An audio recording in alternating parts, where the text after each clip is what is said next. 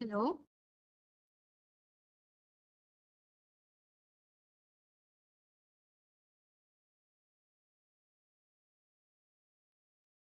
Hello. Is my presentation is visible in the screen?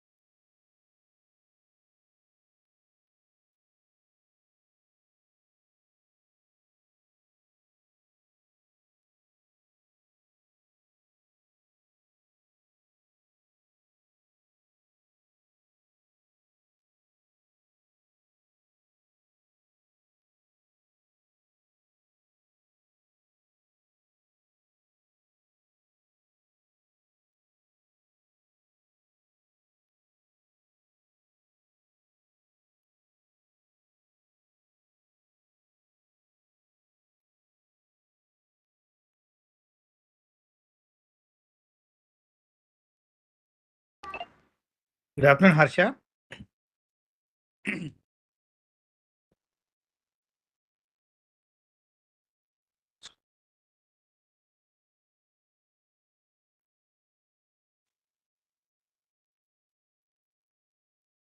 Sriharsha.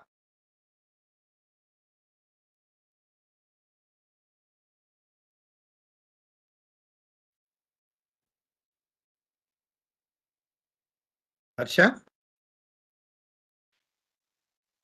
No, बोलो ना।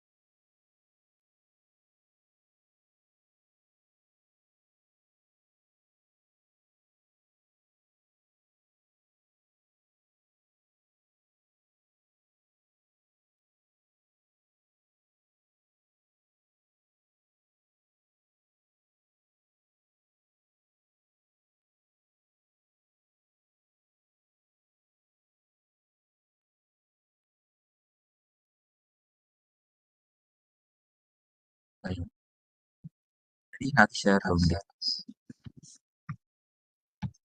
ఇప్పుడు ఫైల్‌లో ఇది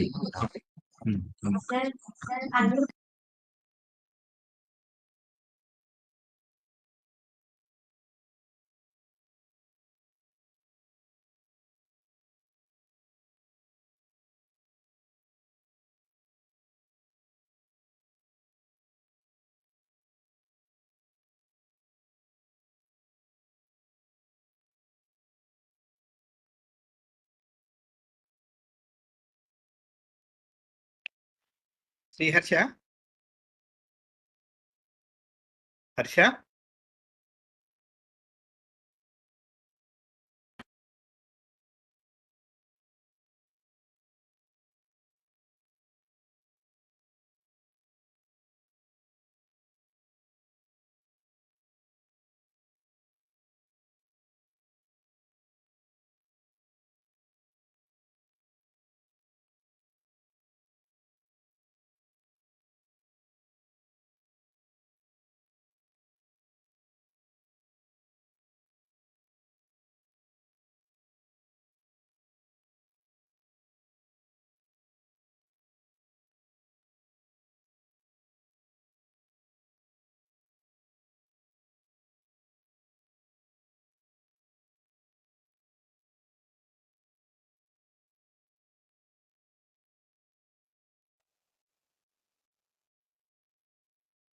Sriharsha?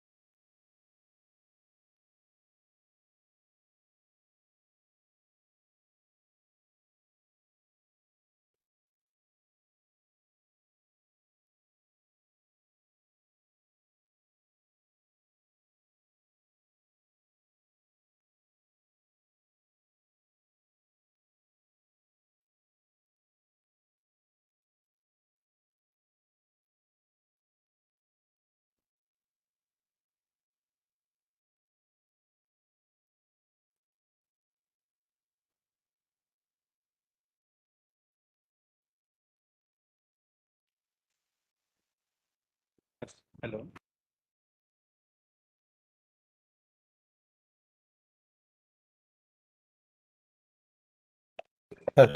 Hello. Harsha. Hello, Ramesh. Yeah, sir. Good This is afternoon, sir. Dr. Prasad. Yes, sir. Welcome, sir. Durga Prasad, sir. Yeah. Yes, sir. Before that, sir, I would like to invite Dr. Shekhar Reddy Garu, President AOI Telangana and South Zone. Yeah. Welcome. Yeah. Hello, Ramesh. Am I audible? Yes, sir. Yes, sir. Please go ahead, sir. Give a brief welcome note, sir. On behalf of AOI Telangana, I welcome all the presenters, those who are presenting their scientific article for this pre-conference screening of all the papers. And all the best to all the candidates. Wish them all the best performance. On this stage, I want to thank immensely Dr. Ramesh and Dr. Harsha. Ramesh has been doing this job since 5 years regularly, this online. Really, hats off. You are doing wonderful job. Let's continue similar things in future also. Once again, I wish all the candidates the very best and wish them a best performance and get selected. Thank you for giving me the opportunity, Dr. Ramesh, South Zone Secretary. Thank you. Thank you, sir. I welcome all the delegates of Telangana and the South Zone to this virtual presentations. 1 second.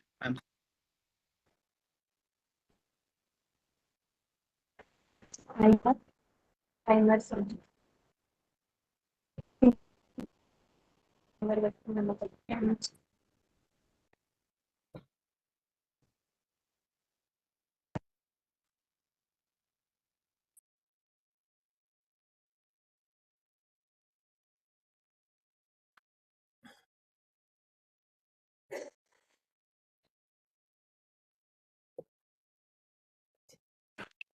Sorry for the interruption. Yeah, I welcome all the judges to the session and all the coordinators who are working hard for this conference also welcome, sir. My special thanks to the organizers, organizing chairman Dindayal sir and the secretary Dr. Venkatram Reddy sir and treasurer Maheshwar sir. Thank you so much for organizing such a beautiful conference. Warm welcome to all the delegates once again. This is a case report. The guidelines already mentioned in the group and in the sir, 5 minutes time bounded, 5 minutes only. Beyond 5 minutes, you want action. So your score will be according to your timing and quality and content and way of presentation and relevance of your presentation. So hereby I will handing over this to our coordinator, Deepthi ma'am. Please go ahead, madam. As for the serial number, you can continue, ma'am.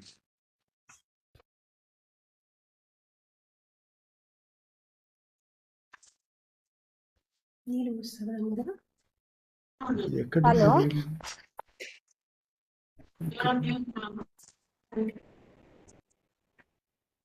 Hello. Hello. Can we start the session, sir? Hello. Ma'am, you can start the Yeah, session we can with the start. permission of the. Yeah, we can start. Yes, sir. Durga Prasad, sir, I please. will- You can go ahead, sir. I welcome all the Yeah, yeah. judges, sir, and all the participants for the case report presentations. Without wasting any more time, shall we start? Sir, with the permission of judges, Yes. shall we start the session? Yeah, yeah. Is Dr. Susan Soundarya ready?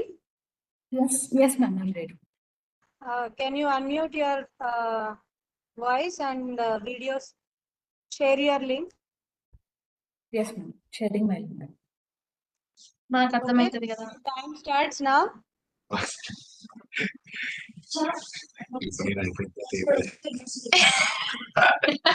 Starts now. అది background ఎట్లా పెట్టాలి? అది effect change చేయాలి sir. అందులో ఉంది already ఆరండి. రాట్లేదు try చేసాను. So you are ready, Soundarya? లాగా జాయిన్ అయినా. Yes, ma'am, I'm ready, madam. Yeah. Start. Can I proceed, ma'am?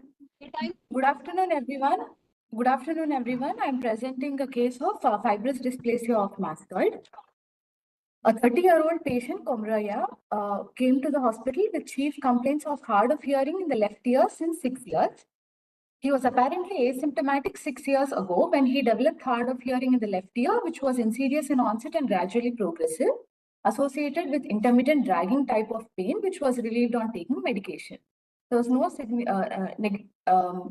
past history, no significant medical or surgical history. There was history of deviation of mouth 7 years ago. Family history was insignificant. Personal history is normal. General examination of the patient, his conscious, coherent, well-oriented to time, place, and person, moderately built and nourished. No signs of pallor, icterus, cyanosis, clubbing, lymphadenopathy, or pedal edema. Systemic examination and vitals were within normal limits. On examination of the ear, on the left side, pre-auricular region and pinna were normal. Post-auricular region, there was a swelling seen over the mastoid region. External auditory canal, there was a bulge in the posterior canal wall and narrow external auditory canal. Tympanic membrane could not be visualized on the left side. 3-finger test and fistula test on the left side were negative. Right ear examination was normal. Tuning fork test on the left side, Remy's test was negative with 256 and 512 Hertz. Right side, Remy's test was normal. Weber's test is lateralized to the left ear. Absolute bone conduction bilaterally same as the examiner. Examination of the nose, throat, and other cranial nerves were normal. Provisional diagnosis was a conductive hearing loss under evaluation, secondary to external auditory canal stenosis. The differential diagnosis which we arrived at were traumatic stenosis, osteoma, exhaustosis, fibrous dysplasia, external auditory canal abscess, osteochondroma, and osteosarcoma. All the baseline investigations were done and examination under microscopy revealed external auditory canal stenosis and tympanic membrane could not be visualized. On pure tone audiogram revealed left-sided mild conductive hearing loss, 30 decibel hearing level. Impedance audiogram could not be done on the left side because of canal stenosis. Right ear examinations were all normal. HRCT of the temporal bone was done, which revealed patchy ground glass appearance of the mastoid region with narrowed external auditory canal due to expansion and protrusion of the mastoid into the external auditory canal. These are the features suggestive of fibrous dysplasia. So the final diagnosis which we arrived at was fibrous dysplasia of the left temporal bone mastoid region. The treatment plan was planned for left cortical mastoidectomy with canalplasty done under general anesthesia. The intra-op findings were tympanic membrane was intact. There was a bulge of the tympanomastoid suture leading to obliteration of the external auditory canal. Ossicles were intact and sclerotic mastoid was seen. Uh, the procedure done was cortical mastoidectomy with additus patency was achieved and canalplasty was done. The bones were sent for histopathological examination and the report revealed Chinese figure-like trabeculae with proliferating fibroblasts and vascularized stroma which suggests fibrous dysplasia. Post-operative endoscopy revealed stenosis was cleared of the external auditory canal and tympanic membrane could be visualized, and post-operative PTA also improved. Fibrous dysplasia is a rare benign disorder of the skeletal system with unclear etiology, most commonly affecting the cranial bones. But the temporal bone involvement is very rare. Three forms can be distinguished: monostotic, polyostotic, and McCune-Albright syndrome. It is characterized by replacement of a normal bone with fibrous tissue and immature bony trabeculae. Most commonly presents with conductive hearing loss in 80% of the cases, resulting from obliteration of the external auditory canal. CT is the gold standard investigation showing ground glass appearance. It can be associated with complications of recurrent otitis externa, cholesteatoma formation, and erosion of the middle ear ossicles. The indications for surgery include bony encroachment of the external auditory canal, recurrent infections, and secondary canal cholesteatoma.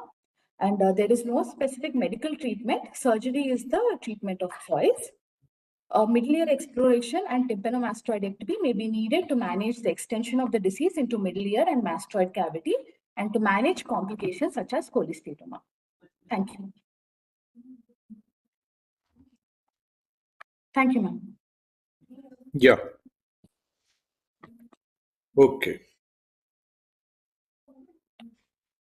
Can we have a question answer session, or Yes, sir. it is the Yes, only sir, we can have. yeah, only a couple of questions. It seems there was facial nerve paralysis, Yes, sir.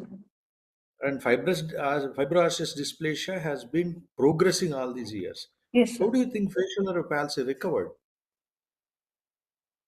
Sir, it could have been maybe just an idiopathic Bell's palsy. Okay, not associated with Not fibrous associated. dysplasia. Yes, sir, not associated. If it was associated, if it was a pressure symptom due to fibrous dysplasia, it would have been progressing further. So we assume that it could be just idiopathic Bell's palsy.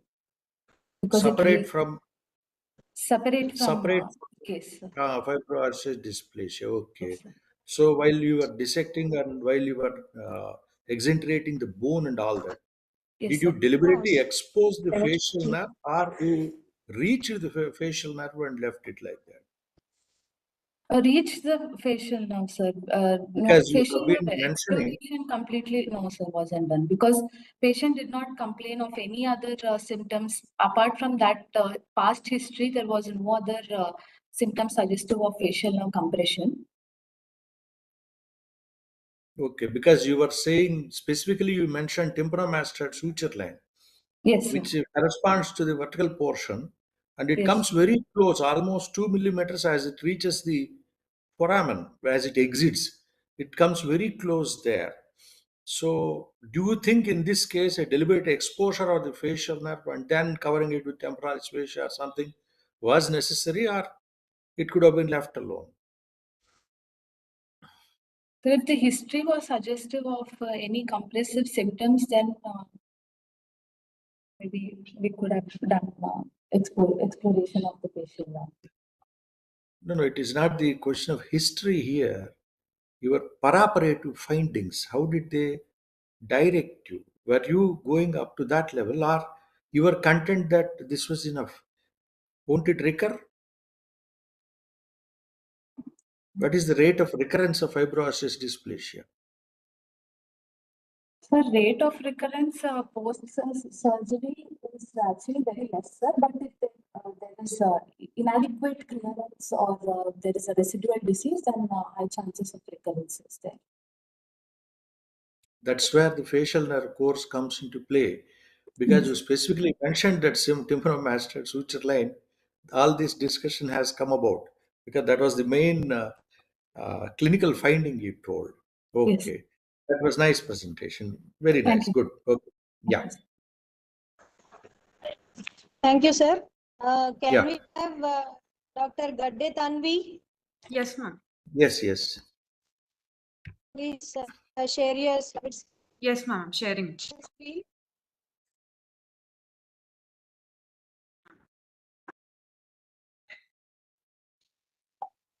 Shall I start, ma'am? Yeah. Yes. Good afternoon, all the respected faculty.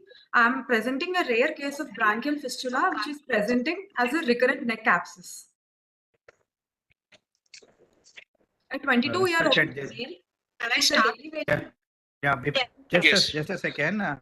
Okay, ma'am. To the judges. All the respected faculty. I'm presenting a rare case of branchial as a recurrent neck abscess. A 22-year-old. Is this an echo? Full screen, please. Ma'am, shall I continue, ma'am? Yes, yes, continue.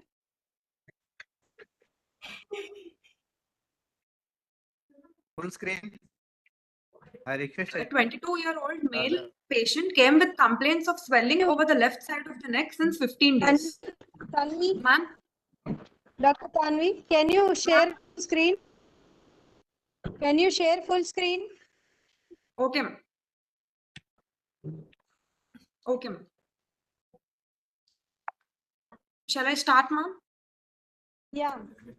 Yeah. Patient was You can start at the beginning, your time starts now. a 22-year-old male patient who is a daily wager by occupation came with swelling over the left side of the neck since 15 days. Patient was apparently asymptomatic 15 days ago. Then he developed a swelling over the left side of the neck, which was insidious in onset and gradually progressive. There is a history of pain and sudden increase in size of the swelling, history of fever, no history of difficulty in swallowing, breathing, hoarseness of voice, loss of weight or appetite, no history of symptoms suggestive of hypo or hyperthyroidism, and no ear and nose complaints. In the past history, there is a history of recurrent swellings in the past, about 4 to 5 episodes since 4 years, at the same site for which incision and drainage was done. Patient is not a known case of diabetes mellitus, hypertension, thyroid disorders, or TB, and no history of any irradiation to the head and neck region in childhood. No history of any similar swellings in the family. The personal history is normal. On general examination, patient is coherent and cooperative, well-oriented, moderately built and nourished, and no signs of pallor, icterus cyanosis, clubbing, lymphadenopathy, or edema. On systemic examination, the vitals and the CVS and CNS examination is normal. On local examination, on inspection, a 5 into 5 centimeter swelling was noted in the left lateral region of the neck in the carotid triangle, which was smooth, bulging, redness was present, and not moving with deglutition and protrusion of tongue. On palpation, all the inspectory findings were confirmed, tenderness is present, and local rise of temperature was present. The extensions are in the left carotid triangle with a lower extension just above the lower 1/3 of the sternocleidomastoid muscle, superiorly extending 3 centimeters below the angle of mandible, and laterally medial to the anterior border of sternocleidomastoid. On examination of neck, trachea was central, laryngeal crepitus was present, no palpable cervical lymph nodes. And ear and nose examination was normal. So my provisional diagnosis is left recurrent neck abscess under evaluation. Incision and drainage of the neck abscess was done. This is a picture of post-operative day 7 following the abscess drainage. Post-abscess drainage on the second follow-up after the neck wound has sufficiently healed, ultrasound neck was done. It showed an evidence of 2 mm tract noted from the skin, coursing in muscular planes, ending in the strap muscles adjacent to the common carotid artery. No evidence of focal walled off collections along the course of the tract. A CECT was suggested for further evaluation. And on the CECT neck, a blindly ending tract was found along the left anterolateral aspect of the neck from the cutaneous opening, coursing in muscular plane and ending anterior to the common carotid artery. No evidence of focal enhancing collections within the subcutaneous and intramuscular planes of neck. The final diagnosis was left branchial fistula. The treatment was extirpation of the fistulous tract under general anesthesia was planned. So the procedure done was the patient was placed in supine position, neck is exposed, and the chin turned to the opposite side. An elliptical horizontal incision was given, encircling the fistulous tract. Then the tract was dissected. Further dissection was done posteriorly, and the tract was seen running posterior and behind the submandibular gland. So in order to dissect the tract more superiorly, a second incision was given at the level of submandibular gland. And the tract was further traced and dissected. It is here seen going posterior and deeper to the submandibular gland.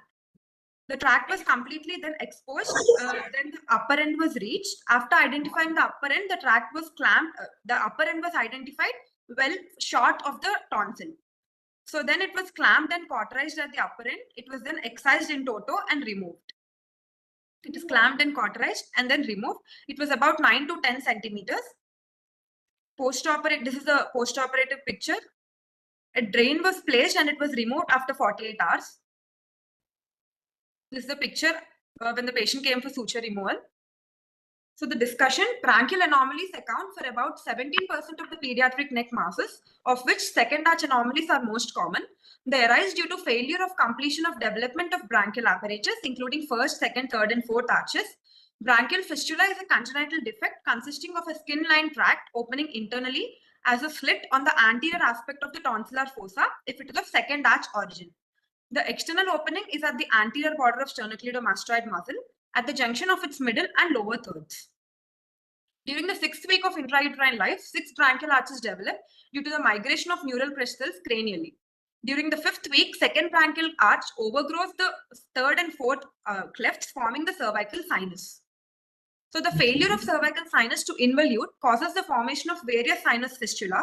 If it is of second arch, the fistula's opening is at the anterior part of the tonsillar fossa.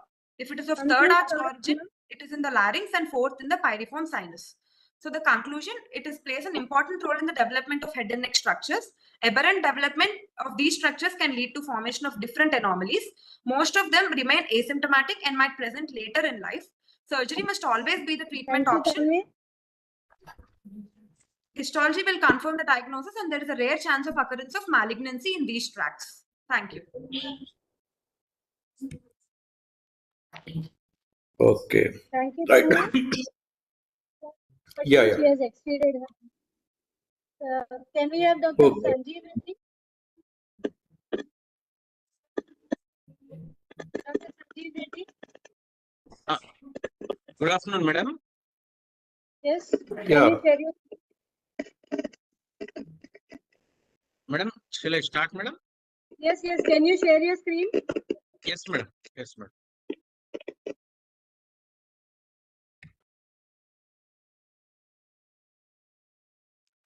I request all the participants to stick to the time and present the relevant issues. If at all they're all negative, you can say general examination is normal. Otherwise, we will be losing precious time in your presentation. Okay? So, relevant issues only you tell, and positive issues you tell. There is a slight disturbance in audio, and I request the organizers to kindly correct it. In between, I am not getting the audio.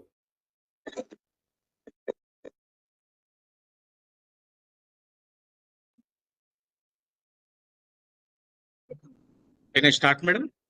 Yeah, now you can start. Yes, you are clear now. Okay. Thank you, sir. Good afternoon, everyone. My topic is nasal hemangioma, a case report. Clinical history: a 18 years old male came with complaints of recurrent bleeding from nose since 3 months. The patient was apparently asymptomatic 3 months back. Then he developed bleeding from nose. During these 3 months, There is history of 6 episodes of profuse bleeding from right nasal cavity, which resolved after applying pressure. He was also complaining of right nasal obstruction. There was no complaints of nasal discharge, headache, throat pain, hematemesis. History of fasciitis. The patient was giving history of dengue 3 months back, for which he was admitted and treated by giving 1 unit of platelets. And before 3 months, there was no complaint of bleeding from nose, no major surgeries, and no major illness. And in general examination, patient is not having any significant history, and the vitals were normal. And after in the local examination in anterior endoscopy, we could see the smooth, soft, reddish purple mass seen in the right nasal cavity, which was bleeding untouched. Under diagnostic nasal endoscopy, reddish purple mass was noticed in the anterior part of the right nasal cavity at the level of middle turbinate arising from the nasal septum. Under contrast enhanced CT revealed a small area of arterial blush seen in the anterior superior aspect of the right nasal cavity in the arterial phase. It shows progressive enhancements in the venous phase. It is isodense on plane study. No erosion of the adjacent bone and no soft tissue inversion was seen. Management: complete excision of the mass achieved by transnasal endoscopic approach under general anesthesia, and a 5 mm margin of normal nasal mucosa around the mass was excised along with it and sent for histopathological examination. Under histopathological examination, it was well circumscribed tumor composed of dilated vascular spaces lined by the bland endothelial cells, and the stroma was edematous with large areas of hemorrhage. There was no evidence of malignancy. The histopathological picture was suggestive of the cavernous hemangioma. In follow-up, regular follow-up was done every 15 days, and the patient had no history of bleeding from nose. At 12 months follow-up, the patient did not have any more episodes of epistaxis, and the site of excision of the hemangioma was healthy. Discussion: hemangiomas are benign vascular tumors composed of newly formed vessels with endothelial lining.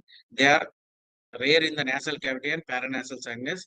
They originated in the skin, mucosa, and deep structures such as bone, muscles, and glands. The most common sites for nasal hemangiomas are nasal septum, lateral wall, and the vestibule. Depending upon the dominant vessel size at microscopy, they are of 3 types: capillary, cavernous, and mixed. Although they are benign, hemangiomas often infiltrate the adjacent structures and recur after surgery. Conclusion: hemangiomas of the nasal cavity compose less than 20% of all the benign nasal cavity tumors. When a well-shaped bleeding mass is seen in the nasal cavity, the possibility of hemangioma must be remembered. The transnasal endoscope approach has been proposed as the technique of choice. Thank you. Okay.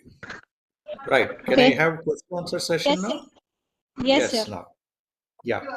The patient had dengue hemorrhagic fever, Yes, didn't sir. he? And then he had profuse nasal bleeding. Yes, So sir. could it have been an accumulated hematoma and underlying vessels, because you excised quite a bit of tissue even Yes, sir. around the mass that you saw? Could it Yes, have sir. been a hematoma with the surrounding vessels from the normal nasal mucosa?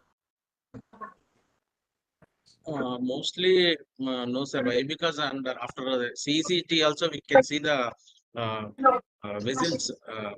vessels prominently. Mass was there, no, sir. Reddish purple. So mostly it might No, be actually, hemangioma only, that's sir. a purple mass and very much circumscribed, very much Yes, sir. localized. Yes, sir. And usually a hematoma, there is a discussion in pathology whether the hematoma, hamartoma, whether they are the same or not, because they do not have a well-defined capsule as such. Yes, But in yes, spite sir. of that, there is no extension. Quite a number of times the patient bled, and then there Yes, is a circumscribed localized lesion, and then you have taken blood vessels from surrounding. How to yes, sir. differentiate a hemangioma from an organized hematoma here? Uh, in the histopathological examination, we can it was diagnosed to be hemangioma, sir. Okay, right. Thank you. Next. Thank you, sir. Thank you. Good evening, sir. Shall I Yeah. start, sir? Good afternoon, Yeah. sir. Good afternoon, sir. I'm going to present about aneurysmal bone cyst of maxilla. Myself, Dr. Muhammad Wasim Khan. Okay. Aneurysmal bone cyst is a benign, locally destructive bone neoplasm composed of multiloculated bone-filled cystic spaces. Incidences are very rare, like it's 0.14 per 1 lakh. Most common sites include, it's most common in metaphysis of long bones, posterior elements of vertebra. It is very, very rare in craniofacial bones. In craniofacial bones, mandible is more common than maxilla.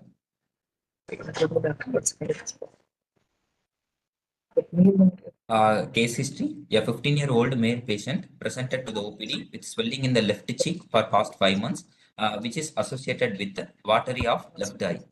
He has a complaint of left-sided nasal obstruction. He has a history of trauma 6 months back. On examination, there is a diffuse swelling. As you can see here, there is a diffuse swelling in the left maxillary cheek area, which is obliterating the left nasolabial fold. It is extending superiorly up to the infraorbital rim, inferiorly 2 cm above the upper lip margin, and medially till the piriform aperture. On endoscopic examination, on diagnostic nasal endoscopy, a pale grayish polypidal mass seen in the left nasal cavity arising from the left middle meatus. On probe testing, it is insensitive to pain and it bleeds on touch. The probe can be passed all around except laterally. On CT angiography, there's a large expansive hypodense mass, which is 5.3 cross 5.4 cross 5.6 centimeter, with the multiple blood fluid levels within the left maxillary sinus and the nasal cavity, which is extending into the nasopharynx with the expansion, thinning and discontinuity in the sinus walls. Extension, there's a minimal extension into cheek, pterygomaxillary fissure, pterygomaxillary fossa, infratemporal fossa, palate, and minimal extracorneal extension to medial orbit. The possibilities include aneurysmal. You can see here and see here. There is a large expansive hypodense mass. Possibilities include aneurysmal bone cyst, giant cell tumor, ameloblastoma. Results: we have done surgery under general anesthesia. First, ligation of the left external carotid artery done, followed by a mid-facial deglobing approach. Incision given, periostem till periostem elevated, flap elevated. Then we have done extended medial maxillectomy and curettage done, and the mass was sent for histopathological examination. In histopathological examination, the section showed fibrocollagenous tissue and bony trabecula. There's a scattered astroclast-like chain cells, hemosiderin-laden macrophages, no cellular atypia. These features suggestive of giant cell lesions, most likely aneurysmal bone cyst. Yep. These are the post-operative picture, wound picture, and picture. These are all discussions. Aneurysmal bone cyst is most commonly seen in the skeletally immature patients, especially in the first 2 decades of life. It develops as a result of an underlying vascular event, increased venous flow, or reaction to the prior trauma. Radiological characteristics include multilocular soap bubble appearance on X-ray, which shows some giant cell or aneurysmal bone cyst. CT shows light lesions with a thin outer residual rim of bone. MRI shows fluid-filled levels representing layering of different blood vessels and internal septations. The diagnosis of aneurysmal bone cyst is confirmed with excisional biopsy and resection.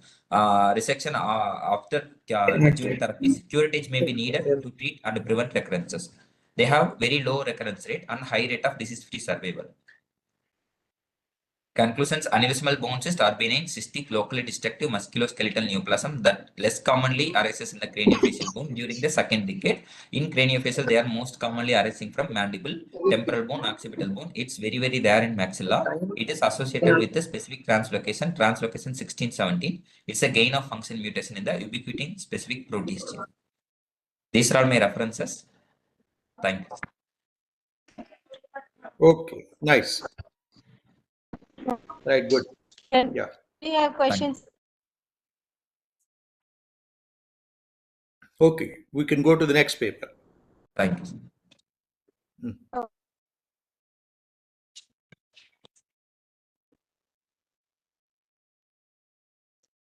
Sriharsha.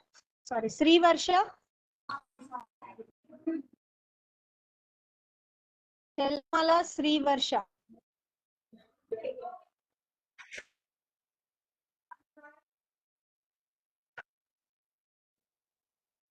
Good afternoon, ma'am. Okay. Yes, yeah. Start. Your time starts now. Yes. Yes, sir. Hmm.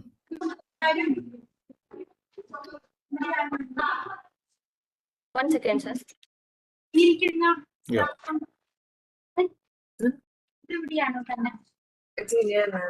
ഡോക്ടറാണ് അറിഞ്ഞൂടാ അവിടെ അകത്തോയി ഒരു ഡോക്ടറാണ് Renya, can you unmute yourself? Good afternoon, everyone. Myself, Sriharsha.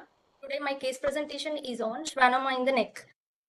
Introduction: schwannomas are also known as neurolemomas and neuromas, are benign nerve sheath tumors deriving from Schwann cells that occur in the head and neck region in 25 to 45% of cases. About 10% of schwannomas that occur in the head and neck region generally originate from vagus and sympathetic nervous system. Those arising from C2 nerve root are extremely rare. Preoperative imaging studies such as MRI and CT are used to distinguish its location and origin. The treatment of schwannoma is primarily surgical resection, while several surgical modalities have been introduced to preserve the neurological function. And coming to the case report, a 22-year-old female patient came with complaints of swelling on the left side of the neck since 1 year. Patient was apparently asymptomatic 1 year ago. Later, he developed a gradually progressive left-sided swelling. Initially, swelling was painless, but a week ago, he developed a pain which was intermittent and non-radiating and associated with headache. No history of trauma, hoarseness of voice, and dysphagia. No history of nasal regurgitation, drooping of shoulders, and any other neurological deficit. No history of cough and fever. No significant past history, no significant family and personal history. On general examination, patient is conscious, coherent, cooperative, moderately built, and moderately nourished. General condition is fair. Vitals are stable and all systems appear to be normal. Upon local examination, a single oval swelling measuring 6 cross 4 centimeters over the left level 2 region of the neck. Visible pulsations were present. Skin over the swelling is intact without any pigmentation, ulceration, and excoriation with no visible sinuses and fistula. It was served to come in firm in consistency with well-defined margins, freely mobile, non-tender, showed no signs of inflammation and non-reducible. No enlargement of other cervical lymph nodes and no other swellings. Facial nerve examination is normal. Laryngeal crepitus is present. Examination of ear, nose, and throat are normal. Neurological examination revealed no local or focal neurological deficit. On video laryngoscopy, bilateral vocal cords were normal. On radiological investigations, USG neck was first done, and it showed a well-defined oval homogeneous ISO2 hypoechoic lesion noted in the left side of the neck in the region of carotid, measuring 5.6 cross 2.9 cross 4.3 centimeters, showing moderate vascularity. The lesion displays the common carotid and its vessels, internal carotid artery and external carotid artery. Posteriorly, it is in relation with the scalene muscles. Superiorly, the lesions extending up to the left lobe of the thyroid. Later on, the MRI was done, which shows heterogeneous lesion noted in the left carotid space with diffusion restriction and very few flow voids. And CT angionic was done, and it showed a well-defined heterogeneous enhancing soft tissue density mass lesion on the left carotid space extending from the level of C1 to C4. And all the basic investigations was done and were found to be normal, and patient was posted for a surgical excision under general anesthesia. A lateral neck incision was given on the lateral aspect of the neck over the smelling. The mass was separated from the surrounding structures, carotid sheath and its contents. Mass was excised and removed by blunt dissection, and specimen was sent to HP. These are all the intraoperative findings. It is showing a well-encapsulated lesion extending from the carotid bifurcation to the skull base. No infiltration to the surrounding structures, no cervical lymphadenopathy. And HP report shows hypercellular antennae A and hypercellular antennae B areas. The cells are elongated with moderate eosinophilic cytoplasm, wavy nuclei with tapering ends. The hypercellular areas show palisading and verrucate body formations. Mild pleomorphism is seen. Atopia is not seen. No evidence of malignancy. So these features are suggestive of schwannoma. These are the postoperative pictures. They are taken on the 6th post-op day, 12th post-op day, and the healed scar picture. And coming to the discussion, Schwannomas or neurolemomas are benign nerve tumors deriving from Schwann cells that occur in the head and neck region in 25 to 45% of cases. About 10% of schwannomas that occur in the head and neck region generally originate from the vagus and sympathetic system. Rarely, they rise near the vertebral foramina, presenting with intraspinal and extraspinal components. Vagal schwannomas is typically characterized by dysphagia and hoarseness. Sympathetic schwannoma is characterized by Horn syndrome. In most cases, however, there are no symptoms. It is difficult to identify the neurological origin based on the physical examination. Imaging diagnostic modalities like CT. Conclude, CT and MRI offer a great help in identifying the tumors and its correlation with surrounding vascular structures, muscles, and nerves. Most of the neuroprogenitor fibers do not run through the schwannoma and pass over the tumor capsule. Most of the schwannomas are encapsulated. In cases where partial removal of the tumor was performed, the recurrence rate has been reported to be rise. These are my references. Thank you. Okay. Right. Sir, can we have next candidate? Yes. Sridevi Shrestha.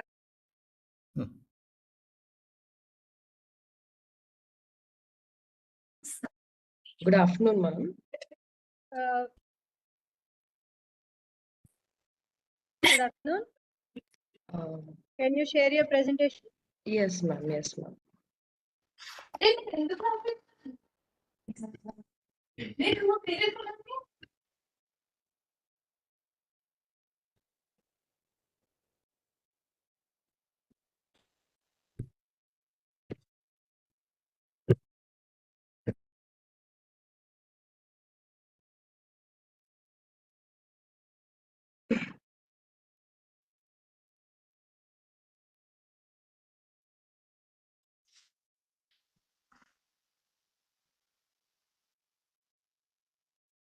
Dipti madam.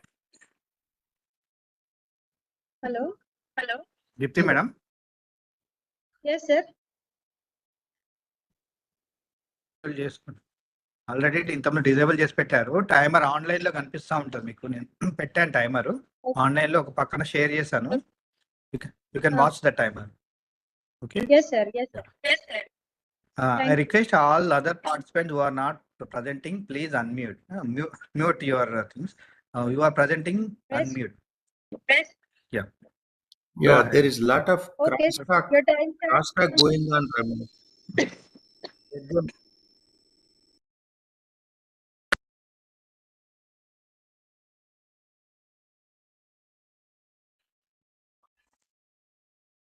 Hello. Yes, Sridevi, you can start your presentation. Yes, ma'am. Yes, ma'am. Good afternoon, everyone. This is Dr. Sridevi Shrestha. And today my case report is that of a retropharyngeal hematoma secondary to a minor blunt trauma neck.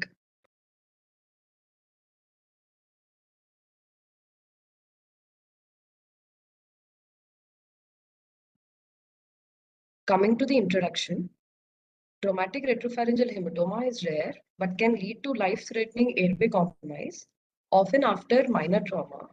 Literature reports few cases of airway obstruction due to this condition, highlighting the need for prompt diagnosis and treatment. The aim of this paper is to present a unique case of a massive retropharyngeal hematoma from minor blunt trauma managed effectively. Coming to the case presentation,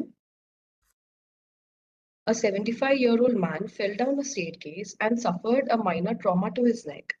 After a few hours, he insidiously developed a pain in the neck, which was gradually progressive and increased in severity with degradation. He then developed progressive dysphagia, both to solids and liquids. After about 6 hours, he started experiencing some difficulty in breathing, for which he attended the hospital.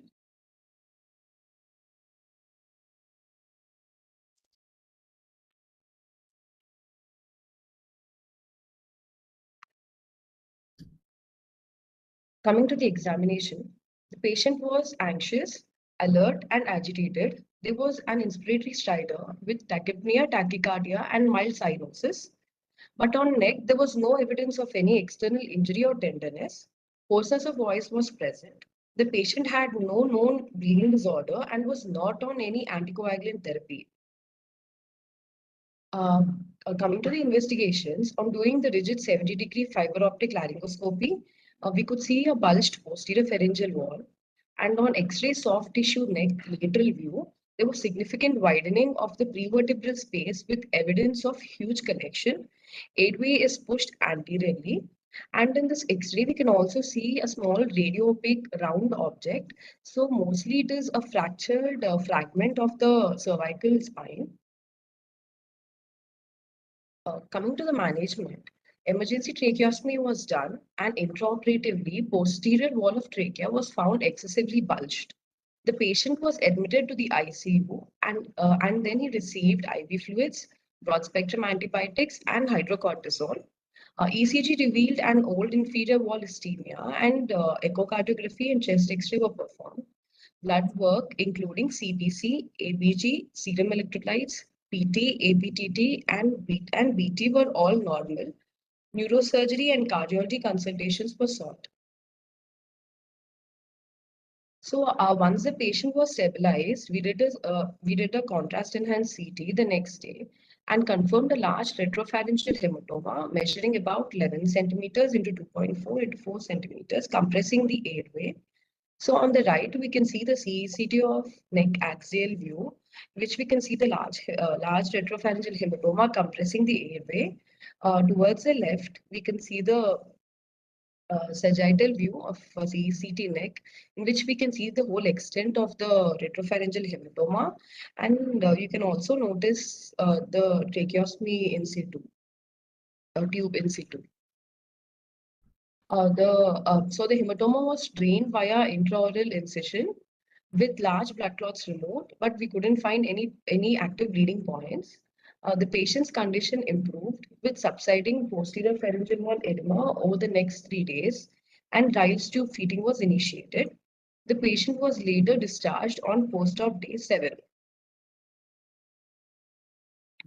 Discussion. Retropharyngeal hematoma is a rare but serious complication which can arise from cervical trauma, surgery, infections, or spontaneously in patients with bleeding disorders. Understanding the anatomy of the neck's facial planes is crucial, and these hematomas can cause airway obstruction due to their location. Symptoms like stridor and dysphagia usually appear hours after trauma and correlate with the extent of bleeding. Diagnosis primarily relies on CT imaging, but MRA is useful to differentiate between blood and pus. And initial management focuses on securing the airway, often requiring a tracheotomy. Treatment varies from observation for small hematomas to surgical drainage for expanding or infected cases with timely intervention critical to prevent airway complications. Conclusion. Retropharyngeal hematoma is a potentially lethal problem that can be faced in an emergency department. So, ma'am, clinicians should be alert to the potential occurrence of this cause of acute or delayed airway collapse. Thus, an awareness of the possibility of airway obstruction secondary to massive hematoma formation after an asymptomatic interval is needed. These are my references. Thank you. Okay. Usually, a retropharyngeal hematoma or the retropharyngeal abscess seen in children, but in adults also we saw retropharyngeal abscess in our hospital. I published a paper on that. That's because of unmanicured nails. With unmanicured nails, all the adults tend to push their fingers into the neck and then try to vomit early in the morning while brushing. That's how, even in adults, we saw acute retropharyngeal abscess. That's the thing. And Dr. Deepthi, please have a method of informing them that they are crossing the time limit. Almost all of them are crossing 5 minutes, I think. Yes, sir. She If you has have a crossed. timer with you, if you have a Yes, timer sir. with you, I have timer. She somehow has you crossed try to 5 indicate, minutes. you try to indicate them that they are crossing time limit. That's going to be a There major is disadvantage in there is scoring. timer running on screen, sir. Actually. Yeah, let them follow that. Let There is them be timer instructed running when on they. screen. Okay, right. Okay. Right. Okay. Thank you, sir. Next. Can we Yeah. have N. Rakesh? Thank you, sir. Thank you, ma'am. Yeah. N. Rakesh?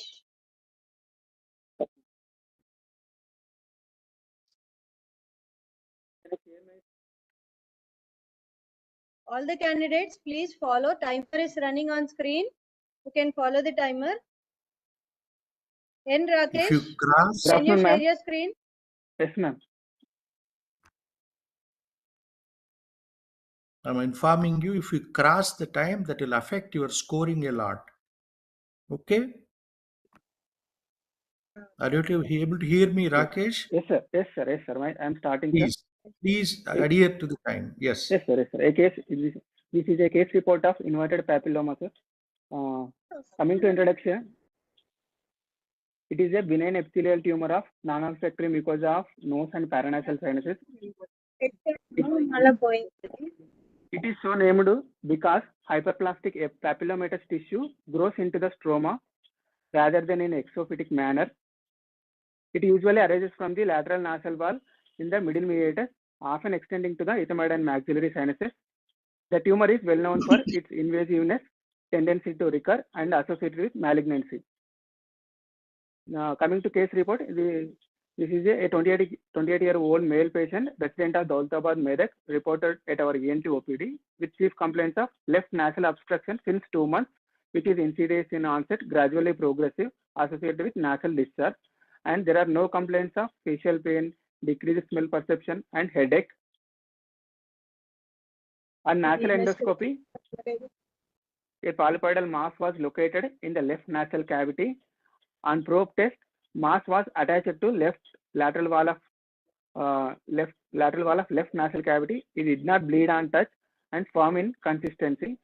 On evaluation, CT scan done, PNS done, which revealed the mass was arising from the middle meatus of left nasal cavity and widening of osteometal complex on left side and left maxillary and ethmoid sinusitis, and there was mild enhancement.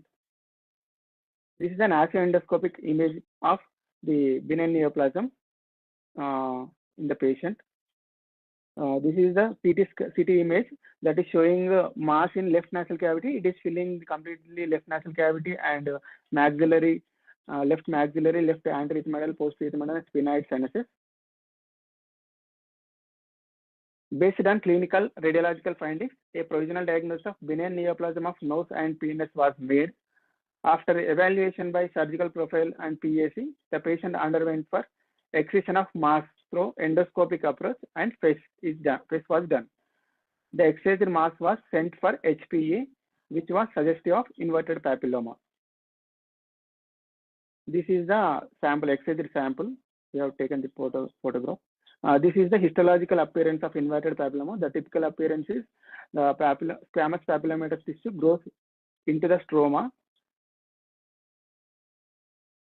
These are the other names for inverted papilloma: Schneiderian papilloma, Ringer's tumor, polyp with epithelial papilloma, soft papilloma, papillary fibroma. Coming to discussion, inverted papilloma is a benign neoplasm of nose and paranasal sinuses. Men are affected more than women in the age group of 40 to 70. Etiology: HPV in human papillomavirus infection, allergy, chronic sinusitis are maybe the causative factors. And it is almost always unilateral, originating in the left lateral nasal wall, involving middle meatus and paranasal sinuses. It presents with nasal obstruction, nasal discharge, and epistaxis. It can invade sinuses or orbit. Orbital involvement causes proptosis, diplopia, and lacrimation. On endoscopy, it presents as a pale polypoidal mass resembling a nasal polypus. CT and MRI scans show the location and extent of the lesion. CT-PNS features include internal calcification, bony erosion, or bowing of the bones located near the mass are common. On MRI, a characteristic convoluted cribriform pattern is highly suggestive of inverted papilloma. MRI scan also helps to differentiate associated secretions in sinus from the actual tumor mass. And inverted papilloma has high recurrence rate around 40 to 80%, and 10% cases are associated with malignancy. Treatment includes complete surgical excision, open approaches such as lateral rhinotomy, mid-facial deglobing procedure, allow increased tumor visualization and more complete resection, including maxillectomy, which minimizes the recurrence rates. It is mandated to resect not only the tumor but also to remove the mucoperiosteum in areas from which the tumor originates using the drill. Nowadays, endoscopic approach is preferred. Conclusion: though the inverted papilloma comprises only 0.4 to 5% of all primary nasal tumors, one can suspect it if the mass is filling the left nasal cavity, seems to be arising from lateral wall of nose, involving other PNS paranasal sinuses, presenting in male patient of 5th to 6th decade of life. Okay, ma'am, I have completed. Okay. Sir, can we have questions? Yeah, you mentioned Schneiderian papilloma and Ringer's tumor. Yes, sir. Are they synonymous or are they different? Sir, it's from Ringer's. This is from the scientist. He mentioned histological appearance. No, I am asking you. Synonymous. Is Schneiderian papilloma and Ringer's tumor, are they same, or Ringer's tumor is a form of Schneiderian papilloma? Same, sir. You read pathology, okay, sir. And there is a difference. Okay, Schneiderian papilloma and Ringer's tumor. There is a three difference. types are there, sir. Schneiderian, oncocytic, and 3 types are there. That you have to know. Yes, sir. It is different. Yeah. How do you ensure that it won't recur surgically? Sir, we'll drill the origin of the mass, sir. Remove that mucoperiosteum lining. Right. Suppose it turns malignancy. Last question. Suppose it turns malignant. What are the types of malignancies you expect given its peculiar histopathological appearance? That is, the papillomatous prolongations are going inside the stroma and not coming out. It's actually a histopathological finding, not exophytic or endophytic. The histopathological finding, it is going downwards. So what type of malignancy you expect? Okay, right. Okay. Next. Right.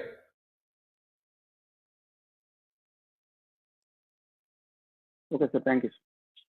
Yeah. Thank you. Next. Next candidate, Martha Hanisha.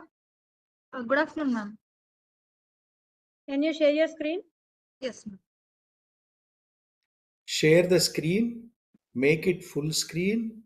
Please follow the time. And you need not read every sentence there. You Yes, sir. convey the salient features. That is enough, right? Yeah. Yes. Good afternoon, sir. Myself, Hanisha. Topic is a rare case of thyroglossal cyst in suprasternal region. నేను meeting లో నేను మళ్ళీ మాట్లాడతాను.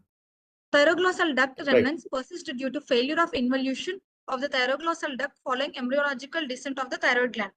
They are the most common cause of a congenital neck mass and the second most common cause of cervical mass in childhood. They can occur at almost any site from the base of the tongue to the suprasternal region, predominantly at 4 locations, that is suprahyoid, thyrohyoid, intralingual, and suprasternal. A 27-year-old male by name Viresh came with the complaints of swelling in front of the neck in suprasternal region since 20 years. Patient was apparently asymptomatic 20 years ago. Later, he developed swelling in front of the suprasternal region, which was insidious in onset, gradually progressive, initially of pea size, now increased to current size.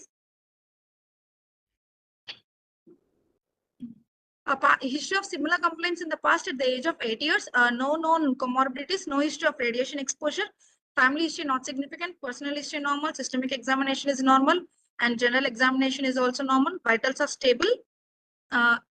On neck examination, on inspection, a single smooth round swelling measuring approximately 5 by 5 centimeters present in anterior aspect of the neck in midline at suprasternal notch. Surface is smooth and irregular. Skin is normal. No sinuses, scars and fistulas. No dilated veins. It moves with deglutition and protrusion of the tongue. On palpation, skin is normal, single, soft, cystic, non-tender, non-fluctuant swelling, which has regular margins, smooth surface, skin is free and mobile side to side. Round swelling measuring approximately 5 by 5 centimeters in front of the neck. Extensions inferiorly till suprasternal notch, superiorly 1 centimeter below the thyroid notch, lying between the medial borders of clavicles, medial to anterior border of sternocleidomastoid on either side. ENT, ear, nose, throat examination normal. Provisional diagnosis, thyroglossal cyst in suprasternal region. Investigations, complete blood count is normal. On contrast to CT of neck, a well-defined, thin-walled, homogeneously non-enhancing lesion at infrahyoid location, midline in anterior aspect of neck, which is suggestive of cystic lesion, likely benign etiology. On FNAC, benign cystic lesion, suprasternal region. In patient underwent excision of the benign cystic swelling under general anesthesia. The intra-op findings are a soft cystic swelling of approximately 10 by 5 centimeters occupying central compartment in subplatysmal plane anteriorly above the strap muscles in the suprasternal region was identified, dissected and excised from surrounding tissue. And the excised mass is sent for histopathological examination. On histopathological examination of midline neck swelling, gross appearance looks like single gray-white globular cystic mass measuring 6 by 4.5 by 4.5 centimeters. On cut section, we can see pearly white jelly-like material filled inside the cyst. Microscopic appearance, cyst wall lined by pseudostratified ciliated columnar epithelium and focally by cuboidal epithelium. Subepithelium showing fibrocollagenous tissue, and the impression is thyroglossal cyst. Discussion. Thyroglossal cyst presents as a cystic midline swelling, usually affecting young children, but can occur at age. It is usually rounded with a diameter of 2 to 4 centimeters. It increases in size with the upper respiratory tract infection. Because of the attachment of thyroglossal duct to foramen cecum at the base of the tongue, it moves with tongue protrusion. During development, thyroid enlarge starts at foramen cecum, passes through base of tongue, and then descends in front, behind, or through the hyoid bone to form the thyroid gland. Typically, thyroglossal duct cyst are midline. Most common site is thyrohyoid region, nearly 60.9%, and suprahyoid 24.1%, and suprasternal areas 12.9%, and intralingual 2.1%. Differential diagnosis: dermoid cyst, sebaceous cyst, subhyoid bursal cyst, fibroma, traumatic deformities, congenital masses, benign and malignant neoplasms. Thank you, sir. Okay. Okay. It seems to Finish have before usually failure to descend completely gives rise to thyroglossal cyst. Yes, In sir. your case, the thyroglossal cyst seems to be suprasternal, which is lower in level than the actual thyroid tissue. Yes, sir. Isn't it? Yes, Am I sir. right? Yes, So, sir. what is the other differential diagnosis that you should include in your differential diagnosis? Subhyoid An bursitis, extra, dermoid cyst. okay. The concept I am talking about is it is when you are talking of failure to descend, it has descended beyond the normal position. Instead of normal position, it has come down. What else you should rule out? I am asking you. What else we should keep in mind? Ectopic thyroid tissue along with normal thyroid tissue. So Yes. that you must specifically mention whether the thyroid gland is in its normal position or not, or only this tissue is present in the neck. No, sir. You understand what I am talking about? Yes, So sir. there can be normal thyroid tissue and an ectopic thyroid tissue can be there anywhere in the neck. Yes, sir. When we are talking of a failure of descent, when we are talking and it has descended beyond the normal position, it could be ectopic thyroid tissue. That has to be ruled out. That Yes, is the sir. important thing. Have you done Yes. an excision or cyst trunk? Excision, sir. Is it necessary even if it is suprasternal, as low as suprasternal? You think cyst trunk is necessary or simple excision is necessary? Cyst trunk is necessary. You got the point now. Yes. You got the point now. Okay, right. So you excise this mass and it is all there. And you are saying it is lined by pseudo-stratified ciliated columnar epithelium, which is Yes, sir. basically respiratory. Yes, sir. Any other differential diagnosis did you think of? Okay, that's homework for you, right? Okay. Go Yes, home sir. and search, right? Okay, go. Thank you, sir. Okay. Thank Yeah. you, sir. Can we have next candidate, sir? Yes. Next. Dr. Godavari Shravan Chaitanya. Yes, ma'am. Can you share your screen? Yes, ma'am. Yes, ma'am.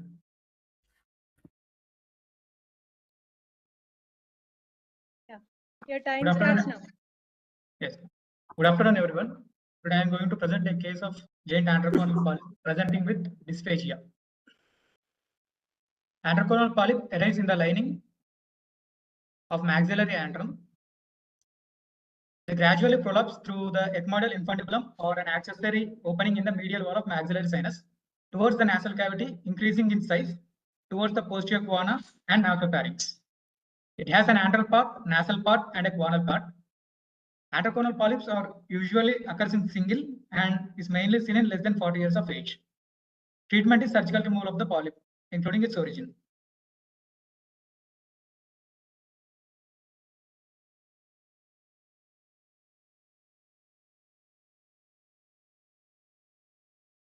Case report: an 18-year-old male came to the OPD with chief complaints of nasal obstruction since 2 years and change in voice since 6 months, foreign body sensation in throat, and dysphagia for approximately 3 months.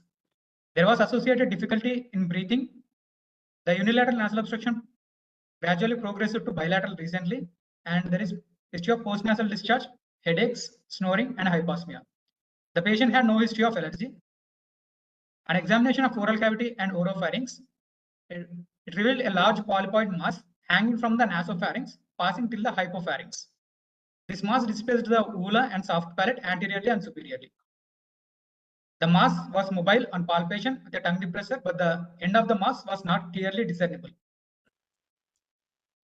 Examination of nose with the nasal speculum showed a whitish soft tissue mass in the right nasal cavity, and upon palpation with the suction tube, the mass was found to be mobile. On nasal endoscopy, it reveals that the mass arose from the left middle meatus and growing towards the nasopharynx. On video laryngoscopy, the mass could be clearly seen closing the left side pyriform sinus of the hypopharynx. On CT-PNS, a hypodense mass filling the left maxillary sinus and extending posteriorly into the hypopharynx is seen. Management: surgical excision. The patient is placed in supine position under general anesthesia. An endoscopy of the left nasal cavity, it was confirmed that the mass in the nasal cavity had originated in the left middle meatus. Boyle Davis mouth gag was used to open the mouth and visualize the polyp intraorally. Before removing the intranasal mass, the tip of the inferior portion was grasped with forceps. After separating the intranasal component of the mass, the nasopharyngeal portion was removed by the oral cavity by pulling the forceps. The stack of the antroconal polyp was found to be protruding from the natural ostium of the maxillary sinus. The unsnare process was removed and the natural maxillary sinus opening was enlarged with a backbiter. The right antrum was found to be filled with polypoid mass, which was removed with cup forceps. The origin of the polyp was determined to be the anteroinferior wall. It was clearly separated from the accessory ostium from which the polyp leaked. The two ostia were connected, creating a large maxillary androstomy through which the inferior base of the antral polyp was well visualized and cleaned out with an angulated Beckesley forceps. Postoperatively, the nasal pack was removed on the second day and the patient was discharged on the third day. The patient experienced complete relief of his nasal and oral airway obstruction. Histologic analysis confirmed that the mass was an antroconal polyp. The patient remained asymptomatic and disease-free since at follow-up of 4 months later. This is the image. Discussion. Nasal polyps represent the end stage local manifestation of chronic inflammatory disease of the sinonasal tract. The etiology is still not fully understood. There are studies indicating that the chronic rhinosinusitis may be responsible. Unilateral nasal obstruction is the most common complaint with the antroponal polyp. Other complaints include nasal discharge, epistaxis, postnasal discharge, and snoring. In our case, a bulky antroponal polyp extending into the level of hypopharynx is seen, which can create a difficulty in swallowing.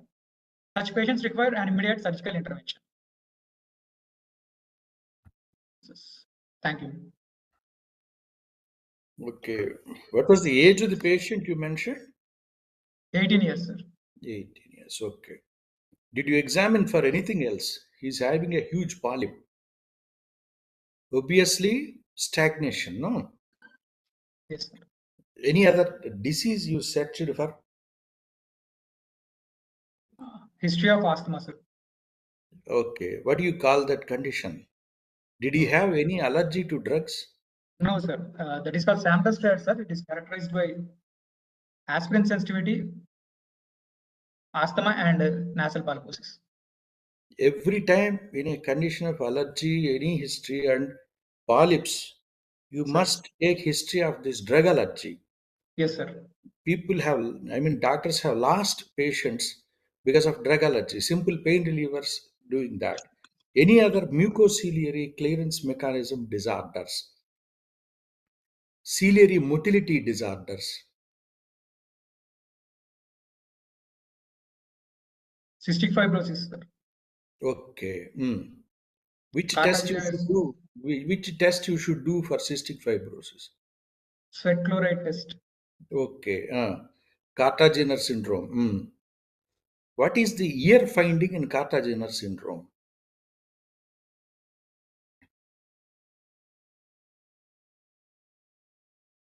Okay, don't worry. What is the other syndrome?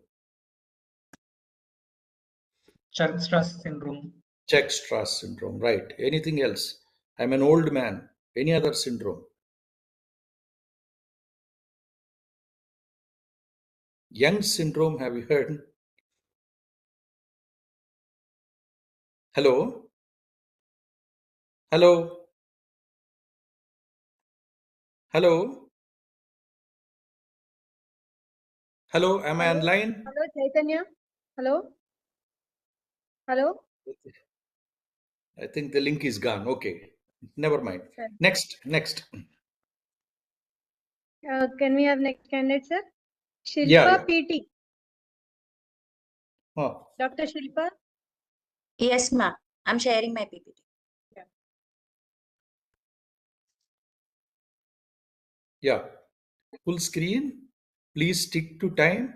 You need not read the entire PPT. Tell the salient positive features. Yes, sir. Okay? Yeah. Yes, sir. Can I start, ma'am? Yes, please. Okay. Good afternoon, everyone. Today I'm presenting a case of a recurrent parapharyngeal tumor. Yes. So 1 minute, sir.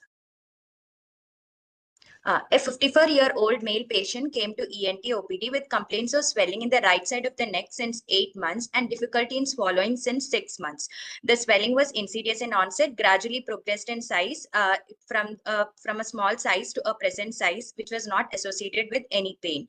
History of difficulty in swallowing since 6 months, more for solids than for liquids, following which he noticed a swelling in the right side of the palate, gradually progressed to the present size and associated with sensation of lump in the throat. History of change in voice is present, hot potato in nature, constant throughout the day.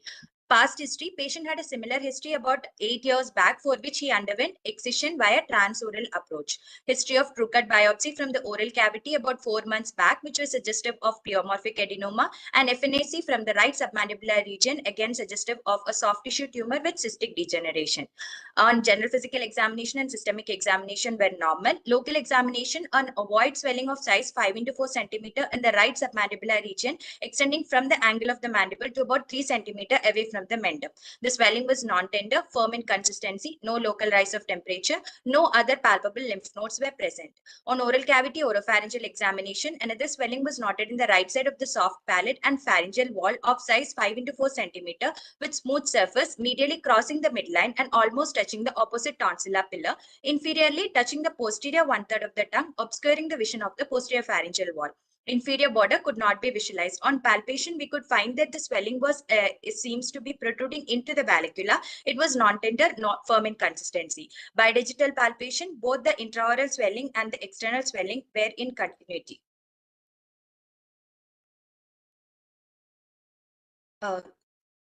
So, ma'am, my PPT has stopped.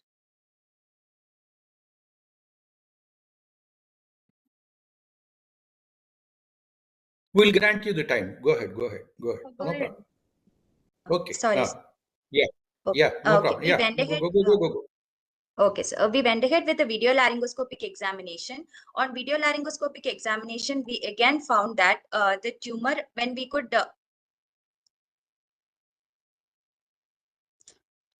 I'm really sorry, sir, my PPT is crashing.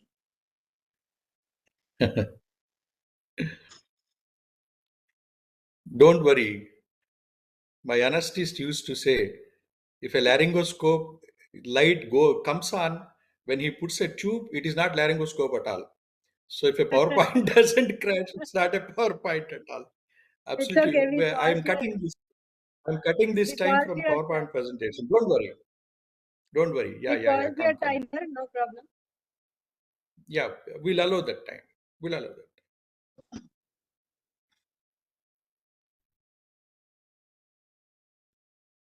Shilpa, will you come back after some time?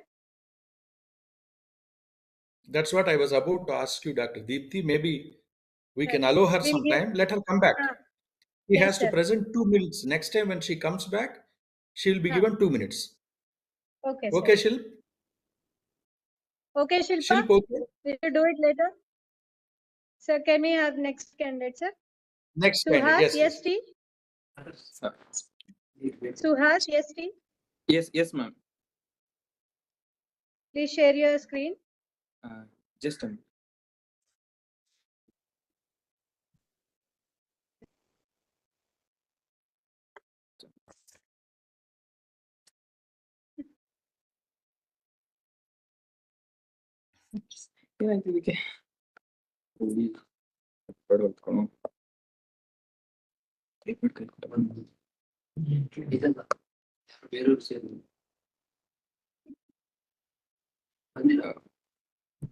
Okay. Yeah, go ahead. This is someone else is sharing. Dr. Suhas, your timer Ma'am. starts now. Ma'am, someone else is sharing. Oh. Ma'am, I'm broadcasting my screen. Okay. Yeah. This is competitive spirit of a different kind. Yeah. Suhas, you are back? Yes, sir. Everything on your screen is broadcasting. Yes, sir. Now I'm ready. Will you take Is it time? coming now? Ma'am, Yeah, it's coming. ready. Right. Okay, just Go. Good morning, one and all. Go ahead. I'm Dr. Suhas, junior resident in otorhinolaryngology. Today, I'll be presenting a case on glomus tumor along with cholestoma. Cholestoma, an enigma in otology. A glomus tumor concealing a cholestoma is the topic for the case report. Introduction. Cholestoma is defined as a cystic lesion formed from keratinizing stratified squamous epithelium, the matrix of which is composed of epithelium that rests on a stroma of varying thickness, the prematrix. This is the latest definition given by OCNA. Even though we know cholestoma since ages, but the exact pathology of cholestoma, the reason are yet to be discovered, and many theories have been presented, but none have been yet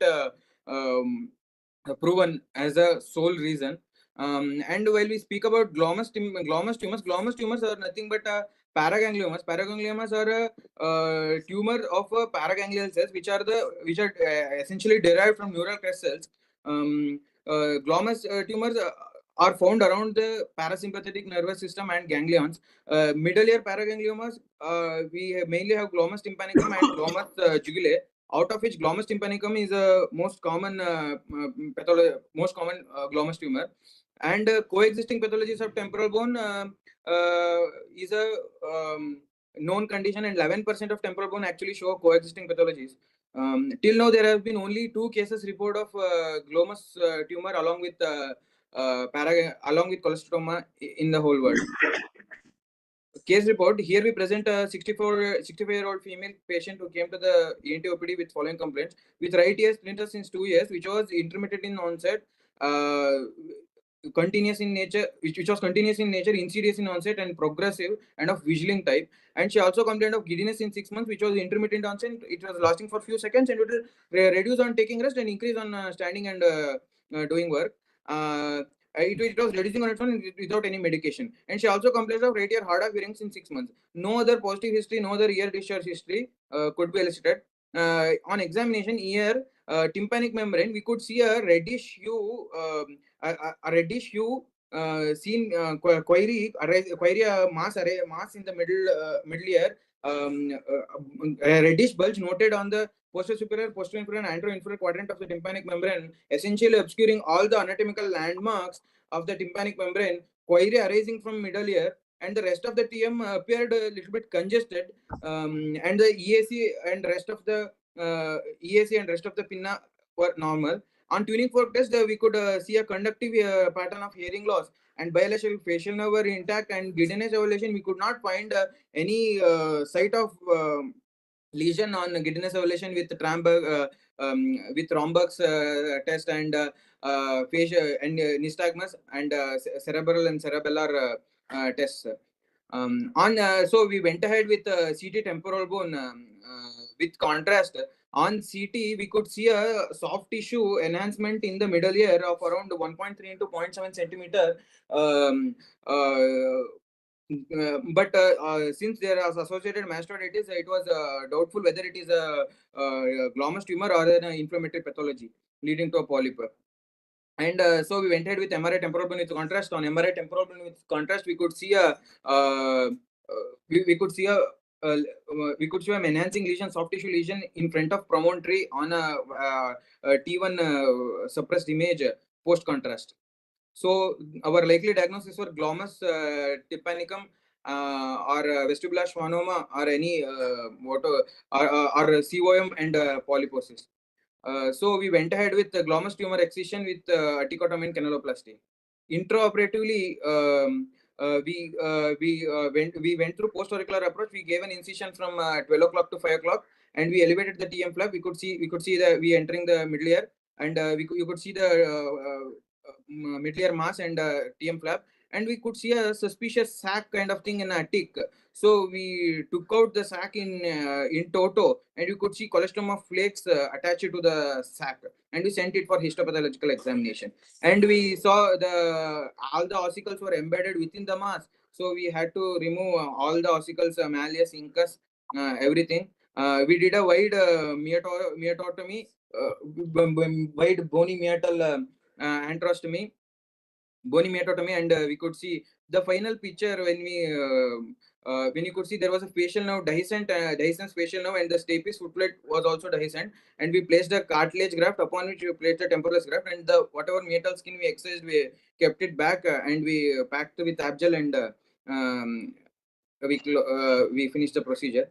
On histopathological examination, the sample one on histopathological examination of the reddish mass revealed a paraganglioma.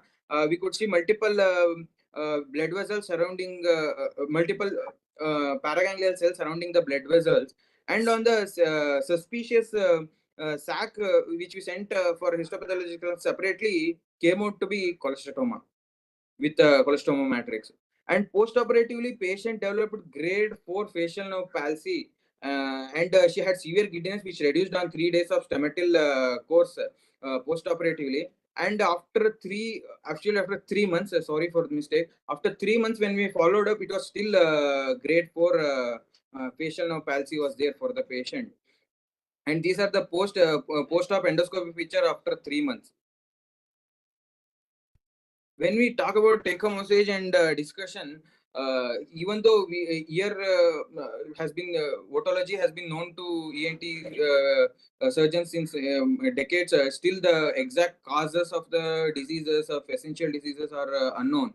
And preoperative evaluation in otology is a very must very must, and it is a and is an essential before taking patients to any operative procedures, because we could do MRI and all, we got to know it is a glomus, and clinically it was looking more like a glomus. Still, because of photometrics, we had a suspicion maybe some extra pathology may also be along with glomus can be there. So we were intraoperatively well prepared. Yes, ma'am. So intraoperatively we were better prepared. And well, tympanomeatal flap, the significance here we want to see when at post of 3 months follow up, the tympanomeatal flap was not that well taken up, because the attachments were removed from the bony wall. So it was taking longer time to taken up. So it is better to leave an attachment of Right. tympanomeatal flap. I think we are crossing Suhas time. We are crossing Yes, Out of time. time, we These are are my crossing. references. Almost 2 Thank minutes we crossed. Yes, sir. Okay. These We are my crossed. references. Thank you. Yes, yes. Thank Now you. the point Thank you, is Dr. that Sriharsha. when Yes. with the evolution of a dimple into an attic, complete Yes, sir. cholecystium at a sac, the important point is epithelial migration. Once it is self-cleansing, it doesn't pose problems. When it loses that self-cleansing, it poses problems. Yes. Your glomus is obstructing it. So Yes. whenever we operated, we found some amount of squamous epithelium there. It doesn't conceal. It is actually part of glomus jugular. It will be there. That's the most important point in that. Yes, sir. And there is the dehiscence of the facial nerve, course of the facial nerve, you didn't observe on CT? Sir, it was observed on CT and it was See, the expected. disease of that duration did not lose facial nerve. No, When sir. we clear the disease, why we lost the facial nerve? Sir, because maybe there was a compensatory mechanism, and glomus itself being highly vascular, it didn't cause much of damage, and we had to use cautery, sir, during the operative procedure. That may have also contributed. Okay, And you have been repeatedly mentioning about the doubts whether it was glomus or not. yes, What sir. are the clinical tests for glomus by which you could have simply, you don't require CT or MRI? Sir, Which clinically it was clinical test? yes. Clinically, it was looking more of like glomus, because there is a brightly enhancing red mass behind the tympanic membrane, and Enhancing? auscultatory we could No. see. Listen to me. Yes, sir. Enhancing is an imaging word. Yes, sir. Sorry, sir. I am asking you a clinical test. Yes, sir. Go opposite of that clinical, that enhancing. What is opposite of that enhancing?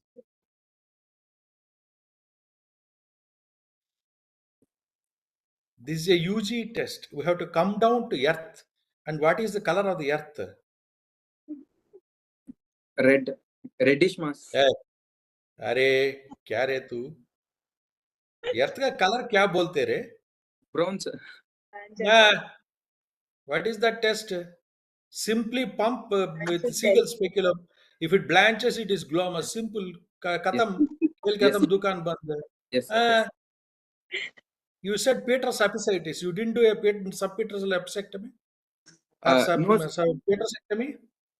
No, sir. We didn't do mastectomy, sir. We just did atticotomy and we cleared the disease, sir. That is not going to be enough. It's going to This come is the back. problem, sir. Sir, We depend on imaging so much, we don't do clinical tests. Intracranially, if you know, PET scanning is very misleading intracranially. It is useless intracranially. You have sir, to do your own clinical examination. Simple Brown test. Put a seagull speculum, increase pressure. If it blanches, that is glomus. And it is not self-cleansing, behind is cholesteatoma. Finished. That's the simplest thing. You don't require a CT scan MRI. And the disease guides you. That's what Shambo, Scott-Brown, everybody says, Masson, everybody says. The disease guides you. You can go ahead with it. And you expect facial nerve dehiscence. It's going to be there. Where was the dehiscence of the facial nerve? Sir, horizontal segment of the facial nerve was dehiscent, sir. Why it is commonly dehiscent? why it is not dehiscent vertically? So Genu, horizontal we the make most thinnest fallopian canal. no. That is not the reason. Of course, at second genu, we cause dehiscence by our surgical expertise, but why adjuntal portion is congenitally dehiscent? That is homework for you. Yes, sir. Yes, sir. That's homework for you. Sir, Yesterday thank you, there was sir. a webinar. We are running. Yeah. Running We are late. running out of Next. time, sir. Sorry. Thank you. Sorry to interrupt you. Yeah. No problem. Thank you, sir. No. Interesting things. Sir. If PGs are listening to them, Yes. these are all questions Yes, sir. asked in Yes, the sir. examination. Definitely. That's why I'm Definitely. trying to. Yeah. Definitely, Next. sir. Definitely. Yeah. Can we have Shweta Lakshmi? Yes, ma'am. Share your screen, please. Complete screen. Don't read all the sentences. Tell us the salient features. Be within time. Shweta, you are listening to me? Yes, sir. Yes, sir. I am hearing. Yeah. Come. Ma'am.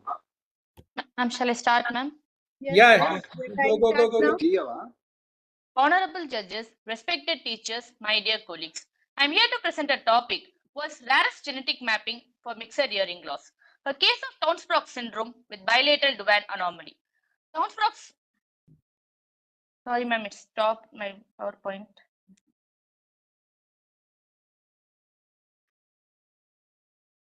I don't know why computers are crashing all over the world today. Maybe because I am the judge.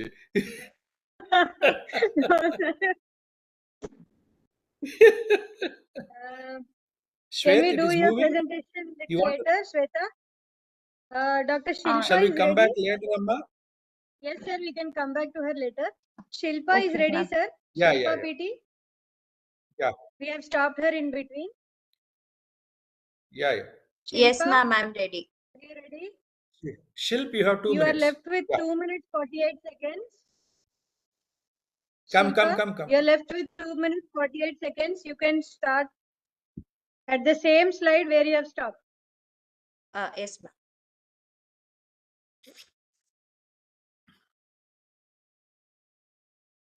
Again, it has come back to scenery. You seem to be a nature lover, Ra. Shilpa.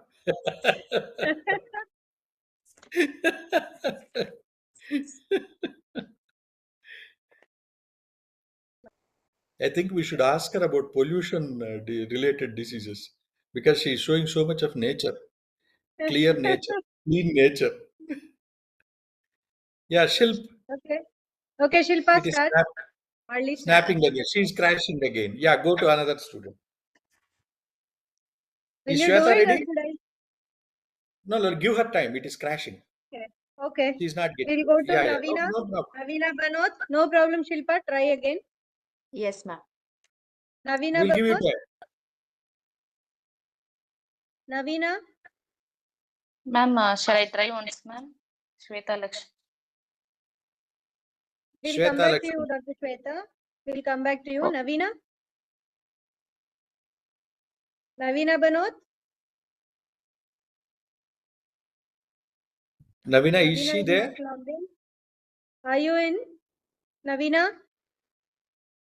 She has to unmute. The computers of others are crashing. Here, Navina has crashed. Shweta Lakshmi, are you ready? Yes, ma'am. Shweta Lakshmi, shall we try? Yes, sir.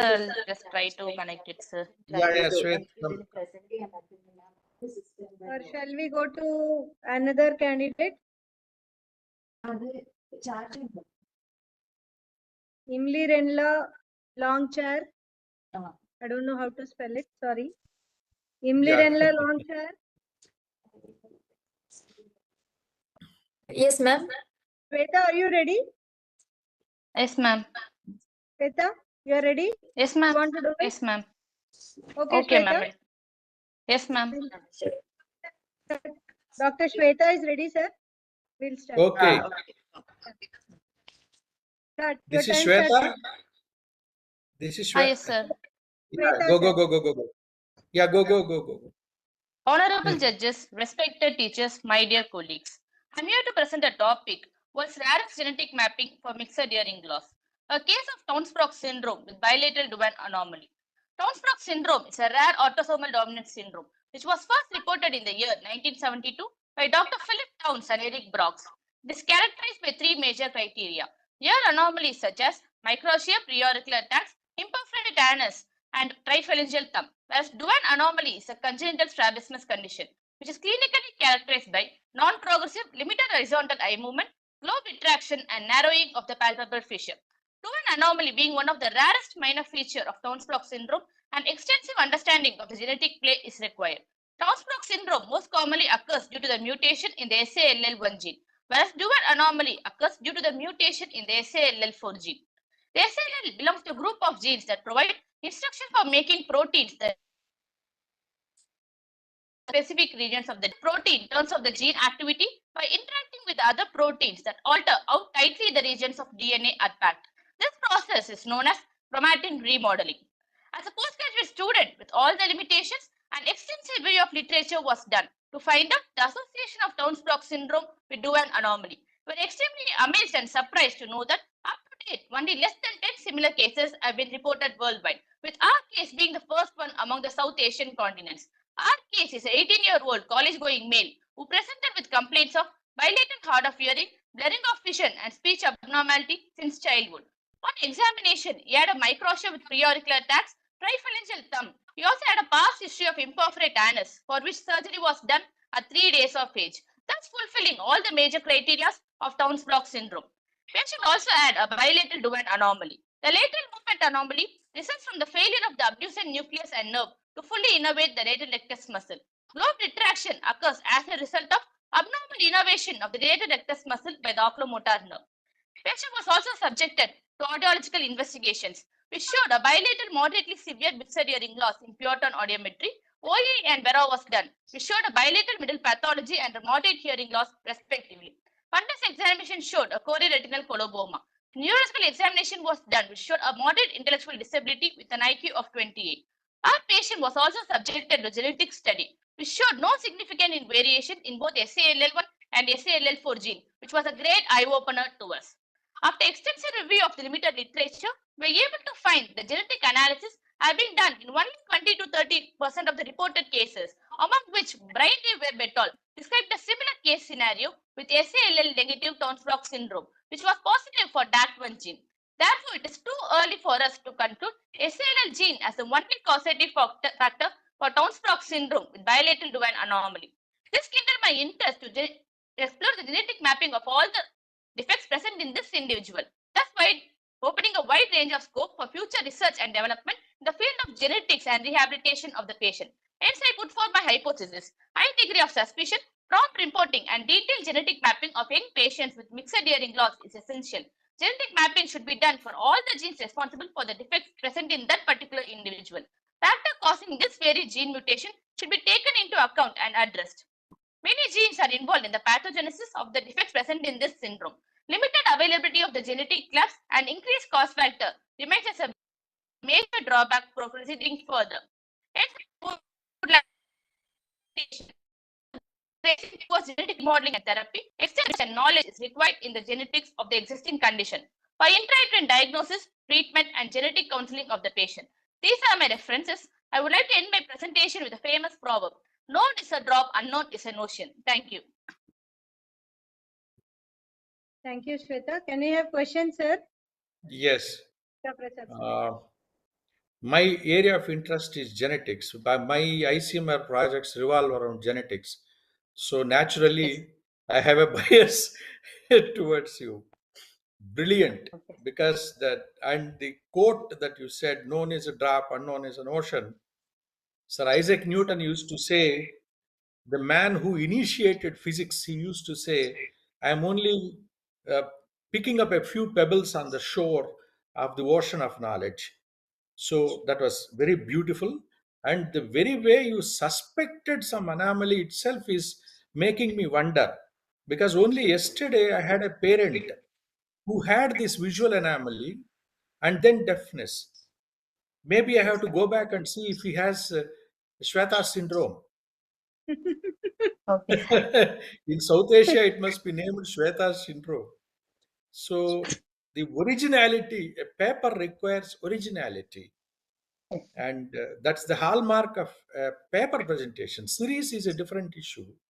Paper is basically rarity, and Yes, I sir. really congratulate you. And of course, you may, I can say you had suspicion, you are lucky to get the disease, but you were intelligent to identify that something was different in that disease. There is a combination of Thank you, both sir. here. Hearty congratulations. Beautiful. Thank you, sir. Thank you, sir. Yeah. Yeah. Nice. Next. Sir, thank you, sir. Sir, Durga Prasad sir and Vishnu sir, with your permission, can I introduce the moderator of next session, Dr. Revati? Yeah. Good Dr. afternoon, sir. Revati, please take Thank you, over Dr. Deepthi ma'am. Good afternoon, Dr. Durga Prasad sir. Yeah. So the next candidate is Dr. Imlinina. Can you share your screen? Imlirina. Lochar. Yes. Imlinina Lochar, isn't it? Yes, ma'am. Yes, sir. Please share your screen. By now, you have shared the screen almost half a dozen times, but unfortunately, you are unable to present. Right. Excellent. Go ahead. Go ahead, Amma. Lochar, go ahead. Your time starts now. Yeah. Sir, good afternoon, everyone. Myself, C. Imlirina Lumchar.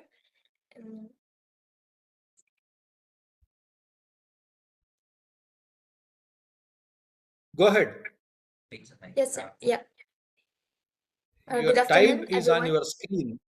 Okay, sir. Wait, your time is on screen. Please follow time. Number two, you Okay, need sir. not read the entire PPT.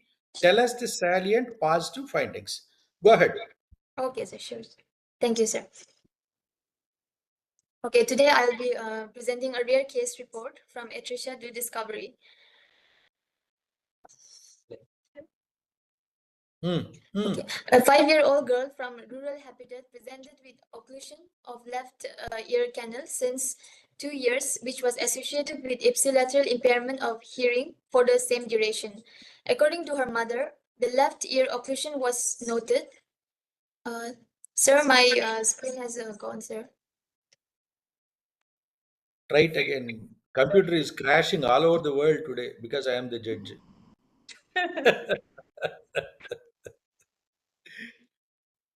Yes. Will you come back again? Shall we come back again? Revati? Yes, Ask sir. the We'll go. next student to We'll go for come. the next. He can come back again. Yes, sir. Yeah, Yes. next. Yes. Okay. Okay, sir. Okay. Sorry, sir, for interruption. So the next presenter is Dr. Pranavi. Yeah. Sir, can I proceed or should I do? Come back. No, we'll do Are it you- again. Dr. Yeah, Imlirina. yeah. Let her go ahead if she can. Go ahead. Okay, sir. Okay, sir. Your Thank you, time sir. starts now. So, according to her mother, the left ear occlusion was noted when she was about 3 years of age and was not presented at birth. Further inquiry revealed that the child suffered from recurrent self-limiting episodes of ear discharge from left ear in her neonatal period and infancy. No history of any trauma or surgical intervention in the left ear. On ear examination, left ear, EAC was found to be completely occluded and the occlusion was covered with skin and felt firm on propping. The pinna was normal in size, shape, and position. Pre-auricular and post-auricular regions was examined. There was no fistula formation or any sinuses and swellings were noted. Right ear examination, pinna, EAC, and tympanic membrane status were normal. Nose and throat examinations were all normal, and even systemic examinations was normal. So the provisional diagnosis was left acquired ear atresia. So some investigations has been done. The routine blood investigations were done. Hearing evaluation was done using BERA. So here no retrocochlear pathology was detected. HRCT temporal bone was the gold standard imaging modality for this patient. So the imaging study is showing HRCT temporal bone, complete occlusion of the left EAC by accumulation of soft tissue resulting in a widening of the EAC. No obvious bony and ossicular chain erosions were noted. No extension of the soft tissue to the middle ear and mastoid were seen. The management, the child was prepared for surgery under GA and her routine pre-anesthetic workup was unremarkable. Exploration of the left ESC along with reconstructions were planned. Through post-oral approach, ESC was explored and a pearly mass cholesteatoma sac-like structure was found occupying the ESC, as we can see in the picture. And keratin debris, along with the cholesteatoma sac in the ESC, was completely removed. And on further inspection of the tympanic membrane in the mastoid region, it appeared normal. Now the antibiotic soaked gel foam with nasopharyngeal tube was inserted in the canal, and during the follow-up for subsequent 2 months, the ear were periodically replaced and kept moist by the antibiotic and the steroid ear drops. Outcome was quite good in this patient. Now, so my final diagnosis will be left acquired ESC atresia due to cholesteatoma. Now, the discussion, acquired atresia of the ESC is a rare disease with an incidence of 0.6% cases per 1 lakh people. It is an unusual complication resulting from recurrent otitis externa, chronic otitis media, trauma to the ESC and neoplasm. This acquired blockade of the ESC is the accumulation of desquamated epithelium, attenuated keratin material, which with time built up under pressure along the canal space as canal cholesteatoma. Thus, this is essentially a part of the vicious cycle where the chronic otitis externa or the media is propagated by the advancing canal cholesteatoma that was formed as a result of ear atresia. The canal cholesteatoma has the notorious feature of bone erosion and can potentially invade the middle ear cleft and result in a serious life-threatening complication. In this report, ESC atresia was probably a consequence of repeated attacks of otitis externa in her infancy that lead to luminal obliteration by gradual accumulation of a canal cholesteatoma. So conclusion, acquired ESC atresia is less common complication of the chronic otitis, and it is an unusual cause of extensive cholesteatoma having the potential to produce complications resulting from the bone erosion. The present clinical report narrates the consequences of a long-standing atresia of the ESC as a result of advancing cholesteatoma, which is secondary to the acquired atresia of the external auditory canal. So these are my references. Thank you, sir. Durga Prasad sir, any questions, sir? Yeah. Okay. Do you think the narrow external artery canal and accumulation of epithelium is secondary to arteritis, repeated arteritis externa, or is it because of the narrow external artery canal that cholesteatoma has accumulated? Is the Sir, reverse true? Because she's only 6 and the incidence of external artery canal atresia is 0.6 in 1 lakh or 1 million. Yes, And she's only 6 years old. And if at all a cholesteatoma has formed before this narrowing has occurred, because that narrowing of external artery canal with diffuse arteritis externa also takes many years, many times. Yes, So sir. if it has occurred like that, the bone has not completely formed in a child. She's only 6. That could have even easily given rise to complications. No, Yes, sir. Yes, sir. I think it is the reverse. And in HRCT temporal bone, did you miss anything very important?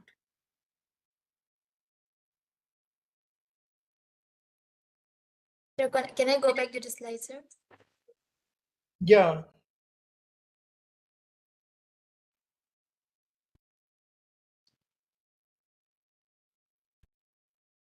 What are you supposed to note down?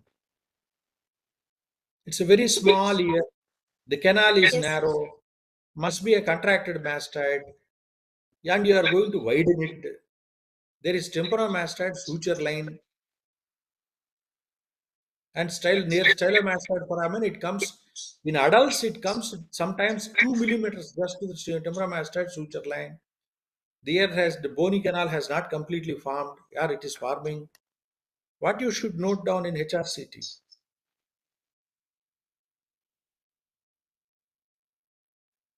Sir, That's I can homework look for to you. it once, yeah. Yes, sir. Okay, sir. That's homework. Yes, sir. I have given you all the clues. Okay, no problem. Good. Okay, Thank next. you, sir. Yeah, I'll look to it, sir. Yeah, thank you. Yeah. Thank Revati? you. Yes, sir. The next presenter is Dr. Pranavi Goparaju. Case report of odontogenic keratosis. Okay. Yes. Yeah. Even her computer seems to have crashed. Dr. Pranavi? Yes, ma'am. Pranavi, you are able to get a layer, ma? Shall we go to other contestant? Sir, I'm able to get the signal, sir. You're I not don't able to think get I'm this. able to get the Yeah, signal, sir, but I don't think I'm visible, sir. You are visible. Sir, Kindly okay. share your screen. You are Yes, visible. ma'am. Your presentation is not there. Sir, sorry, sir. Revati, you ask Shilpa and Yes, sir. Yes, sir. Shweta, are they ready? Yes, Navina. sir. Navina, Shilpa yes. Sir. and Yes, sir. Navina is ready? Yeah. Yeah, This is Pranavi, Pranavi is ready. your time Yeah, starts okay. Yes, now. sir. Yeah. Good afternoon, everyone. My case report is odontogenic keratosis and its management. Odontogenic keratosis is an expansive, solitary, and a mostly unilocular lesion. It is thought to arise from the remnants of dental lamina. It was previously known as developmental odontogenic cyst, but in 2003, WHO renamed it to keratocystic odontogenic tumor due to its tendency for local recurrence and also loss of tumor suppressor genes like P53. Most of the cases are solitary, but if there are multiple cysts, it must arise the suspicion of Gorlin-Gall syndrome, which is also known as nevoid basal cell carcinoma syndrome.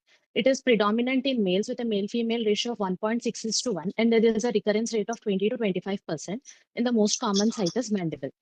Case report, a 50-year-old male presented to our OPD with complaints of swelling over the right side of cheek since 1 year. It was insidious in onset and slowly progressive. There was no history of pain, pus discharge, trismus, trauma, or paresthesias to the lower lip. There was no previous history of tooth extraction. Past history and family history were not significant, and the general examinations and vitals were normal. On examination, we could see a single round smooth swelling which was present over the right mandible, which was measuring about 3 by 2 centimeters. It was extending from the right second premolar region to the ramus of mandible. It can also be seen intraorally. It has regular margins and well-defined borders. On palpation, there was no local rise of temperature. It was non-tender, immobile, firm in consistency, and non-fluctuant. In 3D facial bones, we can see a multiloculated cyst on the right side, which was involving the entire hemimandible, extending from the angle of mandible up to the mental symphysis, the margins of which were sclerotic. There were no fracture lines seen. It can also be seen on the CT scan. The multilobulated appearance can be appreciated. We got an FNAC done. It turned out to be odontogenic keratosis, and we went for a surgery, which was local resection and enucleation with topical application of Carnoy solution under general anesthesia with nasal intubation.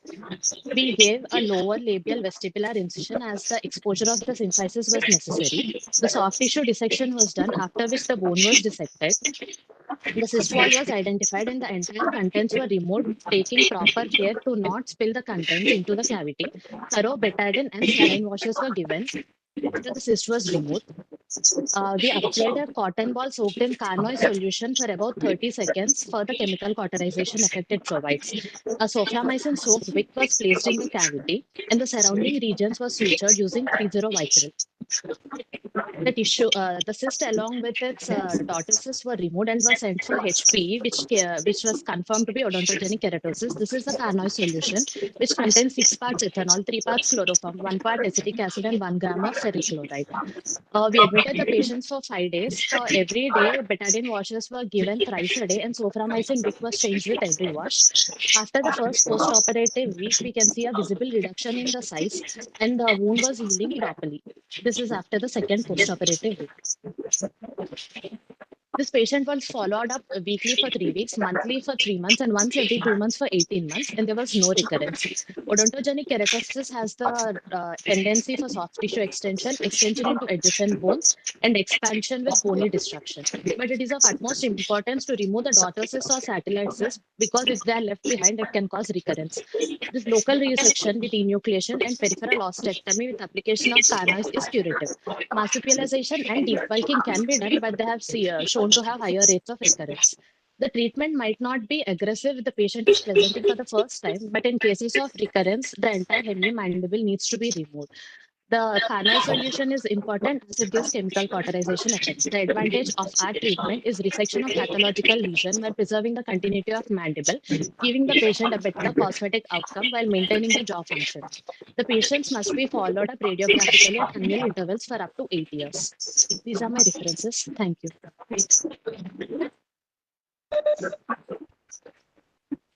Thank you, Dr. Pranari. Right.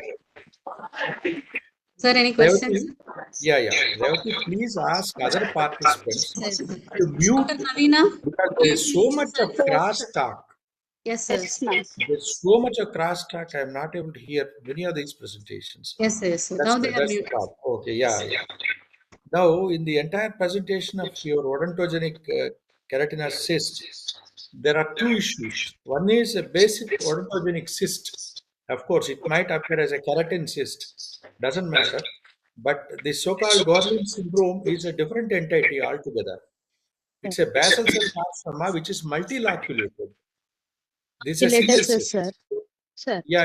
You can say Sir, if there are the multiple other, cysts, there can be a presentation like Gorlin syndrome. It is not the same. Number one. yes. Number two, wasn't a dentist taken into confidence? Sir, yes, sir. We even had a dental opinion, sir. But after taking the dental opinion, we performed the surgery in our OT. The reason is the basic system that you are talking about, anything that comes odontogenically grows. Basically, they use the teeth, no? It grows and it is going to erode the soft tissues and bone. What about the roots of all the teeth from which you remove the cyst? We The got an vitality, orthopantomogram, sir. yeah, vitality. No, you have taken orthopantomogram, but you have been melding there and you are trying to resect the tissue so that nothing is left behind. You are going near the roots of the teeth. So a dentist might be of help in this situation. That is one important issue. Roots of teeth. That's where, because you are repeatedly telling about the expansion into the local tissues. The other point is the solution you mentioned. It is giving rise to cauterization. Root of tooth, cauterization do not go together. Is the vitality going to be affected? We place the solution over what I'm the saying. area we resected, sir. Yeah, resected area is okay. But this is going to be odontogenic. Odontogenic means something that is giving rise to the tooth. Necessarily, it is attached to the root of the teeth. Necessarily, there will be some sort of histological attachment, a continuity, contiguity. Okay, those are the issues I have. Maybe we are not competent to discuss them. A dentist should clarify this, honestly. You understand what I'm saying? Yes, sir. Yeah. Otherwise, the presentation was nice. Good. Yes. Okay. Right. Thank you, sir. You are? She's Dr. Pranari, sir. Pranavi. Yeah. Because there's so much of crashing. Yes. My memory is crashing. Okay. Right. Sir, next we'll call Dr. Shilpa. Yeah. Dr. Shilpa, can you share your screen? Yes, ma'am. Yes, ma'am. Dr. Vishnu, can you mute yourself?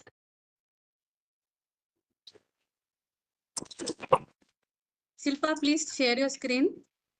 Yes, ma'am. 2 minutes 40 seconds. Yes. Go. Got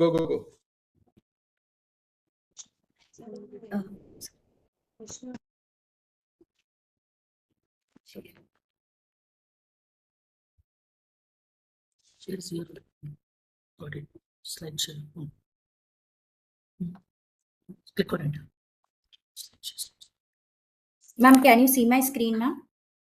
We are able to see you, not your PPT.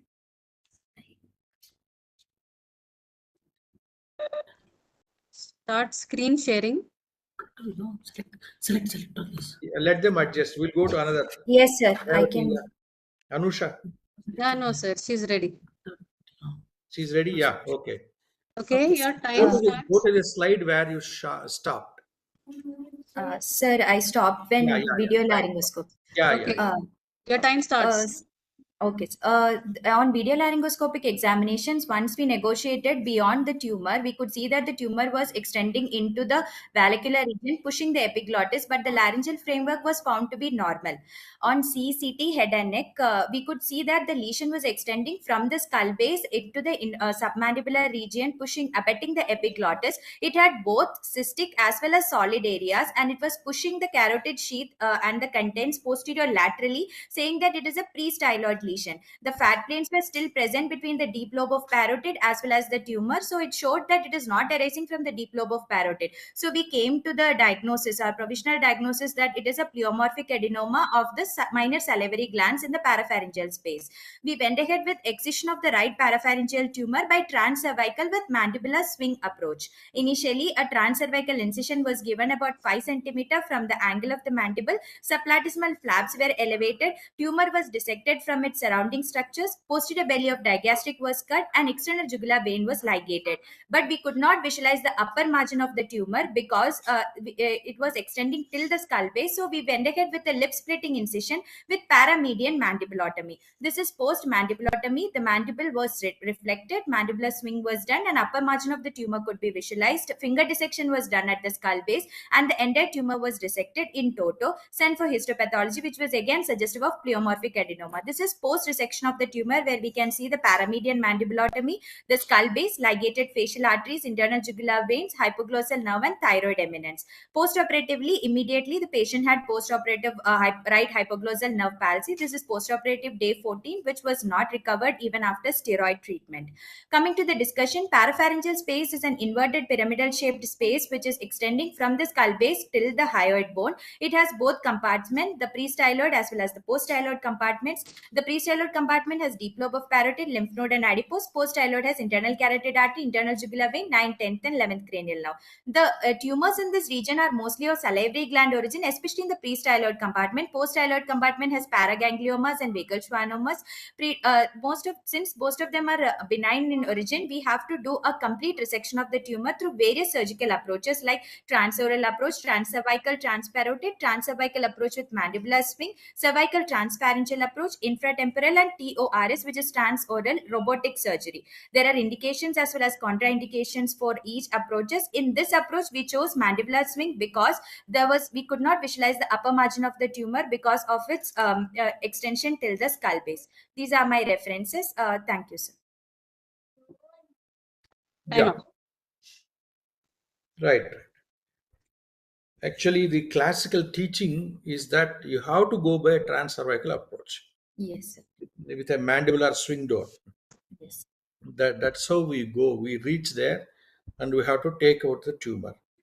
Even the Yes. transpharyngeal and the robotic surgery through the oral cavity are very attractive. But Yes. the classical teaching is that the mucosa should be kept intact. Yes. The food passage, the pharynx, the mucosa should be kept intact. Yes. And rest of the tissue has to be dissected. That's the classical teaching. Of course, nowadays, with the advent of endoscopes and robotics and all, they are trying to do through mucosa. Which are Yes. the other surgeries in which you preserve mucosa and do surgery from outside? In parapharyngeal space tumors, sir? Anywhere in ENT or anywhere in surgery, if you want to say, I don't mind. Sir, Where you in are case supposed to preserve the sinus mucosa. surgeries, we are supposed to preserve the mucosa of the sinuses so that mucociliary clearance. No. I am talking of a lumen. Actually, in the polyp, again, the teaching is that we don't believe in simply microdebrider. Actually, you should pluck out the polyp with the lux forceps along with the part of normal mucosa so that it won't give rise to edema again.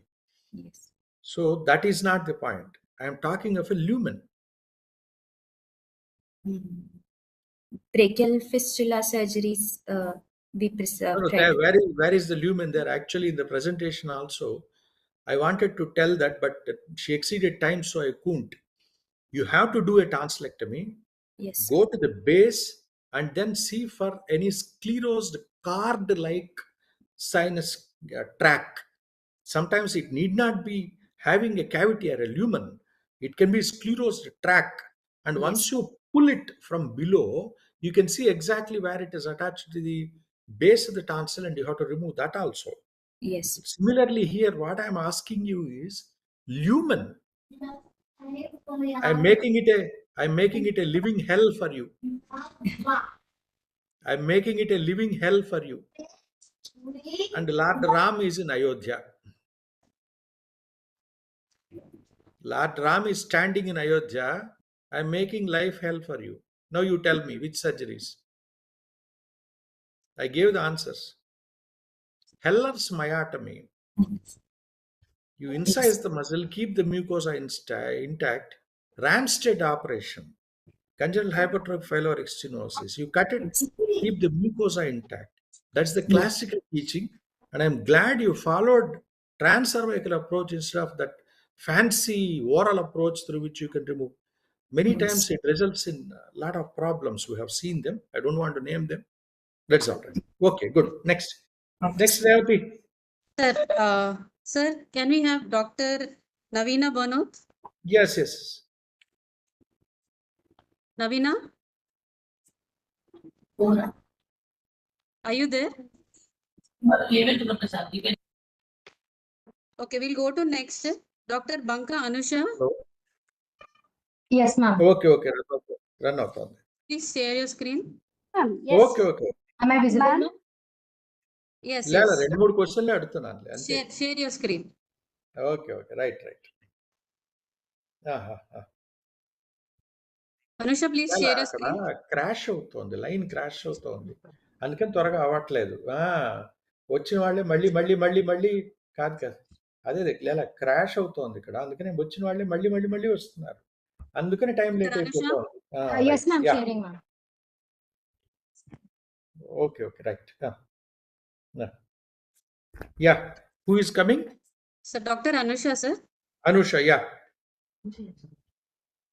Screen sharing. Please share your screen, Dr. Anusha. Yes, ma'am. Sharing, ma'am. Just a minute.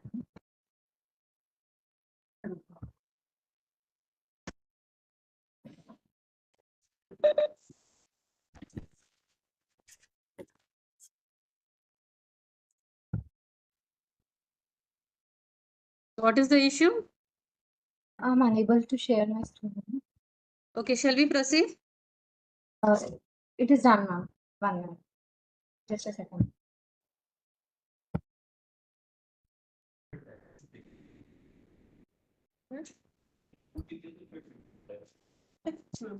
Is it okay, ma'am? Okay, your time starts now.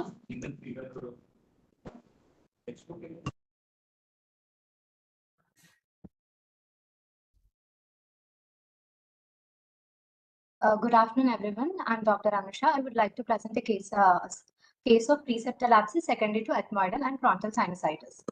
Preceptal abscess, also known as preceptal cellulitis with abscess formation, is a localized collection of pus that occurs in the tissues anterior to the orbital septum. Abscess formation may result from local spread of an adjacent sinusitis or dacrocystitis, direct inoculation from the trauma, or the direct spread of infection from the adjacent skin.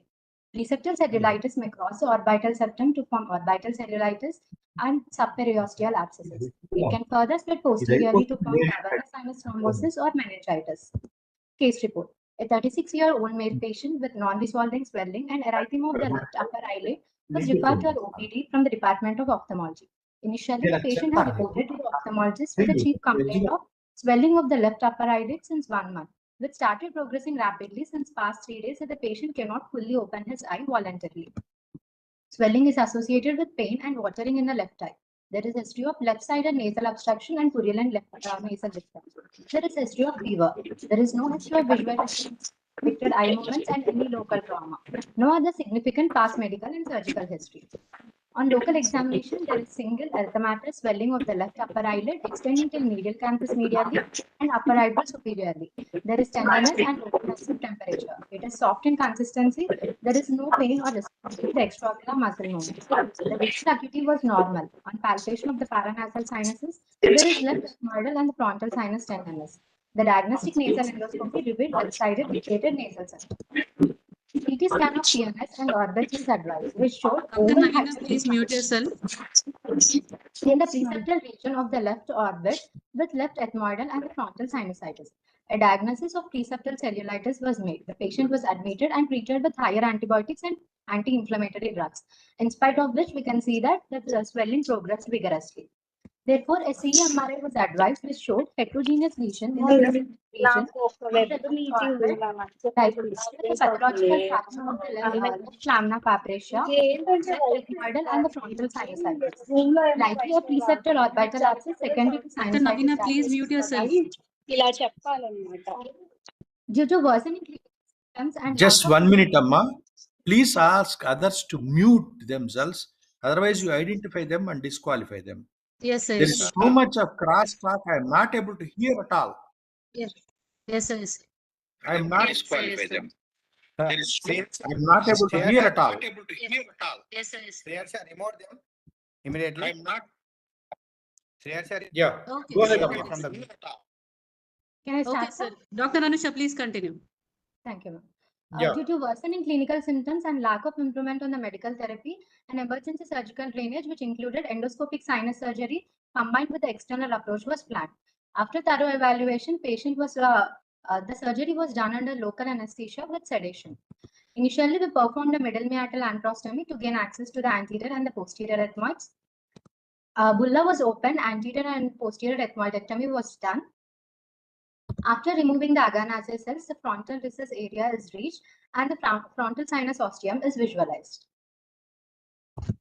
After reaching the frontal sinus, we have identified dribbling of the pus via the fractured lamina papratia. By applying external pressure over the orbit, entire pus was cleared with the help of suction. Here we can see the pus dribbling.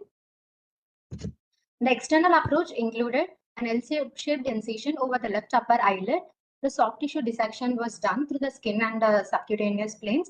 The pus was drained, collected, and sent for culture and sensitivity. Later, a drain was applied to prevent further collection of the pus.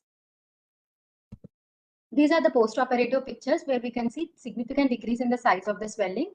On post-operative day 14, we can see almost complete resolution of the symptoms. Discussion. The surgical treatment of the patient with rhinosinusitis complications include the procedures to manage the complication and the surgery for the rhinosinusitis. Often these two procedures are performed at the same time. Knowledge of the origin of the sinus complication is important in planning any surgical treatment. Unless an abscess is demonstrated, medical management with monitoring is normally the first choice of treatment. If there is no clinical improvement or if at any point there is clinical deterioration, in the first 24 hours, repeat imaging with emergency surgical intervention should be considered. Conclusion. Our case highlights the crucial role of surgical intervention in managing the preceptal abscess secondary to sinusitis. Early recognition can improve the outcomes and prevent progression to the severe complications. The successful resolution of the abscess and improvement in sinusitis following the surgery underscores the importance of timely and comprehensive management. These are my references. Thank you. Yeah, that was very crisply presented. Okay, preceptal and septal. Can you classify it? What is the classification called? It's called as Chandler's classification, sir. Very good. Okay, okay. What is the last stage in that? What is type 5? It is meningitis, sir. Meningitis, sir? Something else. Cavernous sinus thrombosis. Okay, right. So when you are opening up, you presented well. When you are opening this lamina papratia, what are the precautions you take? That's my last question. You are opening up the orbit, you are trying to drain the pus. Agreed. Yes, that's sir. an accepted procedure. But you Yes, are sir. taking off the lamina papratia. What are Yes. the paraoperative, postoperative care that you take for this type of procedure? We have seen that there is visual acuity is not affected in this patient. No, you achieved a great degree of success. I agree that. I am asking you which precautions you have taken to achieve that degree of success. There is no loss of visual acuity. The orbital movements are normal. The infection has come down. There is no injury there. Nothing happened. So, which precautions you have taken? We have not we have not used instruments that would injure the lamina facialis. No inventions. Don't be an Einstein. Right. Revati, next case. Next candidate. Thank you, sir. Thank you, ma'am. Sir, Yeah. next presenter is Dr. Chintapatla Monica. Yeah. Ma'am. Dr. Monica, are you ready? Yes, ma'am. I'm sharing my screen, ma'am.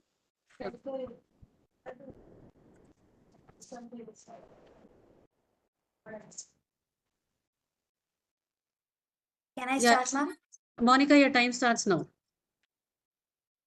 Good afternoon, ma'ams and sirs.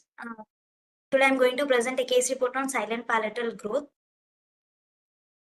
A 56 years old female presented to ENT OPD with chief complaint of swelling over right side of palate since 3 months. Patient was apparently asymptomatic 3 months back. Then she noticed a swelling over right side of palate, which was insidious in onset, small in size, later gradually progressed to present size, not associated with any other symptoms like pain or discharge from the swelling. No history of any other ENT complaints or any neck swellings. No history of trauma or any dental extraction or any previous radiation exposure. Personal history. History of tobacco chewing half packet per day for past 10 years. She used to held tobacco powder at left buccal cavity. No other significant personal history. No history of significant past or family history. General examination was normal. Coming to the ENT examination, oral cavity, mouth opening was adequate. Lips, teeth, gums, buccal gingival or labial sulcus, buccal mucosa, floor of mouth, anterior two-third of tongue was normal.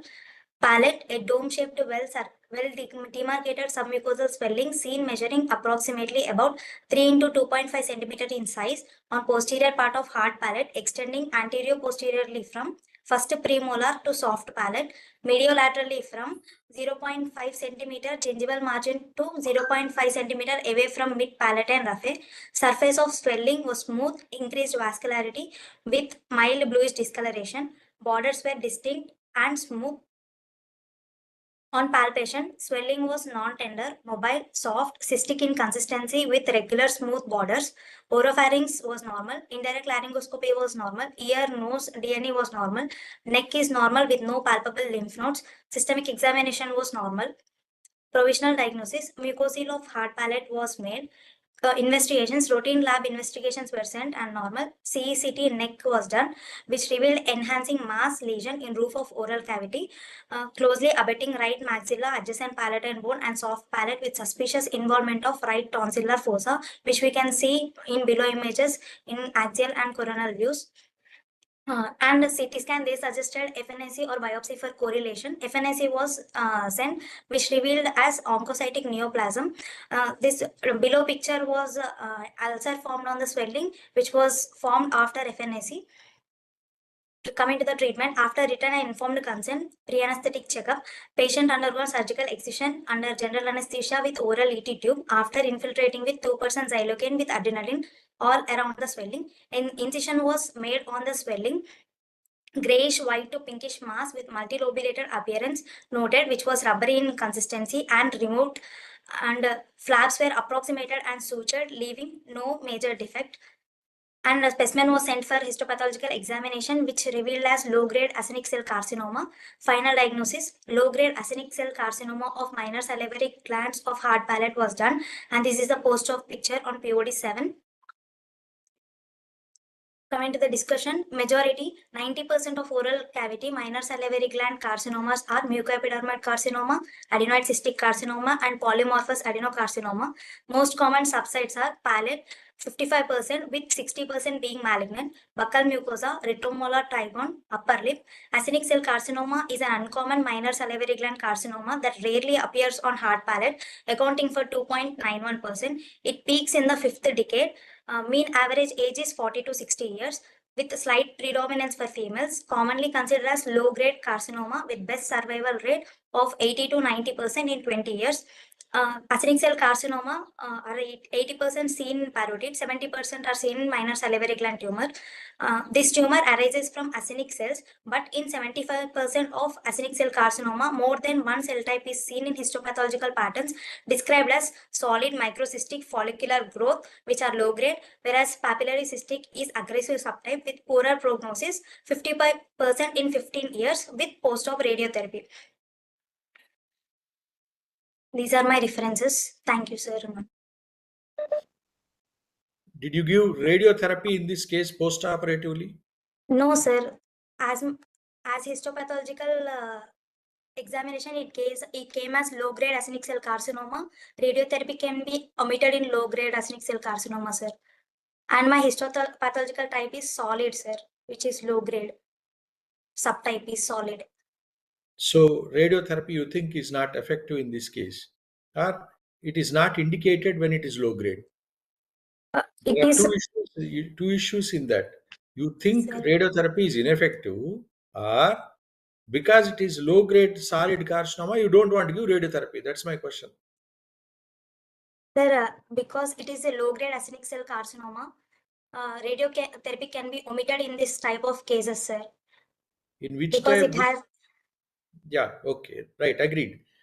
In which salivary glands a benign tumor can turn malignant most often? There is parotid gland, submandibular gland, sublingual gland. There are minor salivary glands. inner In which salivary gland? glands. Minor salivary glands. Very good. But the only problem I am facing with this paper is that silent presentation, or what you said. Silent palatal growth, sir. As she is having no complaints, like, But she must have noticed the swelling. yes, sir. 3 months back, she noticed, and because of fear, she came, sir. Like, it might. See, that you cannot call silent. Silent is something completely unnoticed by the patient. Here, at least a swelling will be noticed. It might be asymptomatic. That is, patient is not bothered about it, but it cannot be silent. Sometime or the other, at least when she is brushing teeth or putting finger into the mouth, she must have, or when she is chewing, she must have experienced it. It is asymptomatic. Asymptomatic. That's what you meant, and you said it has gone into the tonsillar bed. You didn't Yes. encounter any bleeding there. No, sir. While CT separating suggests. it was, you are saying it's a, even if it is low grade malignancy, while separating it from paratonsillar vein or other vessels, you didn't encounter any bleeding or anything. No, sir. On the surgical table, like we gave incision and only mass was seen, sir, with no bony erosion, sir, no infiltration into the tonsillar fossa, sir. Right. CT they gave us, sir. Yeah, agreed. One last question. Suppose there is a palatal erosion and you have a hole there, a fissure there. You understand? Yes, sir. How will you close it? Sir, we will place a palatal obturator, sir. We will counsel the Obturator. patient and we will place palatal Anything else? obturator. Anything else? What are the oral flaps you know of? Which are the flaps?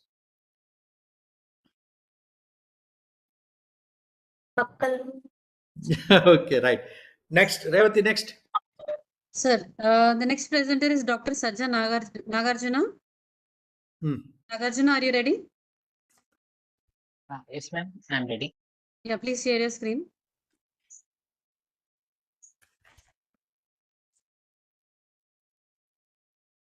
Monica, stop sharing screen.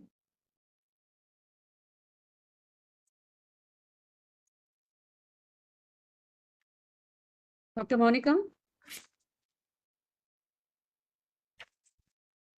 Nagarjuna, are you able to share the screen? Yes, ma'am, it's I'm trying to. Just a minute. If he's taking time, what about Navina? Is she Yes, ready? yes.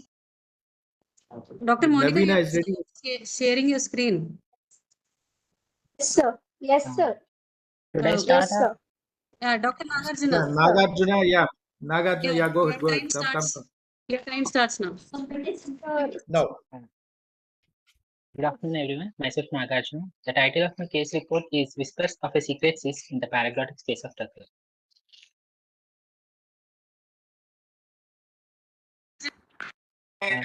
Yeah, go ahead. Introduction.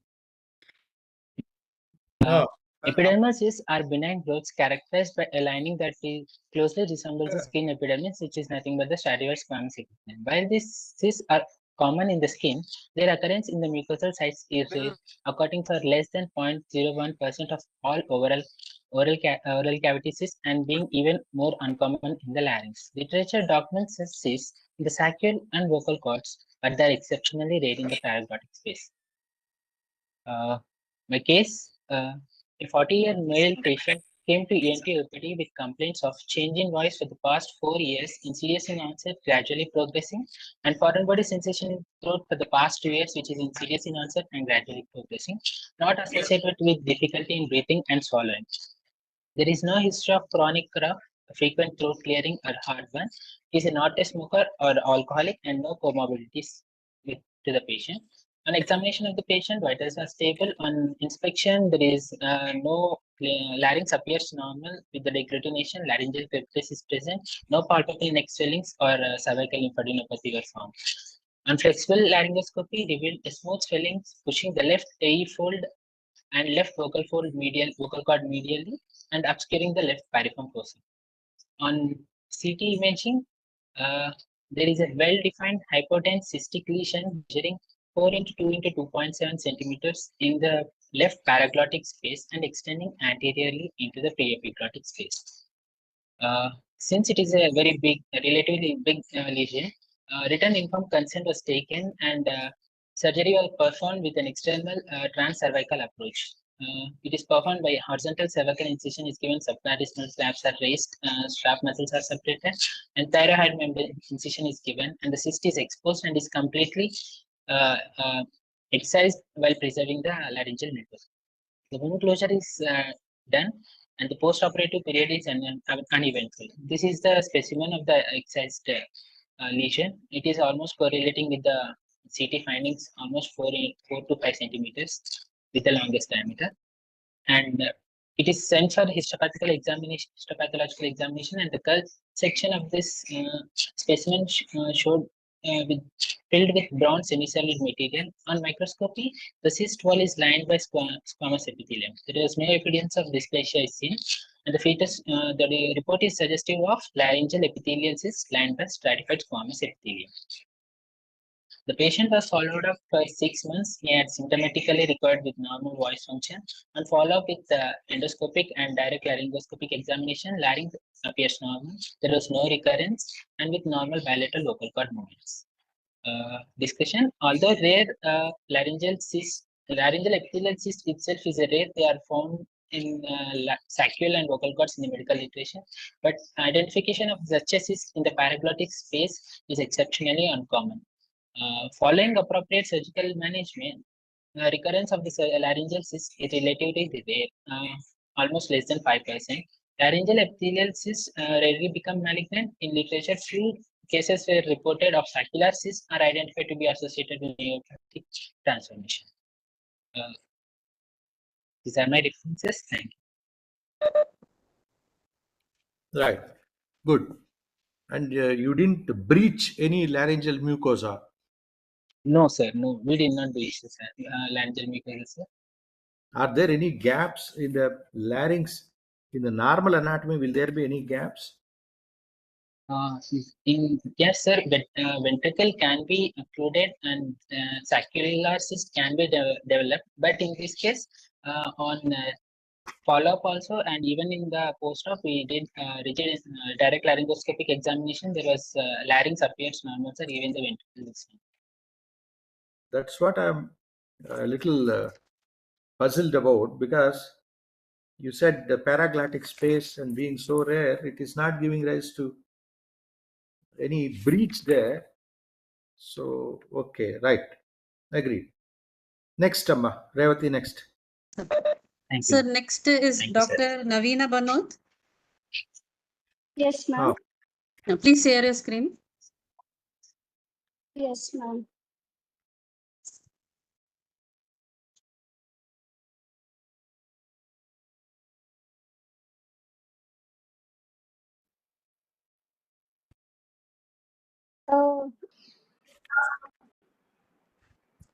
Ma'am, can you hear me?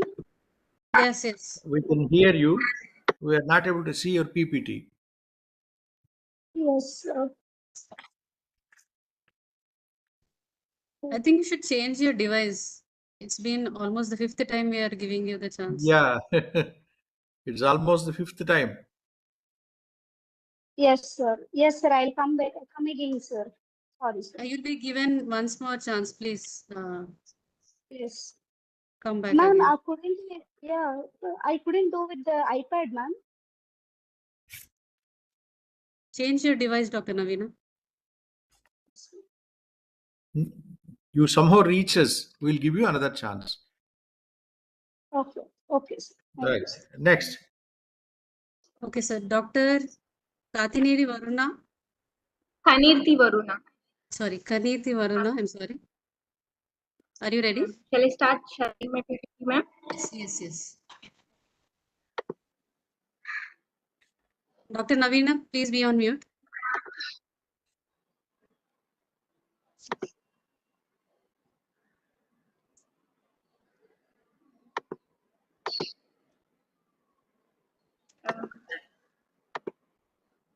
Ma'am, are you all able to see? No, Dr. Varuna. Just one minute.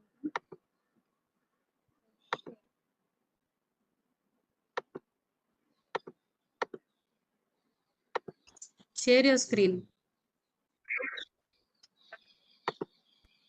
Are you all able to see? No, Dr. Varuna. Just one. Ma'am, I think now I'll be able to. Share your screen. Yes, ma'am, are you all able to see now? Are you all able to see, ma'am? Yes. Yeah. Put full Yes, screen. okay. Okay, I'll just. Full screen, please. Yes, ma'am, are you all able to see? Yes, we are able to see. Make it Yes. full screen. Okay, ma'am. Go ahead. My topic is about fibrous dysplasia of the ethmoid bone, proptosis as the clinical presentation. So fibrous dysplasia usually occurs in the long bones and the maxillary bones, but over here I'm going to explain about my case where fibrous dysplasia occurred in the ethmoidal bone. It is a hematemesis congenital lesion and it's found in the orbital bones. Among in the orbital bones, it's most common in the frontal bone, but in my case, I'm going to present where the fibrous dysplasia has come in the ethmoid bone. The prevalence is 61 per 10 lakh patients. Sorry? Full Full screen, screen. Amma. Slide share. Slideshow. Sorry. It is not, it's not coming like that, ma'am, please. Hello. So can I just present like this? First 18 లో first 18 లో 17 అయిపోయారు. ఒక అమ్మాయికి five chances ఇచ్చాము. She's not able to come back. Okay, ma'am, can you is it full screen now at least? Okay, it is the incidence is at least 61 per 10 lakh and highest prevalence is in the second decade. And it affects males and females equally. Close చేసేస్తున్నాను. Okay. Dr. Varuna. Okay. Yes, ma'am. Okay, so the case details is a 23-year-old male. He's an electrician. Yes, ma'am. Your screen go back to introduction and put it on slideshow, please.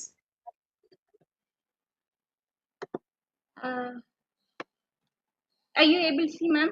Yes, make it big screen, full screen. Slideshow. No, I mean full screen, ma'am. Yeah. Leave her alone, Levati. I think other judges are waiting. Let her go ahead. Okay. Continue. Okay, Let her so go ahead. the case details. Let her go ahead. The case details is a 23-year-old male is an electrician by occupation, came with complaints of left side nasal obstruction and left eye proptosis for past 3 years. The nasal obstruction was insidious in onset, gradual in progression, associated with anosmia on the left side of the nasal cavity, proptosis of the left side of the eye with normal vision and extraocular movements.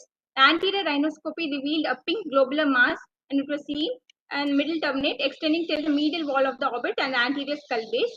The investigations in CT revealed fibrous dysplasia of the left ethmoidal sinus with extracorneal extension into the left orbit. The endocrinological profile of the patient was also within normal limits. So the surgical procedure, the middle turbinate was cauterized and removed using RF bipolar forceps. Posterior part of the middle turbinate was free of mass and left intact. Left maxillary sinus was open and left middle meatal antrostomy was done. Purulent secretions from the maxillary sinus was removed and wash was given. Mass occupying over the anterior and posterior ethmoid sinuses were removed using RF. Sphenoid sinus was open and after drilling it was free of mass. Posterior part of the nasal septum was removed and frontal sinus of both the sinus sides were open. Draft type 3 procedure was done. Nasal septal flap was placed over the exposed bone, leaving the frontal sinus open. And then Left medial wall of the orbit was removed and left orbital pad of fat was seen and left orbital decompression was done. The mass was removed during the course of the procedure and sent for HPE. Post-op course and histopathology. The immediate post-operative improvement in proptosis was evident. HPE report was consistent with fibrous dysplasia. The post-op CT scan was taken and some residual tissue was seen left near the cribriform plate region and proptosis was reduced. Discussion. Fibrous dysplasia causes spatial asymmetry that progresses slowly. The orbital volume can decrease due to bony thickening, causing ptosis, proptosis, and globe dystopia. Most severe sequelae include lag of thalamus with corneal exposure, orbital compression, vision loss from the optic canal narrowing, nasolacrimal duct obstruction, and foraminal narrowing. CT of the orbit is always mandatory in cases of fibrous dysplasia. It can be monostatic or polyostatic. Polyostatic form is associated with McCune-Albright syndrome.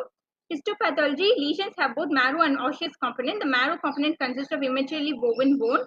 The marrow component is responsible for the bleeding during surgery. Fibrous lesions are non-malignant and have to be removed only when they cause symptoms such as progressive proptosis or foraminal obstruction. It's basically a debulking surgery. A DCR is done in cases of fibrous dysplasia with nasolacrimal duct obstruction. In this case, the lesion was resected subtotally and the patient's proptosis was reduced. Okay, thank you, sir, ma'am. Okay. Actually, we didn't get rest of your slides. Only introduction was Yes, sir. there. Okay. Anyway, right. Right. Get rest of your slides. So this is the introduction. Thank This you, is sir. the Thank you, prevalence, judges, sir. Durga Prasad, sir, and case Sir, Reddy, sir. details, We'll move on to the next session. investigations. Next session. And one Dr. Navina had a computer problem. If you can allow, you see. Computer problem. If you can allow, you see. No, sir. No, sir. We move on to the next session, sir. Sir, we are concluding the first session. Yeah. Durga Prasad, sir, and Vishnu here. Yeah. And Dr. L.M. Chandrasekhar, sir. The Dr. Gauri Shankar, sir, is the professor and HOD of the Stanley Medical College, Chennai. Dr. L.M. Chandrasekhar, sir, is the head of the head and neck surgery, Basotarka Hospital. Sir, welcome, sir. We'll move on to the next candidate. With the permission of the judges. How are you, LMC? I'm Dr. Durga Prasad. How are you, LMC? Are you able to hear me? LMC. Sir, I'm doing good. Sir, good evening, sir. How are you, sir? Good evening. How are you? Welcome to our fold. Thank you, sir. Thank you, sir. Welcome to our fold. Dr. Gauri Shankar, sir. Good evening. Good evening, Gauri sir. Shankar, sir. Good evening. Good evening, sir. Good evening, sir. Yeah. Please go ahead. Sir. Yes. Good evening, sir. Good evening, sir. Yeah. Please go ahead. Revati.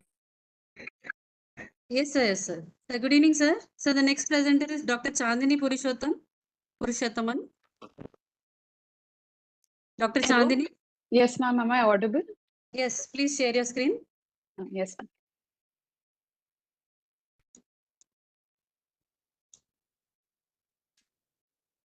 Hello, ma'am. Am I visible? Yes. Slide Okay, share, ma'am. please. Slide show. Yes, ma'am. Your Is time the starts. slide? Okay, ma'am. Good evening, respected panel of judges, as well as my fellow peers. Today, I shall be presenting my case on neuroendocrine carcinoma, as well as giving a brief description of the topic. A 41-year-old male hailing from Kannur presented with complaints of right-sided nasal obstruction since 3 months, insidious in onset, gradually increasing over a span of 3 months. Swelling was noted on the right side of the nose, on the lateral wall of the nose. Furthermore, on anterior rhinoscopy, a polypoidal reddish mass was seen occupying the right nasal cavity, highly vascular with bleeding on touch. Diagnostic nasal endoscopy was done for the same, which showed a congested mass with ulcerations. Computer tomography showed opacifications in the right ethmoidal air cells, a large mass in the right nasal cavity arising from the right ethmoidal air cell. Differential diagnosis based on history as well as examination was suggestive of an angiomatous polyp, inverted papilloma, olfactory neuroblastoma, or a malignant melanoma. Histopathology showed a invasive tumor with variable pleomorphism with nests, trabecular sheets, glandular or cribriform patterns, with a respiratory mucosa with underlying tumor.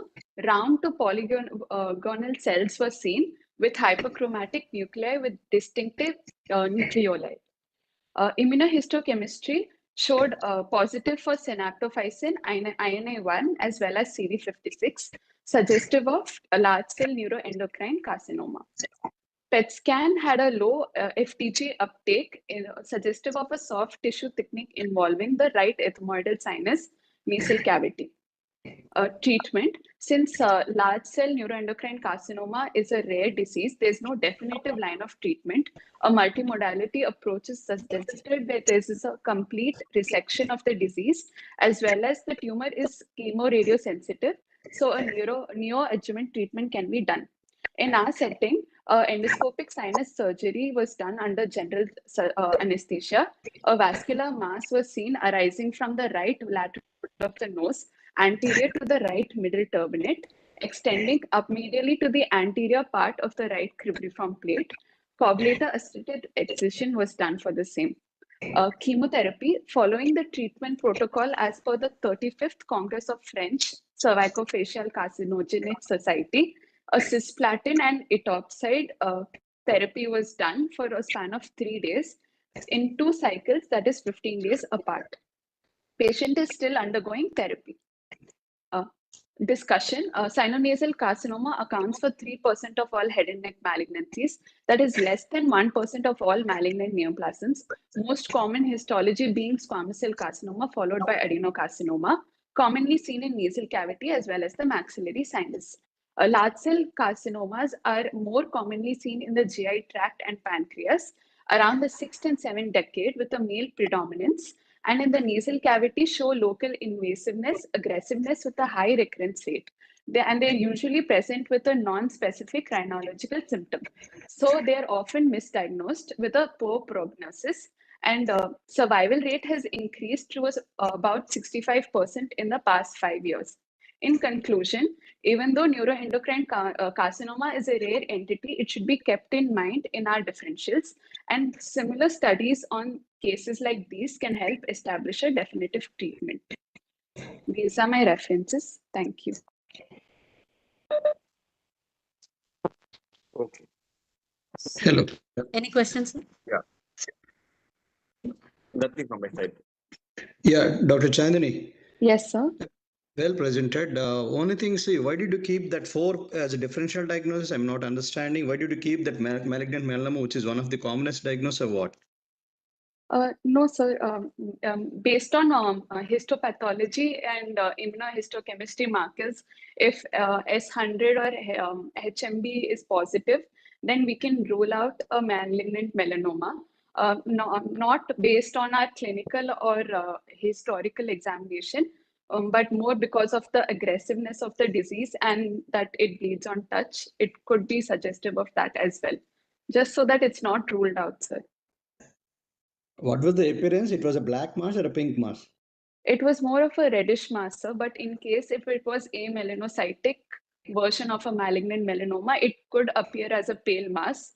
So just to keep that in mind, I had added it to my differential, sir. Great, great. Do you change your management if it is basically high-grade neuroendocrine malignancy? Sir, the treatment for both is still indefinitive, sir. If it's more based on the size of the tumor.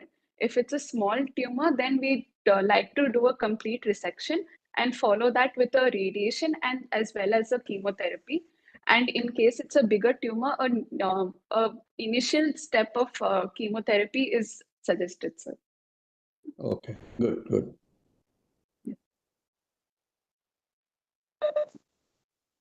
Thank you, sir. Sir, any more questions, sir?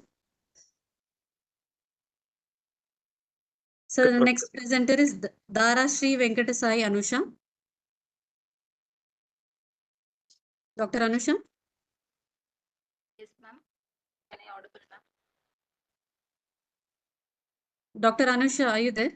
Yes, ma'am. Please share Hello. your screen. Yes, ma'am.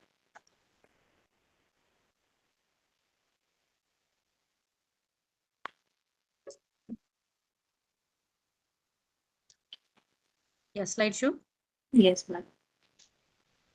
And your time starts. Yeah. Good afternoon, everyone. Myself, Dr. Anusha, and today I am going to present this report on venous malformation in animal. So first, we'll start with introduction. So lymphatic malformation is a very rare condition in adult. Usually we see posterior triangle of neck in infant, mostly due to the failure in the union of primary lymphatic spaces in the central lymphatic system and inadequate development of venous system, and some cases associated with respiratory infection or minor trauma, and rarely it may cause the serious functional disability when present in the orbit or larynx.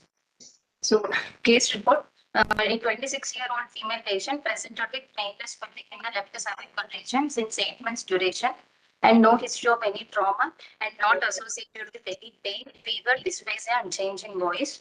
On examination, single oval swelling measuring 60 to 4 centimeter noted in the left cervical region, extends superiorly from the 3 centimeter from the mastoid tip, inferiorly 2 centimeter from the midpoint of clavicle, medially 1 centimeter from the posterior border of left sternocleidomastoid, laterally 2 centimeter from the anterior border of left trapezius muscle, and skin over the swelling appears normal. It was a soft and cystic consistency with well-defined margins. After that, we suggested ultrasonography.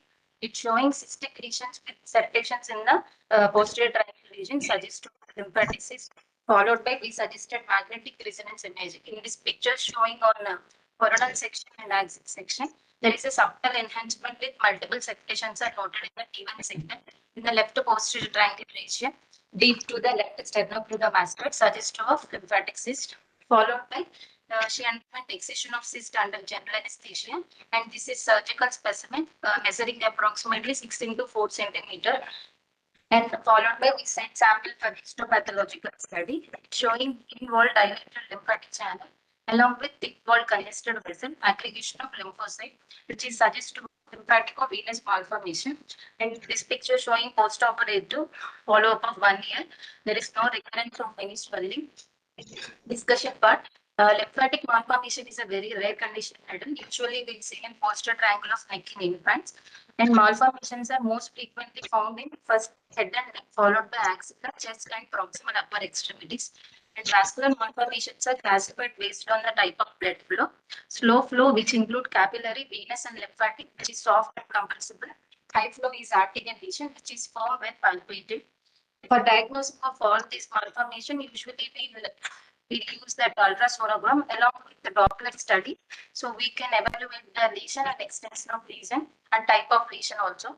And magnetic resonance imaging is crucial for diagnosis. Help to characterize the type of lesion, extension, evaluate the involvement of tissue layers, and analysis the flow of pattern. For diagnosing of this malformation through the immunohistopathology showing positive reactivity for CD31, B240, and new markers such as PROX1 and vascular endothelial growth factor R3. Antibodies are also used for identification of malformation. In that management part, usually management based on the location of a malformation, size of, and based on the symptoms of the individual. So for this, surgery is considered as a definitive treatment for option. And aspiration is done only to relieve the pressure in larger lesion, not currently used. And sclerotherapy is used along with surgery. In this involve transcutaneous injection of pyrosin into the vessel, which induces the inflammation of vessel followed by fibrosis, resulting in closure of the vessel unit. And sclerotherapeutic agents are mostly alcohol, bleomycin, doxycycline, polydeclenol, sodium tetradecyl and OK32. So take home message, lymphangoma in cervical region is very rare, benign condition. For diagnosis, we use ultrasonogram along with MRI. And these are all helpful to plan the surgical approach. And currently, best treatment is surgical resection because of low risk of mortality and recurrence. And sclerotherapy may also consider as an alternative treatment option. These are all my references. And thank you. Sir, any questions? Regarding this topic, you have mentioned as lymphatico-venous malformations, and Yes, sir. Discussions are on were on lymphangioma. So both are same. You say, or are they different? Mostly both the same only, sir. In both lesion, it's involving only collection of the lymphatic fluid because of any factors, either congenital or any acquired factors. And in this condition, we are seeing in adult, usually we see in infants only, the posterior triangle of neck. Okay. What will happen if you don't treat it? There is a chances of infection followed by any like based on the location, if any deletion of the trachea maybe leads to spider. Secondary bacterial infection may cause. Say it again. Back infections. More of local symptoms than anything else. So as you said, because basically if it goes into the parapharyngeal space or pharynx and Compression of any other structure. yeah, more of compressive symptoms than anything else. And especially if you do it like that, it can grow and then later on your surgical treatment will become very difficult. Yes, So sir. otherwise, so any other methods apart from opening the, so if you find a small example, for example, 2 into 2 centimeter lesion, Yes, apart sir. from opening on the skin crease, do you do anything else? Do you think of anything else? Sclerotherapy is a best option, sir, for small lesions. Anything else? Sometimes laser or radio frequency ablation also we can use for cosmetic.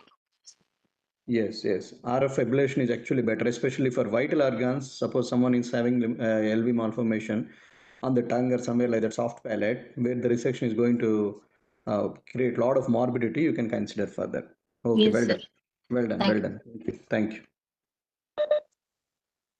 So the next presenter is Dr. Konduru Kavya Sai Siri. Dr. Yes, Kavya? ma'am. Yes, ma'am. Yeah, please share your screen. Okay, ma'am.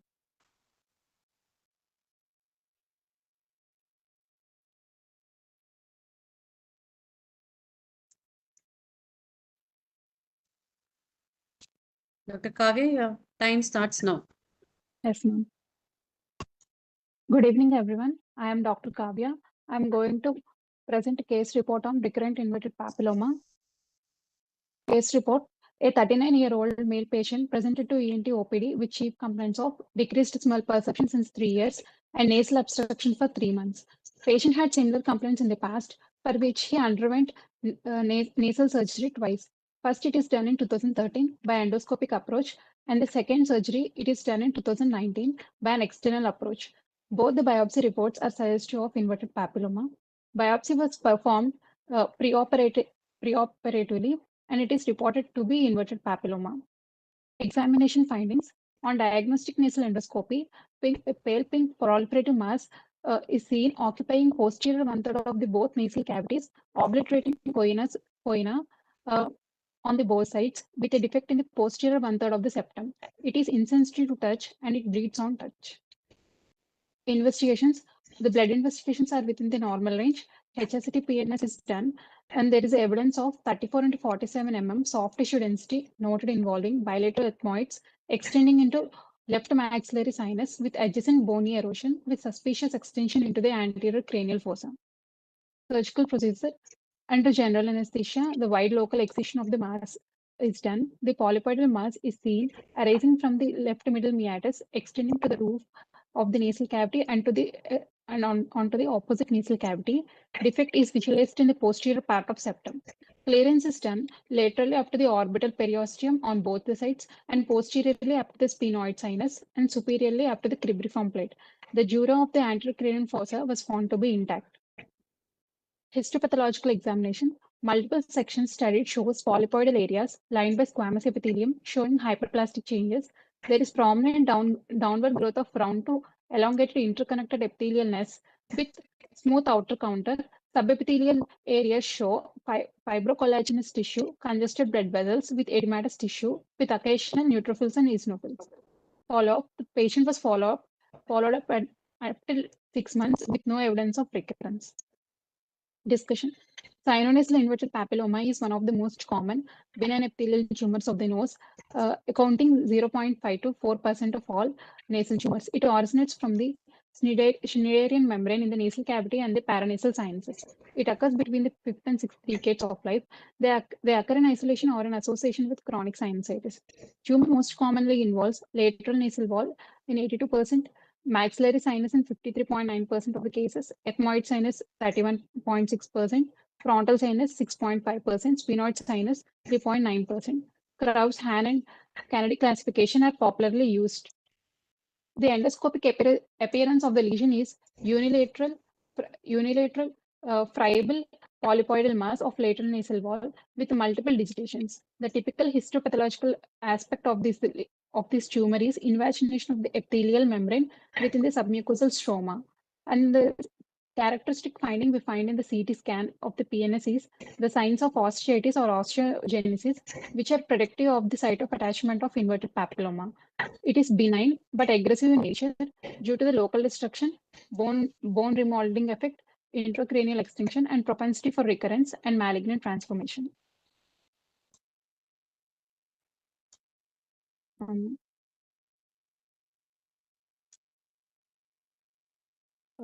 These are my references. Sir, any questions, sir? Staging, Krauss staging, what stage is yours? This is the tumor is confined. The tumor is confined to the maxillary sinus, sir. It doesn't have any intracranial and extension into the orbit, sir. So according to Krauss, it is 3, sir. Okay. Dr. Sahasra, what is the special instruction you are going to give it to a pathologist when you basically send a specimen in case of inverted papilloma?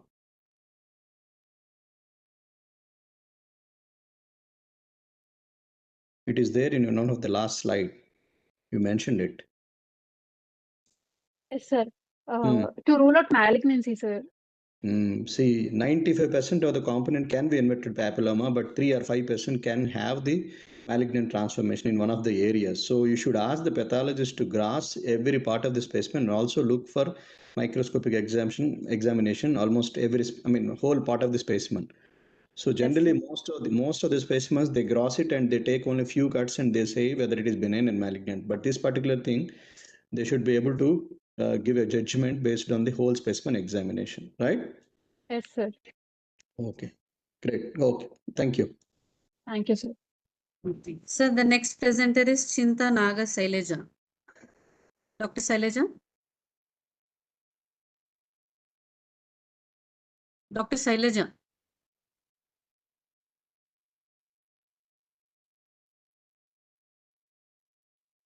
Okay, sir. Next presenter is Dr. Sanjana Arun. Yes, ma'am. Dr. Sanjana, can you please share your screen? Yes, ma'am.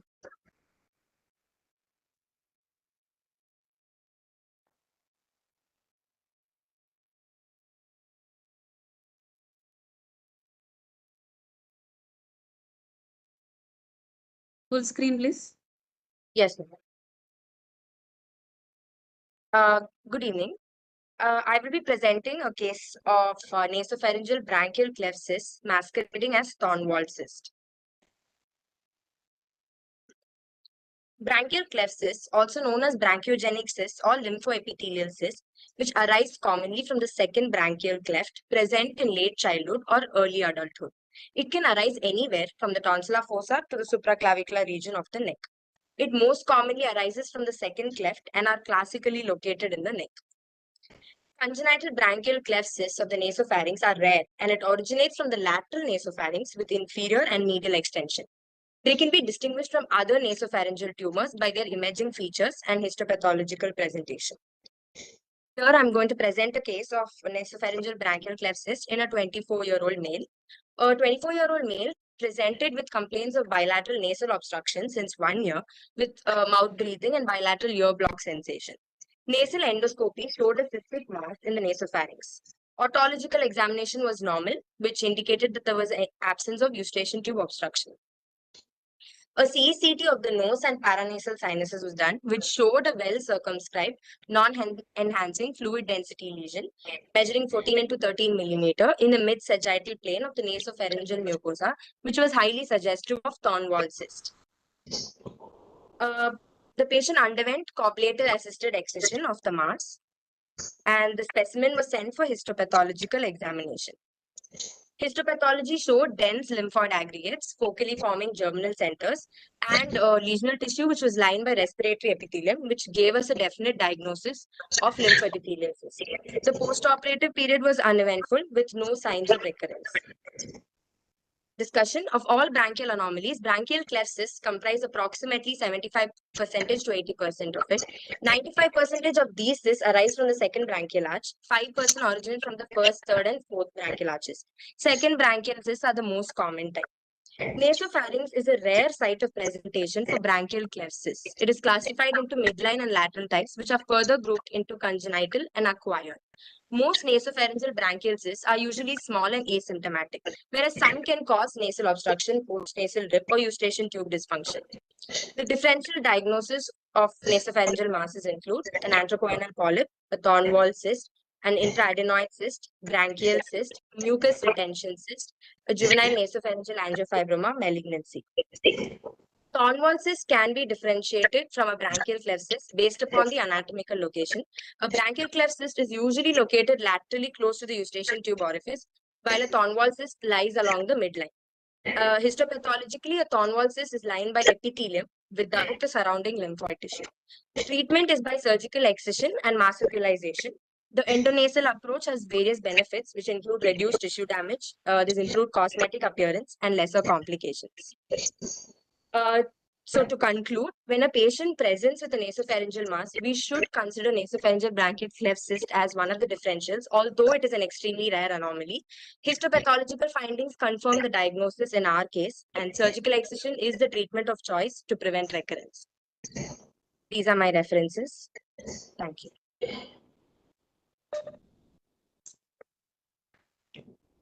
Dr. Sanjana, one question. Yes, sir.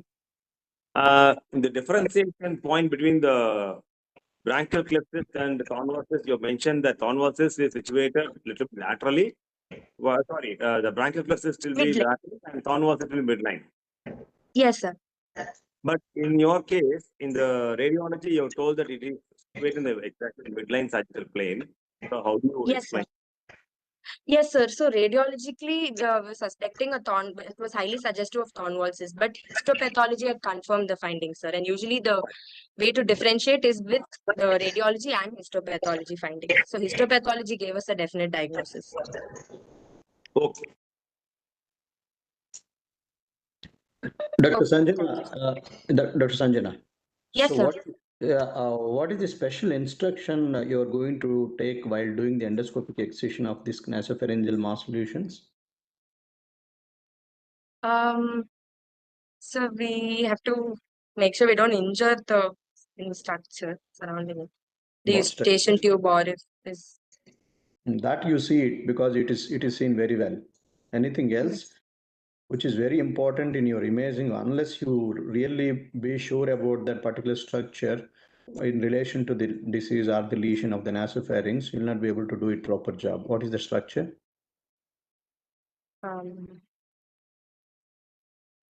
What is there posteriorly in the eustachian tube? I mean, behind the eustachian tube, fossa Frosten-Muller. What is there in superior to that? The base of the internal carotid artery. That would be posterolateral. Internal carotid. Very, very important because that Yes. particular, if you damage it, it's very difficult to control. Yes, sir. So you need to understand the posterolateral extent of the lesion. Right. Good. Yes. Oh, thank you. Thank you. Thank you, sir. So thank you, sir. So moderator for the next session will be Dr. Tejasvi. Thank you very much, sir.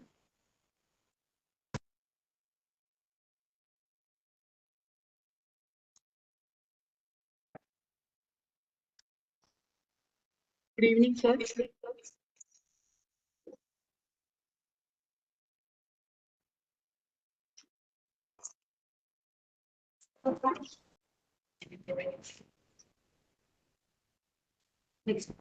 Good evening, sir. Good evening, Dr. Tejasvi. Yeah, please. I'm Dr. Chandrasekhar. So can we start the next one? Yeah, please carry on. Please carry on. Kartika. Yes, ma'am. Are you ready for the presentation? Yes, ma'am. Kindly share your screen.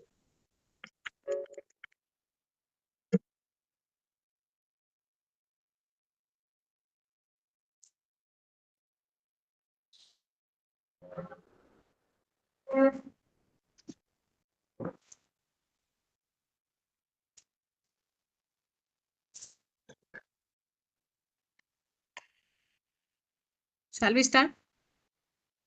Yes. Please, please. Okay. Your time is on. On ethmoconal poisoning from organaceous cell, a rare clinical presentation.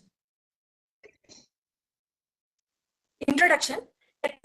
Polyps rare, and in that too, ethmoconal polyp arise. Here I am presenting a rare case of ethmoconal polyp arising from ethmoidal cell. A 42-year-old male patient reported to ENT OPD with complete right-sided knees for 3 years, accompanied by running and occasional headache. Examination. Diagnostic knees endoscopy, IPN right, single pain point from right meatus extending to right guana and touch.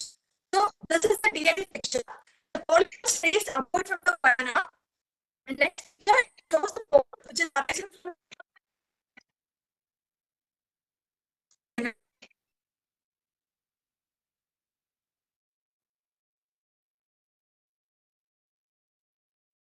so it's able to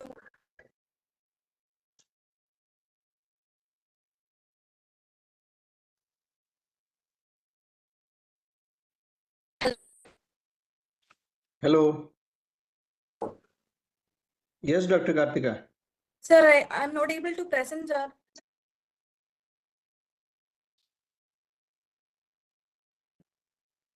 You're not able to share the screen? Yes, Can you sir. tell the issue? So my presentation is not working, sir. It is getting stuck, sir. Do you want to present it later? Yes, yes, ma'am. Okay, you have 3 minutes 46 seconds. Okay, so you ma'am. can start it later. So next candidate, Kartuel Raj. Yes, ma'am. Are you ready? Yes, ma'am.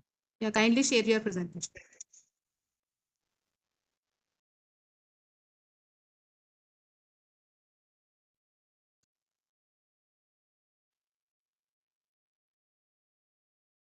Shall we start?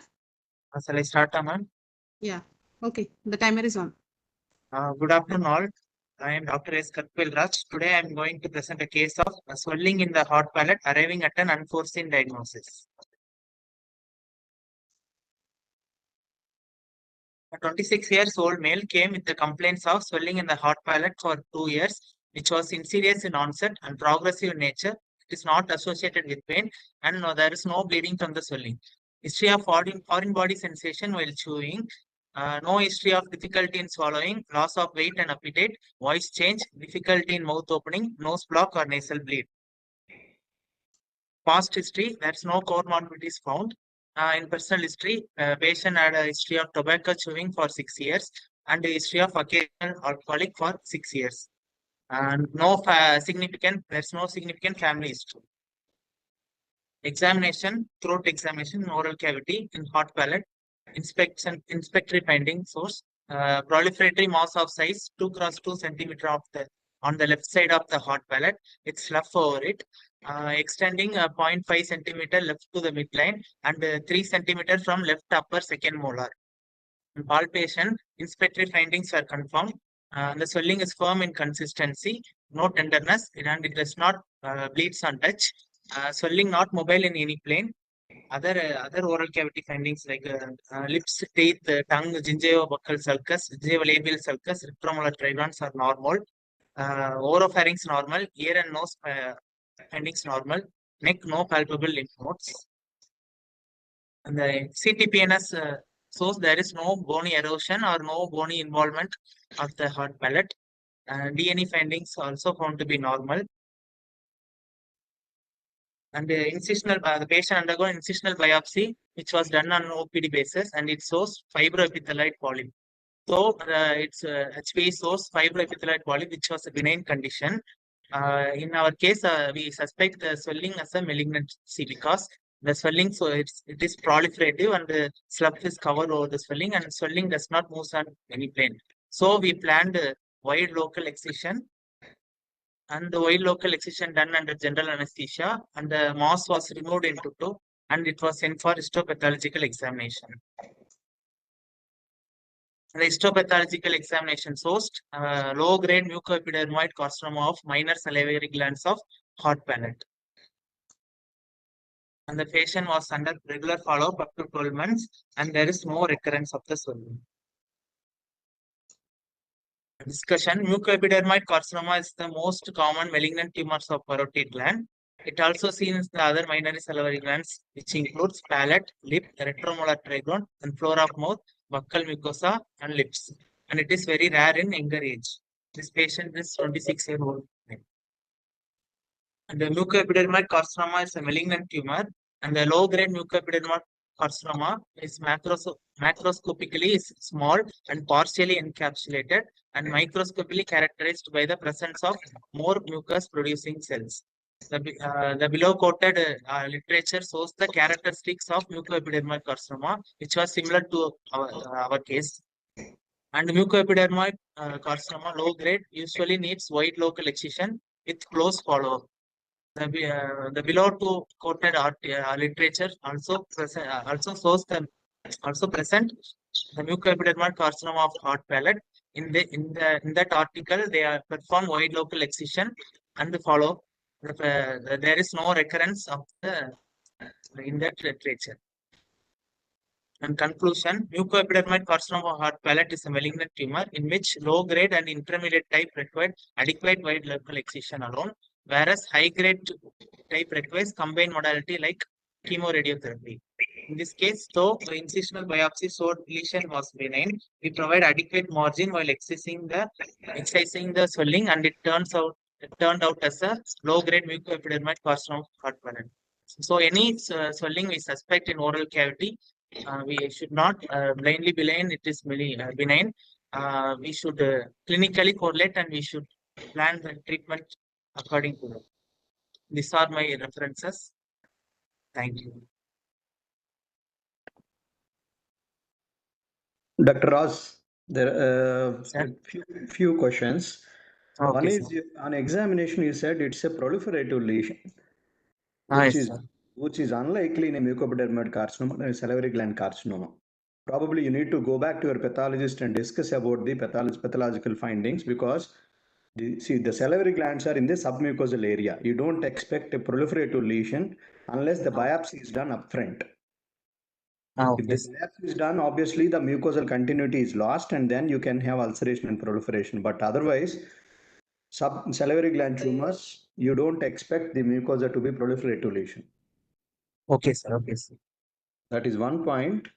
And based on the small, I mean, you said it was a fibrous what is some polyp you said. So why did you go if that is the case? Sir? You said you have done wide excision, but being the histological proof of fibroepithelial polyp, so why did you get wide excision? Why did you do the wide excision? Because that swelling looked like some malignant swelling, sir. So we prepare wide local excision, sir. Because most the often swelling does not look like a benign swelling, sir. Low-grade mucoepidermoid carcinoma, they look like benign only. So that's why I'm saying you need to go back to your pathologist and discuss with them. Right? Okay, then. Thank you. Thank you. Anything else, sir? Gauri, sir? Sir, that's all, sir. You have asked the relevant questions, sir. Okay, sir. Great. Thank you. So, shall we move with next presentation? Please, doctor. Kartika, are you ready? Dr. Kartika. Yes, ma'am. I'm ready, ma'am. Yeah, kindly share your screen. Okay, ma'am.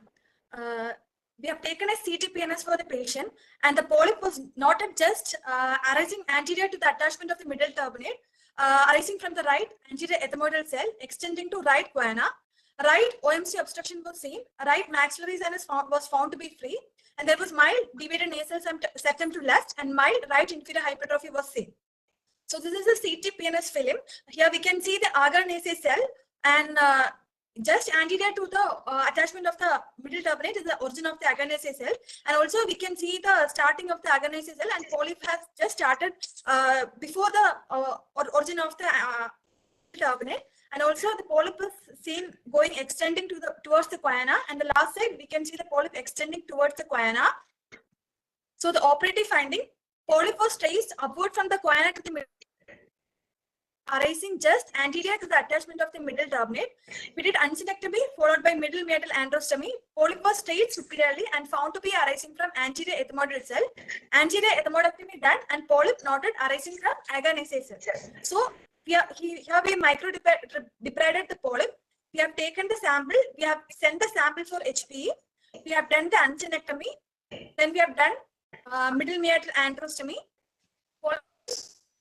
anterior ethmoidectomy, and last we have seen the polyp was arising from the anterior ethmoidal cell, that is agar nasal cell. So the conclusion, the most common sinus to be inborn in the choanal polyp is maxillary sinus. In this case, single polyp noted extending to choana, and CT showed maxillary sinus to be normal. So after correlating radiological and intraoperative finding, an ethmochoanal polyp was noted arising from the anterior ethmoidal cell. So this was a case of diagnosing and successfully performing surgery on ethmochoanal polyp arising from anterior. These are my references. Thank you. Are there any questions? Dr. Karthika, is there any reference substantiating the presence of ethmochoanal polyps from? Yes, sir.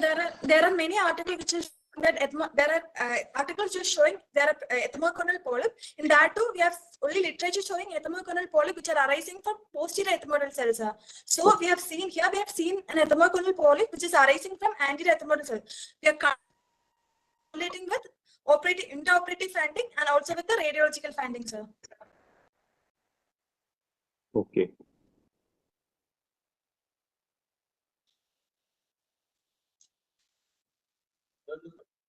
Good. Well done. Thank you. Thank you. Thank you, sir. Thank you. Dr. Ashwati, Yes, ma'am. so are you ready with your presentation? Yes, ma'am. Ready, ma'am. Yeah. Share your screen.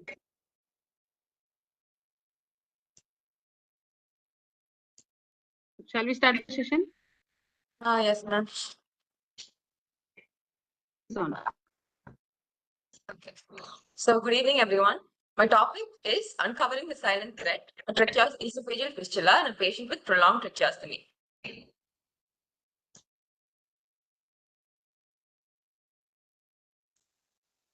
So a 41-year-old male with a diagnosis of diffuse subarachnoid hemorrhage and cerebral edema following RTA on 13th November 2023 was referred to the ENT department with complaints of noticing Ryle's feed expectorated through tracheostoma, cough post Ryle's tube feed, and bilious vomiting for 3 days. Patient has been tracheostomized for 155 days and on Ryle's feed since then. Patient showed signs of aspiration. No history of hematemesis or retching was noted. During the course of hospitalization, patient developed acute kidney injury, sepsis, and recurrent pneumonia, which were treated conservatively. Patient was on speech and swallow therapy. Trial of spigotting attempted, but patient did not tolerate spigotting. Past history, known case of type 2 diabetes mellitus and systemic hypertension, and no other comorbidities. Examination, conscious and oriented to time, place, and person. GCS was E4, M6, and BT. Ryle's tube was noted in the right nasal cavity. Saturation was 84% initially and increased to 98% under room air post suctioning. Pulse rate was 86 per minute, and no signs of pallor, icterus, cyanosis, clubbing, edema, or lymphadenopathy was noted.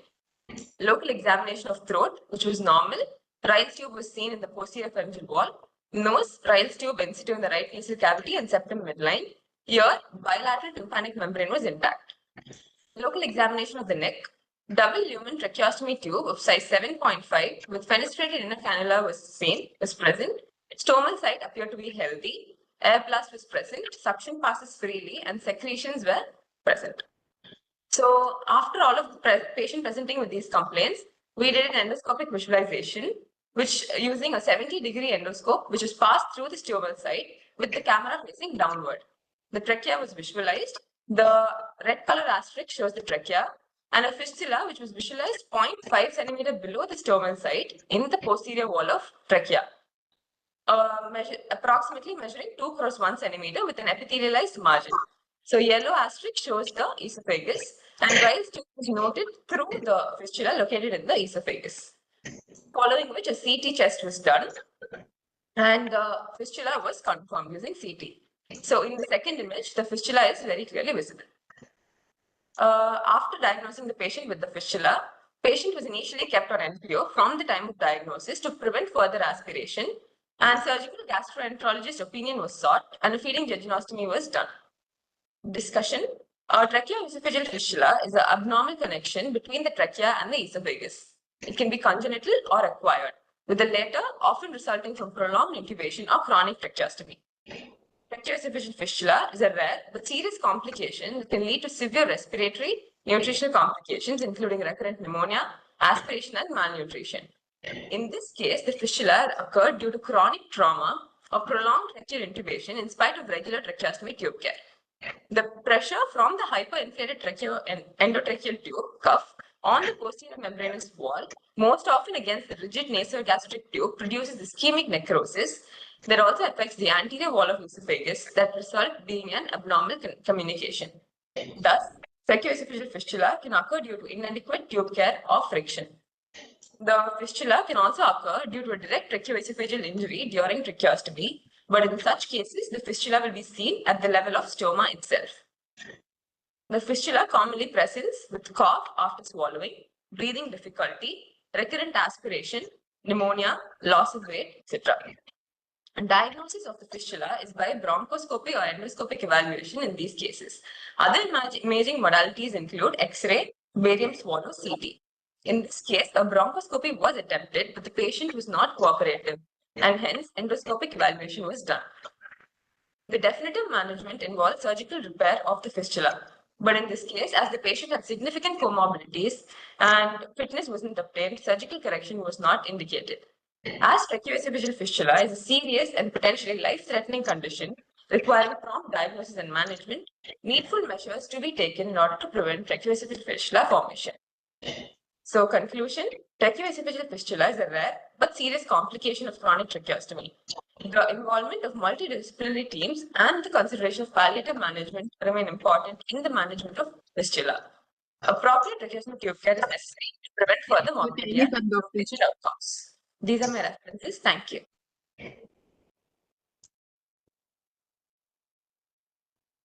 Sir, any questions?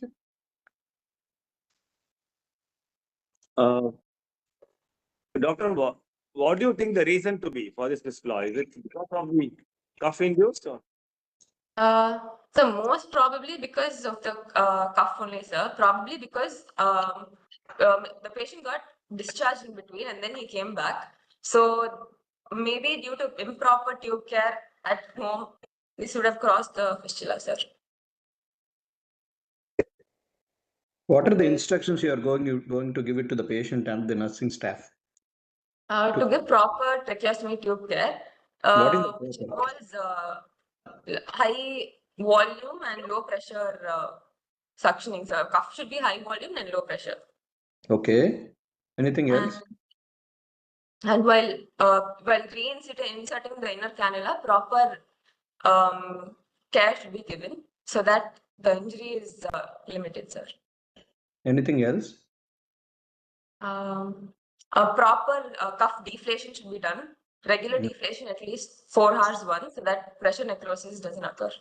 That has to be told to the patient attendants and the nursing staff. Rest all is by your instruments, right? Yes. Which Yes, is very, sir. very important. Yes, sir. Okay, good. Thank you, Nice. sir. Thank you. So shall we start the next one? Please go ahead, dear. Dr. Kavya Lakshmi. Yes, ma'am. Yes, ma'am. Yes, share your screen.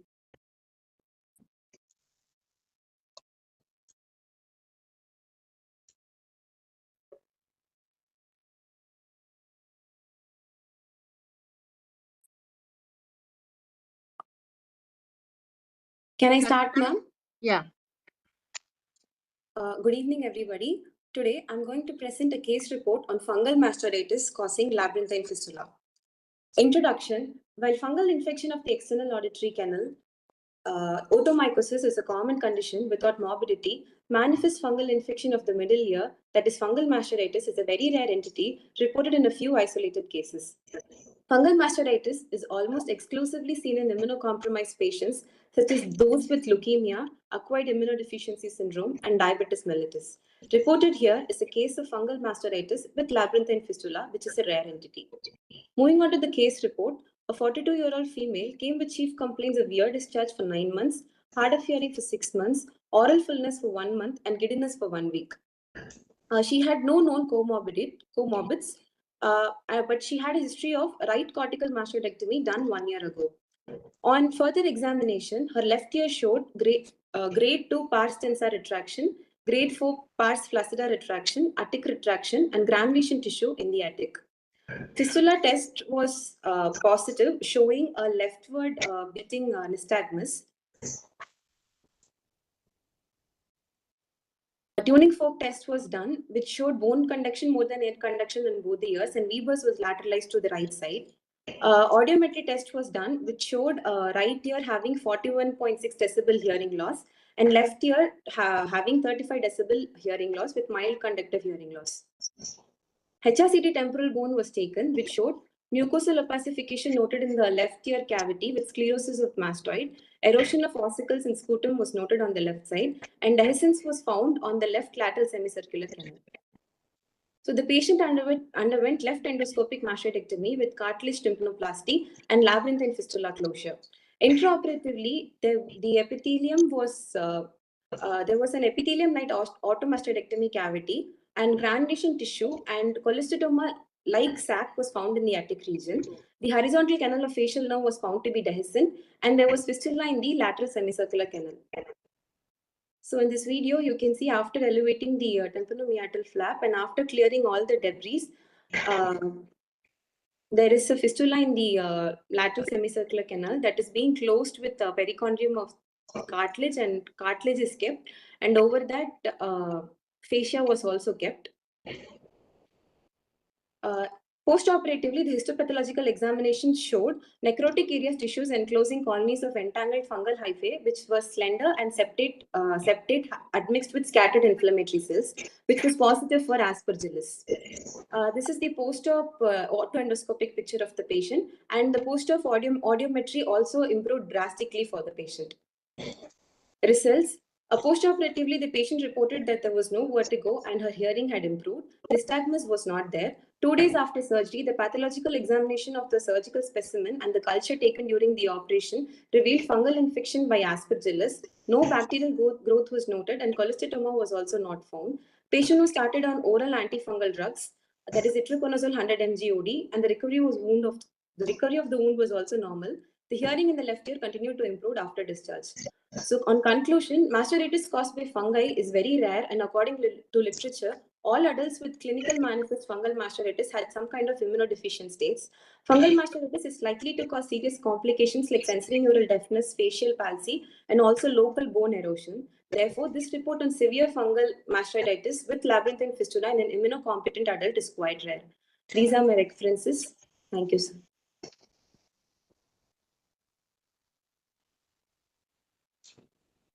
Sir, any questions, sir? Was cortical mastoidectomy done before? No, sir, that was done on the opposite side, sir. Opposite side. Yes, sir. So, you say that both pars tensa, pars flaccida were intact and retracted. Yes, sir. Retracted. Yes, sir. Retracted, sir. Any comorbidities or immunocompromised status was individual? No, sir. Patient had no known comorbs, sir. She didn't have any family history as well, sir. Okay. Doctor, how long you were given the medical management after the surgery? Sir, itraconazole was given for around 1 month for the patient, sir. Okay. Okay, good. Well done. Thank you. Thank you, sir. Start the next one. Yes, doctor. Dr. Sivagovindan. Yes, ma'am. So are you ready with your presentation? Yes, ma'am. Yes, ma'am. Yeah, kindly share your screen.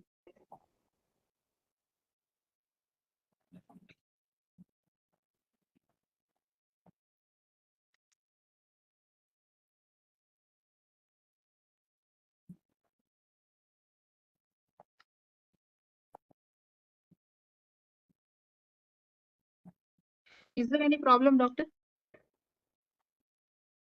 Is it visualized, ma'am? No.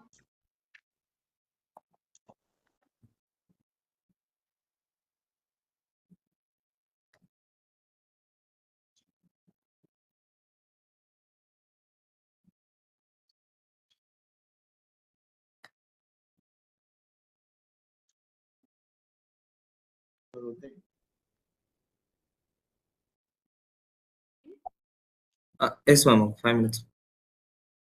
Okay, in that case, we will start with the next one, sir. Yes, Dr. doctor. Adarsh. Dr. Adarsh. Kishore Khanna, Dr. Kishore Khanna.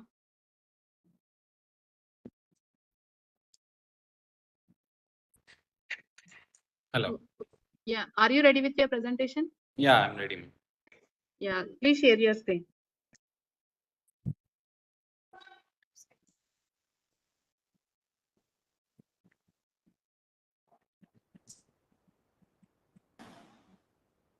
Is my presentation visible?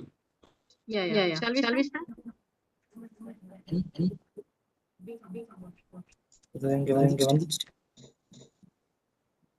Can I start? Yeah. Good afternoon. Today I'm going to present on the quiet tumor, clinical journey of vestibular schwannoma. So introduction, basically vestibular schwannoma is a benign slow growing tumor arising from the schwannoma cells in the vestibular component of 8th nerve. It generally represents 8 to 10% of the intracranial tumors and more than 90% of the cerebellopontine angle tumors. It is usually seen in the age group of 40 to 60 years, and it can present various complications based on its compressive action on the surrounding nerves, which can also lead to hydrocephalus, brainstem compression, and cerebellar tonsil herniation. Usually, these tumors are unilateral, but in case of bilateral, it is associated with neurofibromatosis type 2. So, case report, chief complaint, a 21-year-old male presented to ENT OPD with complaints of left hard of hearing for 1 year, associated with ringing sensation on and off. And he also had an history of headache and unsteadiness. There was no history of facial weakness, deviation of angle of mouth, ear pain, oral fullness, diplopia, or blurring of vision. There was no significant past history. And in general examination, he was conscious oriented, vitals were stable.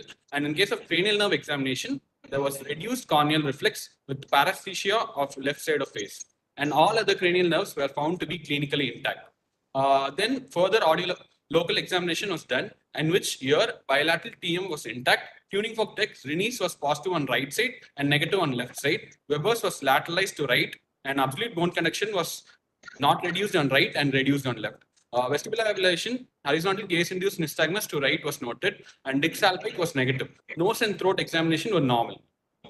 Further audiological evaluation done, and PTA showed right 31.6 decibel mild sensorineural hearing loss, with left 60 decibels moderately severe mixed hearing loss, which was involving high frequencies, and left stapedial reflex was absent. So further radiological investigation was done based on the suspicion of left stapedial reflex, which includes a HSIT temporal bone, followed by contrast MRI of brain, which showed a left cerebellopontine angle tumor of size 5.3 cross 4.5 cross 4 centimeter, causing a mass effect on the midbrain, pons, cerebellum, fourth ventricle, as well as which led to the dilatation of lateral ventricle and the third ventricle. The asterisk mark in red shows the tumor. Management, due to the hydrocephalus, neurosurgery team was involved, and right ventricular peritoneal shunting was done on emergency basis to prevent the pressure complications. And further, the patient was managed postoperatively in ICU, and a second stage procedure of left retromastoid suboccipital craniotomy and excision of the tumor was done in a piecemeal manner, and a part of tumor was left near the facial nerve. This specimen was sent for HPE, and further postoperatively, the patient condition improved, and he was discharged on POD 13. Postoperative CT showed a remnant of 1.5 cross 1.3 centimeter involving the CP angle with adjacent edema. Histopathological report showed it to be a hypercell hypercellular Antony A cells with hypercellular Antony B cells and Verocay bodies, which shows an impression of vestibular schwannoma. Discussion. Usually vestibular schwannoma are slow growing tumors. In this case, it was noted in a very young age and the clinical symptoms was not significantly impairing the daily function of the patient. And the size of tumor was very large as compared to its clinical presentation. And usually the schwannomas are staged based on its size and then the site of the lesion. The management of schwannoma depends basically on the size, site, the age of the patient, clinical features, and the comorbidities. Usually, either surgical resection, stereotypic radiotherapy, or combined approach is done for these cases. In this case, 3 surgical approaches can be done. One is either translabyrinthine, retromastoid, or middle cranial.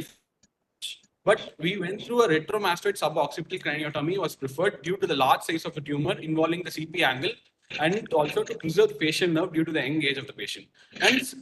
And as a part of the tumor was left behind the facial nerve, a recurrent follow-up radiological investigation needs to be done in this case to check for any recurrence of the tumor. In conclusion, the lesion was identified in a very early age due to its subjective complaints that were not comparable to the usual presentation. We were able to promptly identify it based on the thorough proper cranial nerve examination, tuning fork test, and an absence of stapedial reflex, which raised the suspicion towards the CP angle tumor. Hence, any case of unilateral hard of hearing needs to be evaluated crucially with current available modalities and investigations to find an early intervention to improve the patient condition and management. These are my references. Thank you. Sir, any questions, sir?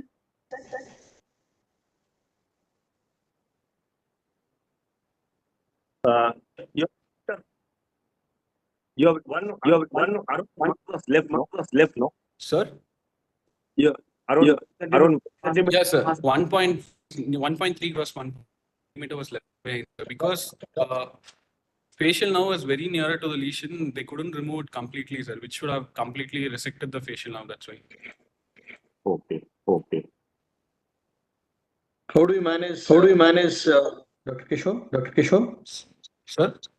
How do you manage now? Sir, post-op follow-up needs to be done, sir. In this case, at least 6 months once we need to check the patient if he's having any recurrent complaints, and post-op after 6 months we should repeat an MRI, which should show if there is any increase in the size of tumor. But basically, it's a slow-growing tumor, so the recurrence should be less as compared to other tumors.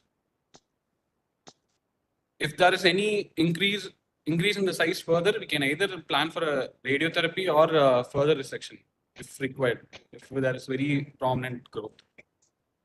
Okay. Good.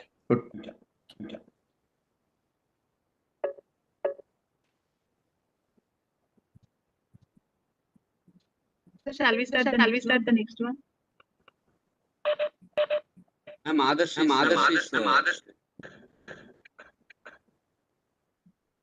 Dr. Adarsh, you are ready?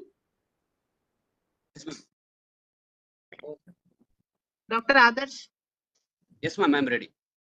Yeah, share your screen.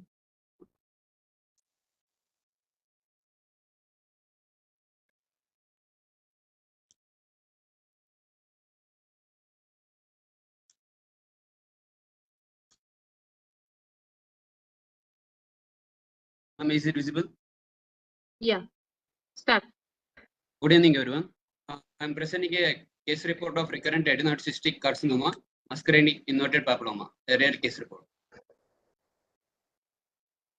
A 58-year-old male presented to the ENT OPD with complaints of swelling over the right cheek since 2 months. History of presenting illness was swelling since 2 months, which was insidious in onset, gradually progressed from size of a peanut to the present size of a lemon. Swelling is associated with on and off dull aching pain, no history of nasal obstruction, nasal bleed, or nasal discharge, no history of loosening of teeth, loss of sensation over the right cheek. Past history, patient has underwent endoscopic medial maxillectomy for the adenoid cystic carcinoma 2 years back, and no comorbidities, and family history nothing significant, and personal history he was a tobacco chewing from past 28 years. On general physical examination, patient is adult, moderately built and nourished, and vitals were normal.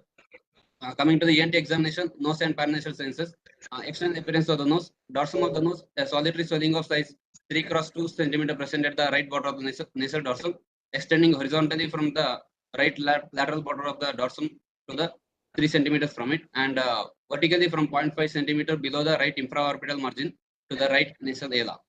Swelling was firm to hard in consistency, fixed to the underlying structures. Skin over the swelling was normal and pinchable. Swelling was non-tender on palpation, and there was no local rise of temperature. Septum was deviated to the left, and on an ARS examination, septum was deviated to the left, and right IT and inferior meatus were there were post-op changes. Also, post-op changes also are present in the right middle terminator and the middle meatus. And a bulge was noted on the lateral nasal wall in the region of the right inferior turbinate. Nasal cavity, nasal floor, and nasal mucosa were normal. And left nasal cavity examination was normal, and PNS examination was within normal limits. PRS examination, posterior margin of the bony septum is seen, and posterior end of the right inferior and middle turbinate were not visualized. The rest of the structures were normal. And other ear, throat, and neck examination was within normal limits.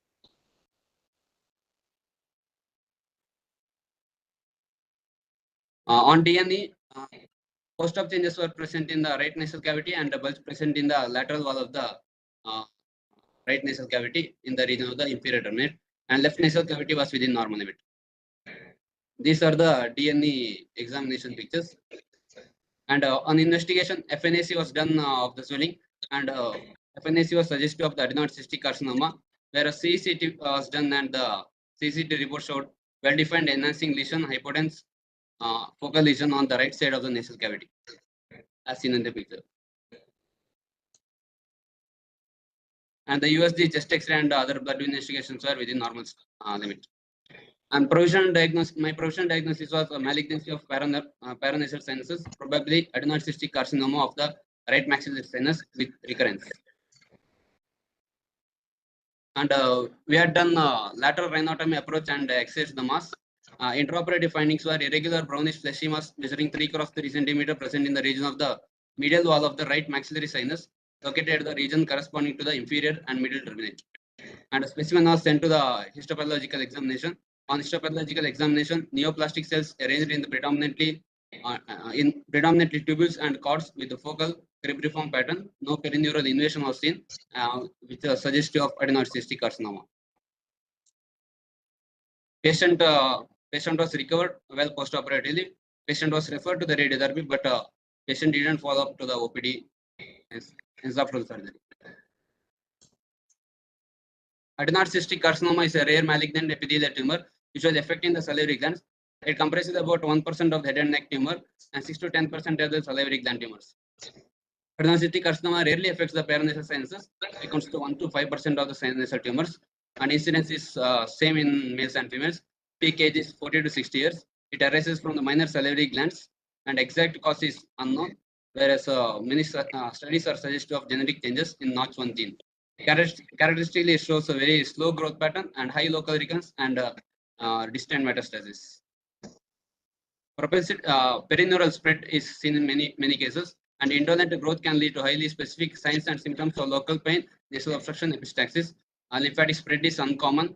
Histological variants are grade 1, grade 2. Grade 1 is tubular, grade 2 is cribriform, grade 3 is solid. All three variants have tendency of perineural invasion. And immunohistochemical markers can be used to differentiate malignant from benign tumors. Coming to the management, through clinical evaluation followed by nasal endoscopy, imaging can be done, CT or MRI. Biopsy can be taken from the tissue. Curative surgery followed by the radiotherapy is the mainstay of the treatment. Choice of surgery depends on extent of the tumor. Yes, ma'am.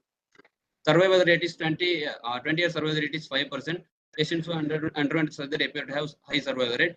And conclusion of this case report is adenoid cystic carcinoma is a malignant tumor with indolent growth pattern with the ability of local invasion, distant metastasis.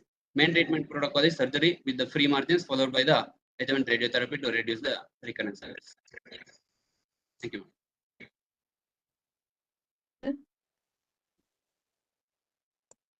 Nothing. Doctor, have you taken the specimen whole or piecemeal? Whole, sir. It was a recurrence case and it was specimen taken in whole. Okay. Okay then. Good. Thank you. Thanks. In them. Ready, ma'am? Yeah. Share your screen. Okay.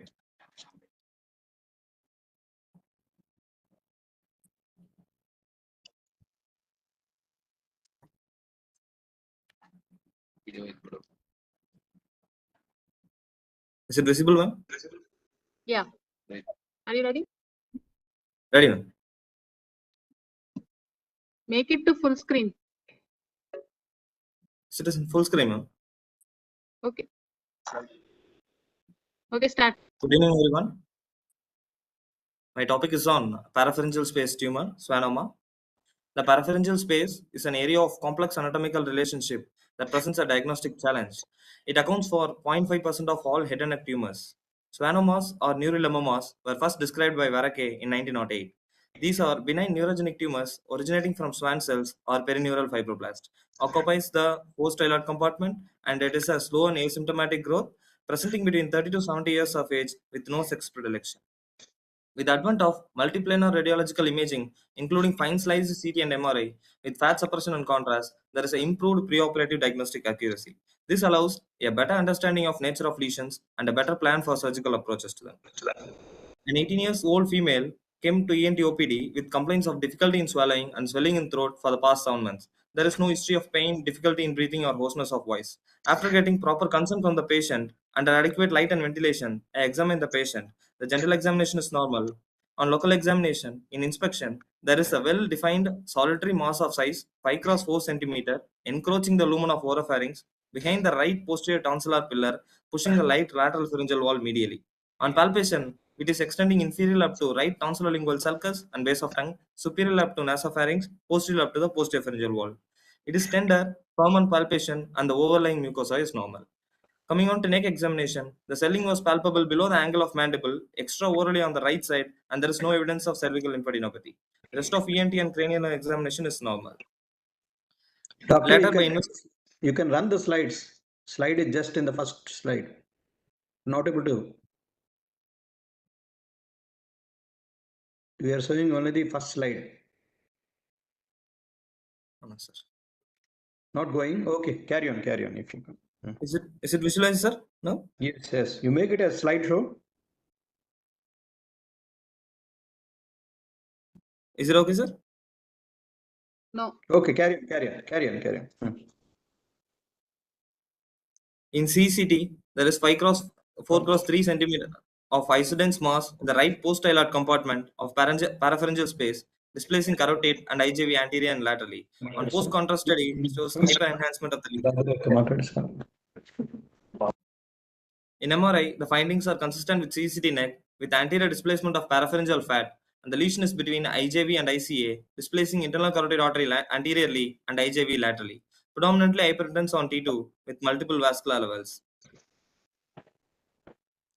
The management is by surgical excision. Under general anesthesia through nasal intubation, and the patient is kept in rose position with mouth opened by Boyle Davis mouth gag. A transoral incision was given, and the mass is excised in piecemeal and sent for histopathological examination. The surgical wound is closed in layers, and the hemostasis achieved, and the postoperative period is uneventful. Histopathological section shows an alternate hypercellular and hypocellular areas, and the cells are spindle shaped, showing nuclear palisading patterns called Verroque bodies, consistent with histological features of schwannoma. Hence, with the advent of fine sliced CT and MRI, an oval lesion in the parapharyngeal space with anterior displacement of fat, anterolateral displacement of IC and IJV, with hyperenhancement on post-contrast studies, concludes a neurogenic tumor of vagal origin, which is a biopsy-proven schwannoma. Since the clinical presentation is subtle, the radiological imaging provides a critical information to avoid misdiagnosis and for surgical planning to avoid critical neurovascular complications. The differential diagnoses include schwannoma of cervical sympathetic chain, paraganglioma, neurofibroma, brachial cleft cyst, lymphoma, metastatic lymphadenopathy, and carotid artery aneurysms. Last, with discussion, the parapharyngeal space is an inverted pyramid-shaped potential neck space. Neurogenic lesions of parapharyngeal space accounts for 41%. Out of these, 52% are paraganglioma, 27% are schwannoma, and 9% neurofibromas. Malignant lesions accounts for only 5%. Vagus nerve is the most common cause of 50% of parapharyngeal schwannomas, followed by cervical sympathetic trunk. It is usually fusiform or may be round, but does not cause functional impairment of the nerve. It shows heterogeneous signal intensity on CT and MRI associated with the unique pain on FNAC. Malignant transformation is less than 1%. Fukurova's criteria. In schwannomas of vagus nerve, the masses between common carotid artery and internal jugular vein or internal carotid artery and internal jugular vein, resulting in increase in the distance between the artery and vein. Whereas in schwannomas of cervical sympathetic chain, there will be no separation between IJV and CC or ICA. These are my references. Thank you. Sir, any questions, sir? Shiva, what was the preoperative status of the vocal cord? Vocal cord movements is normal, sir. What happened postoperative?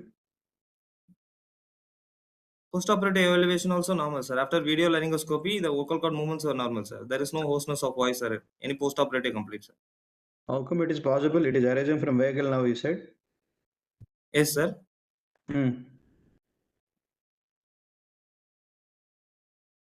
But there is no postoperative complaint from the patient, and that ideal movements, I mean, video laryngoscopy movements are also normal, sir. If that is the case, it is not from vagus nerve. It's probably from somewhere else, sympathetic or non-specific one of the branches of the nerves. Because even if you do subcapsular excision, there would be some amount of restriction of the vocal cord movement initially, and later on it will improve. Even if you do subcapsular excision, right? Yes, sir. Yes, sir. Okay. Good. Thank you. Thank you, sir. Dr. Ravelli Monica. Yes, ma'am. Am I audible, ma'am? Yeah. Share your screen. Okay, ma'am.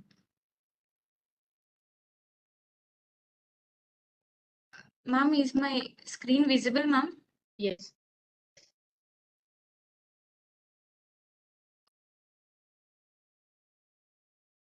Shall I start, Make ma'am? it to slideshow. Yeah, start.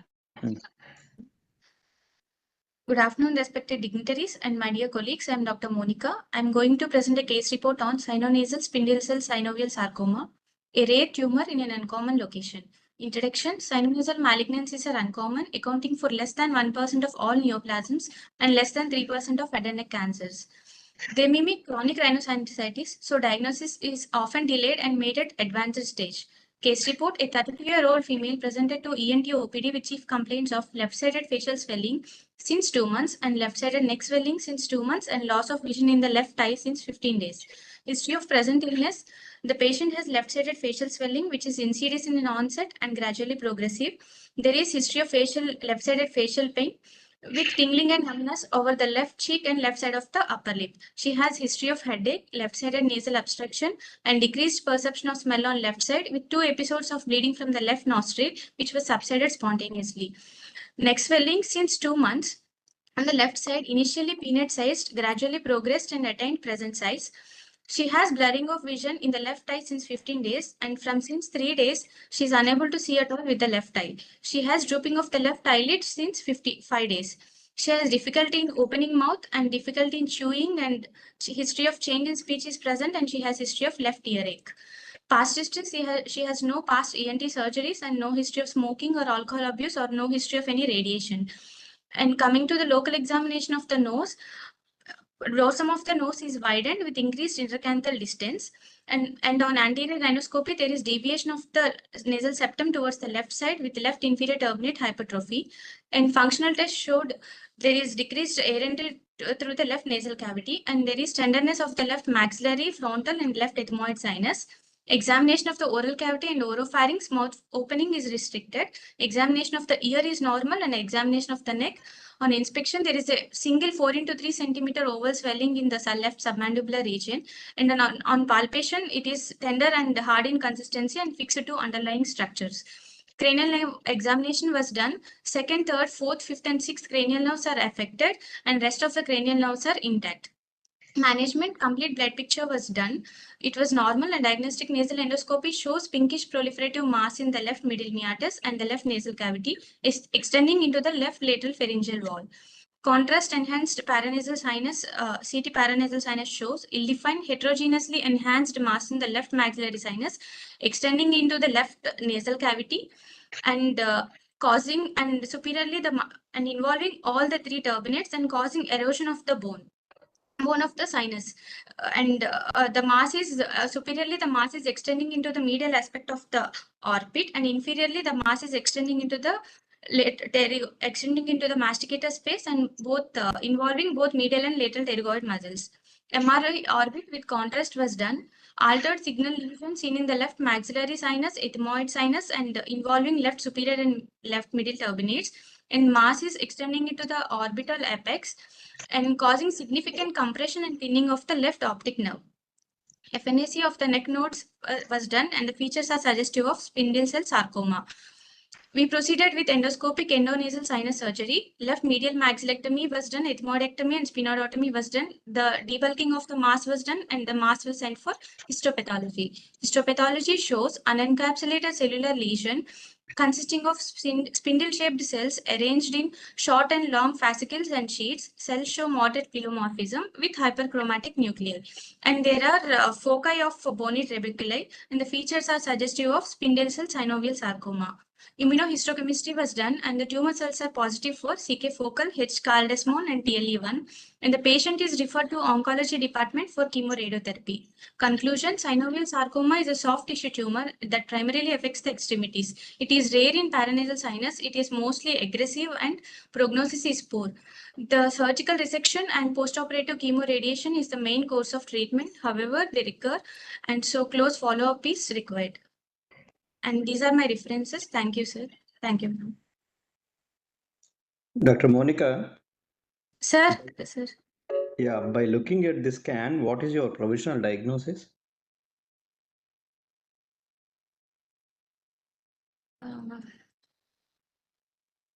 We thought it was, as it is heterogeneously enhanced mass, sir, and causing the erosion of the bony walls of the maxillary sinus. And so we thought it was a malignant lesion, sir. And by the time patient presented, she has already neck node, which is hard in consistency, sir. Okay. And she has and already she has loss of vision. It is the patient already presented at an advanced stage, sir. Okay. What did you do then? What procedure you have done it? Sir, we did debulking. We did debulking, sir. Endoscopic endonasal sinus surgery was done, and we did medial maxillectomy, sir.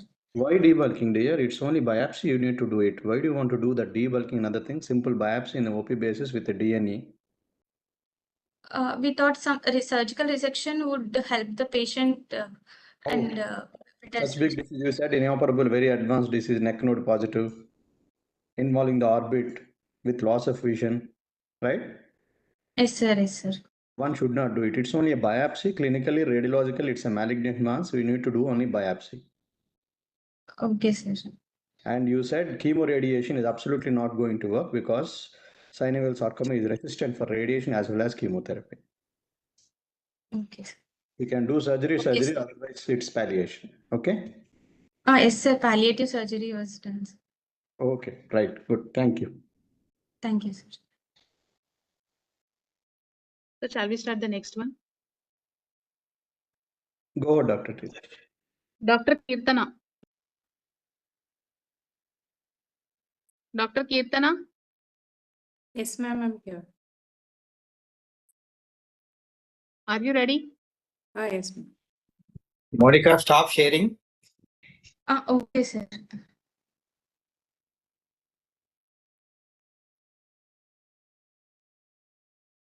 Dr. Kirtana, share your screen. Are you able to see me, ma'am? Yeah. Make it to slideshow. Shall I start? Yeah, start.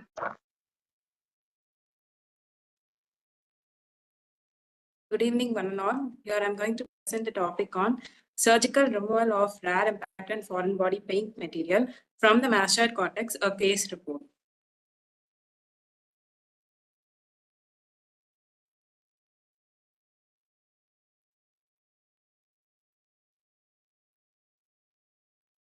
Introduction. Foreign bodies in the ear are relatively common in otorhinolaryngology, usually occurring in children or adults. While foreign bodies are more commonly found in the external aortic canal, their presence in the mastoid region is exceedingly rare. The occurrence of such a case is often associated with trauma, such as accidents involving machinery or road traffic accidents.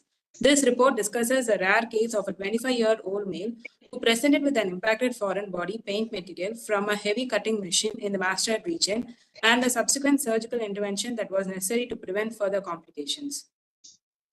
Case report, a 25-year-old male present in the emergency department with a history of accidental injury involving a heavy cutting machine.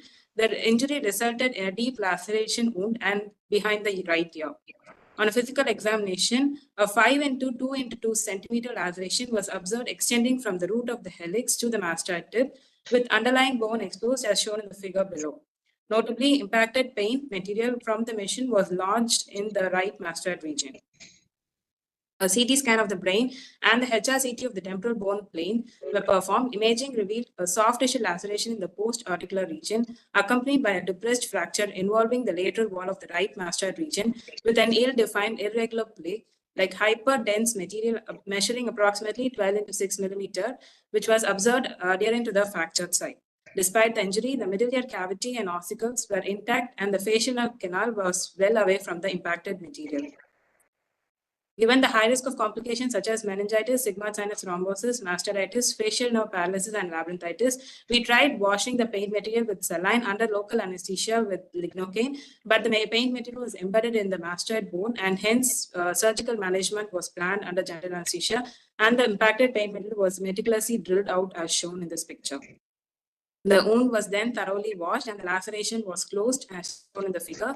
Post-operatively, the patient was stable with daily dressing supplied. The patient was discharged after serial dressings and having experienced an uneven full recovery. Discussion. This case is notable for various reasons. First, the presence of a foreign body within the mastoid region is extremely rare and typically results from a high energy trauma, as was the case with this patient. The implications of such foreign bodies are significant given the proximity to critical structures such as the facial nerve, the inner ear, and the cranial cavity. Prompt identification and removal of the foreign body are crucial to prevent complications.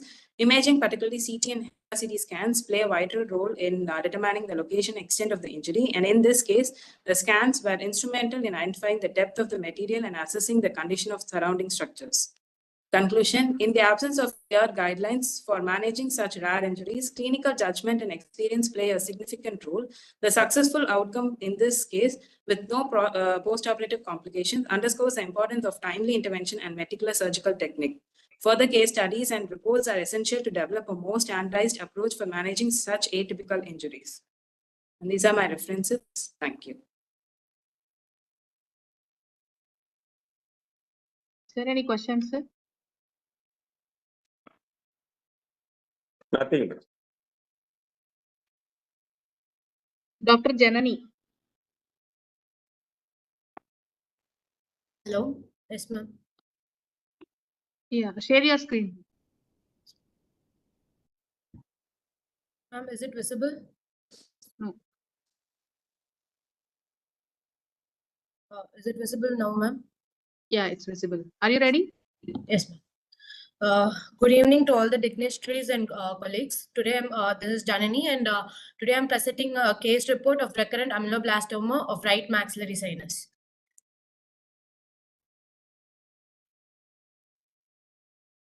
Introduction, aminoblastoma is a rare benign odontogenic tumor. They have aggressive potential for local invasion and high recurrences. Mandibular tumors outnumber maxillary by a ratio of 5:1, and the mean age of presentation is usually around 36 years. Males and females are almost equally affected, and malignant transformation appears to be very rare. The case report, a 32-year-old male who's a teacher by occupation came with chief complaints of right nasal obstruction and bleeding from right nasal cavity since the last 20 days. History of presenting illness, patient was apparently asymptomatic 20 days back, after which he developed a right nasal obstruction, which was insidious in onset, gradually progressive nature with no aggravating and relieving factors. History of bleeding from right nasal cavity, insidious in onset, spontaneous, 1 to 2 episodes per day with 10 to 15 drops per episode, which stopped spontaneously with no specific and aggravating and relieving factors. History of mild swelling present over the right cheek, which is also insidious in onset, gradually increasing and not associated with pain with no aggravating and relieving factors. There's no history of trauma, excessive sneezing, postnasal drip, loss of smell or foul smell from the nasal cavity. There is no history of tooth extraction, difficulty in chewing, loosening of tooth, no history of visual disturbances of loss of or loss of sensation over the face or headache. Past history of similar complaints present 1 year back for which surgery was done and biopsy showed amyloblastoma. No history of any comorbidities. Family history has no significant history.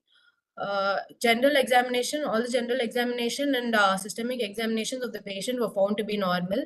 ENT examination of nose. On inspection, the external bony cartilaginous framework was normal. Skin over the nose was normal. On palpation, there is no tenderness or crepitus. On elevation of the tip, the columella and vestibule were normal. On anterior rhinoscopy, the septum is deviated to the right. Nasal mucosa appears pink. Nasal floor is normal. Right cavity was narrow with inferior turbinate hypertrophy. On for examination of paranasal sinuses, on inspection, there is diffuse swelling over the right maxillary area. There is no warmth or tenderness on palpation. Examination of oral cavity and oropharynx were normal. There is no dental caries, no loosening of teeth. Examination of eye, neck, and ear were also normal. Further investigations, along with normal routine blood investigations, diagnostic nasal endoscopy was done. Deviation of septum to the right was found, and there's hypertrophy or inferior turbinate. Middle meatus, there were post-op changes with mucoid discharge, and left nasal cavity was normal. Further investigations, CT of PNS were done. There was soft tissue density seen completely opacifying the right maxillary sinus with widening of the maxillary ostium. Ballooning of right maxillary sinus is seen with thinning of the walls, but there are no erosions of the bony walls. So the differential diagnosis given were right maxillary mucus retention cyst, maxillary sinonasal polyposis, and inverted papilloma. But since the case was already a known case of amyloblastoma, amyloblastoma was definitely there.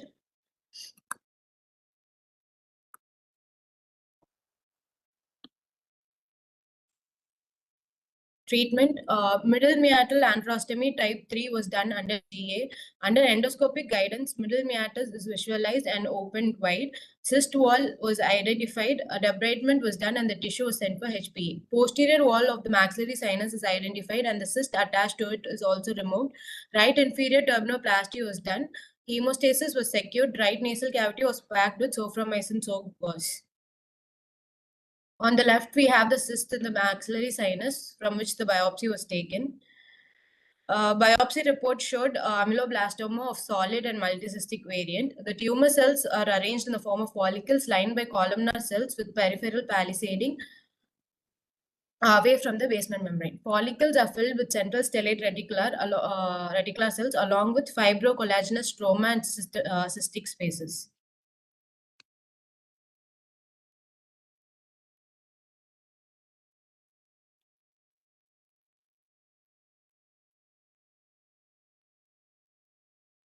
Post-op treatment, nasal plaque was removed on the second post-op day and patient was advised saline nasal spray and discharge. Patient is followed up every week of the 1 month, for 1 month. Time is up, doctor.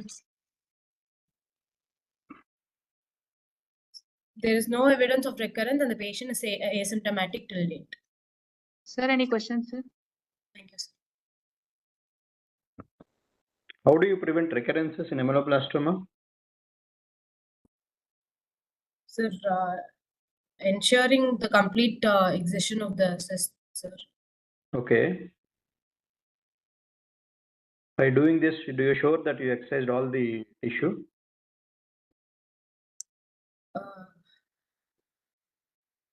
Sir, actually, we had advised for an external approach for the patient because already once the patient was operated through endoscopic surgery, the patient was not willing for any external approach.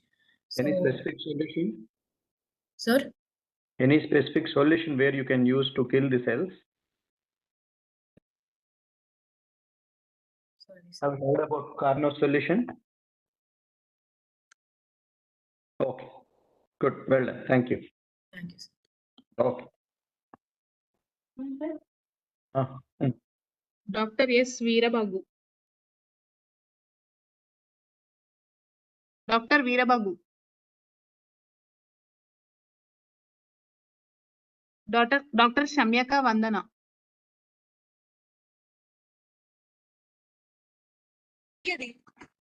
Subodh Pettu. Dr. Shamyaka? Yes, ma'am. Are you ready? Yes, ma'am. Share. Yeah, kindly share your screen. Yes, ma'am.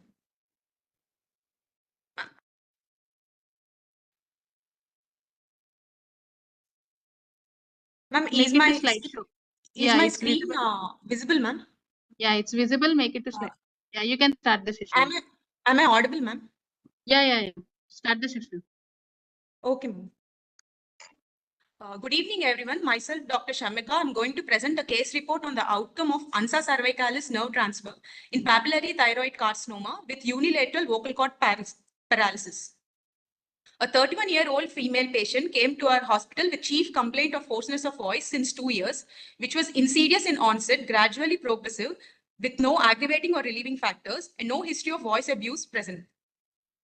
The hoarseness was associated with difficulty in swallowing 1 month back, which was insidious in onset with occasional episodes of choking, no history of exposure to radiation, no other significant history present. General and systemic examination turned to be normal, and oral and oropharynx examination was normal. On the examination of the neck, on inspection, no obvious swelling visible. On palpation, a solitary oval-shaped swelling of size approximately 2 into 3 centimeters with well-defined margins was palpated in front of the neck towards right side, which was firm to hard in consistency. On palpation, the swelling was moving upon deglutition. Preoperatively in video laryngoscopy, right true vocal cord was in paramedian position at lower level with bowing of cord, and right aryepiglottic fold was overhanging over the right vocal cord. So the provisional diagnosis turned to be a case of unilateral vocal cord palsy for evaluation. The differential diagnoses were carcinoma thyroid, carcinoma esophagus, carcinoma lung, tuberculosis, peripheral neuritis. The routine investigations were sent preoperatively, and the thyroid profile was in euthyroid state.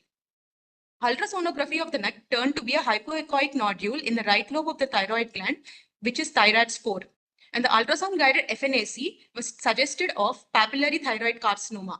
After taking consent from the patient was planned for total thyroidectomy. Under general anesthesia, initially right hemithyroidectomy was performed on the patient, and the specimen was sent to the frozen section, which revealed to be a papillary thyroid carcinoma. So following which we performed total thyroidectomy.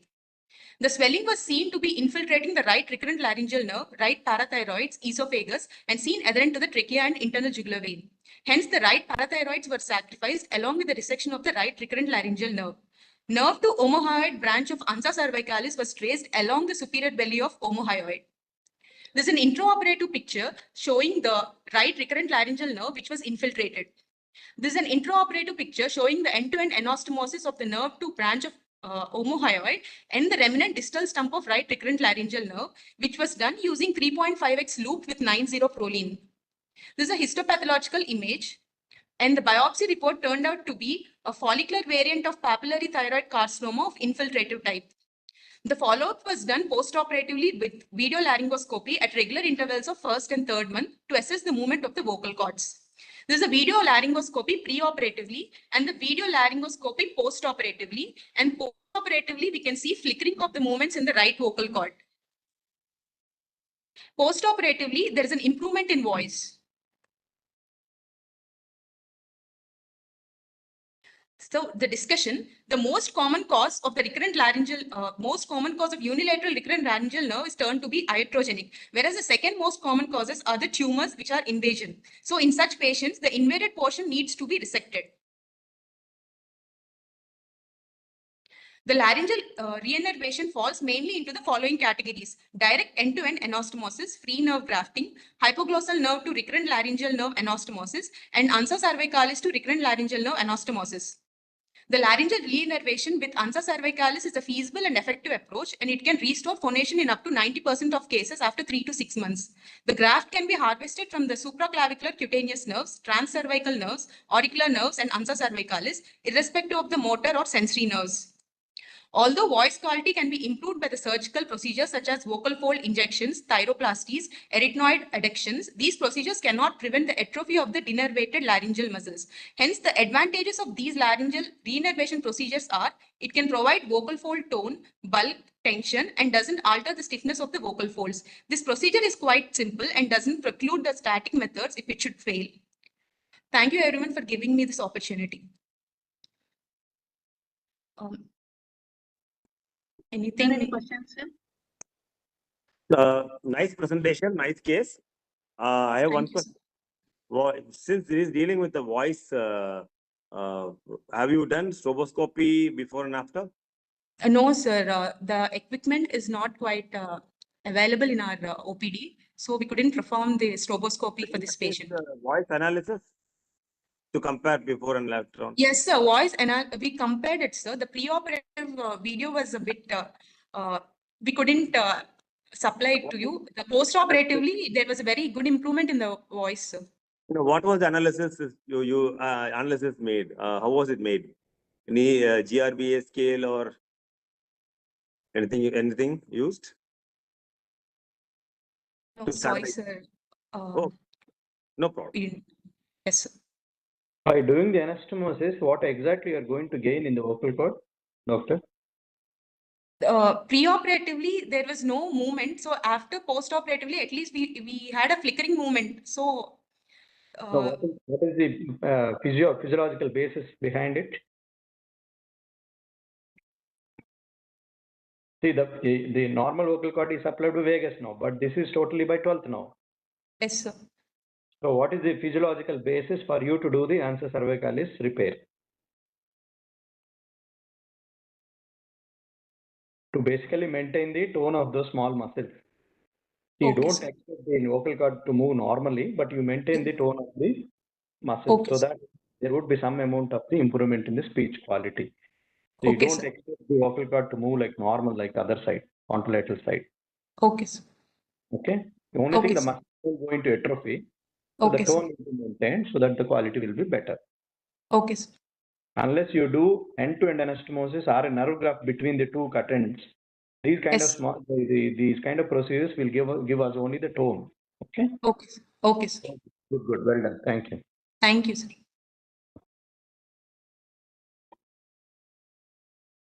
Dr. Nimra Tabassum. Yes, ma'am, I'm here. Yeah, kindly share your screen.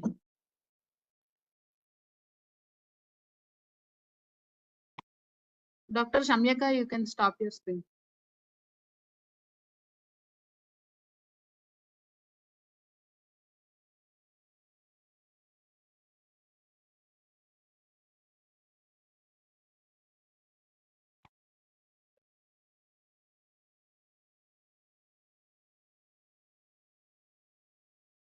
Hello. Are you ready? Yes, ma'am. Is my screen visible, ma'am? Yeah, it's visible. You can start the session now. Okay, ma'am. Good evening, everyone. My topic is polypoidal mass in oropharynx transformation of hemangioma into a salivary gland tumor. So it's a rare case. Not moving.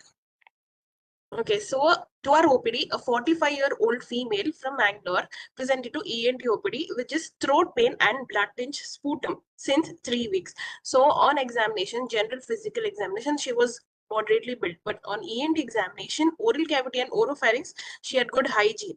But on examination, there was a solitary brown reddish mass visualized in the left posterior pillar. And neck examination also, there were level 2 lymph nodes palpable. Then we asked, do you have any other reports outside? As in, she was admitted outside. She want to get operated here. So we are like, anything else she has? So she told she has a report which suggested of hemangioma, and there was an outside CT report also suggested of neoplasm. So we posted her for 70-degree VLS and a DNA. On 70-degree VLS, we could visualize a solitary brownish red mass visualized behind the left posterior tonsillar pillar, which is arising from the left lateral oropharyngeal wall. And a DNA is also done where a mass is dipping into from the oropharynx into the nasopharynx.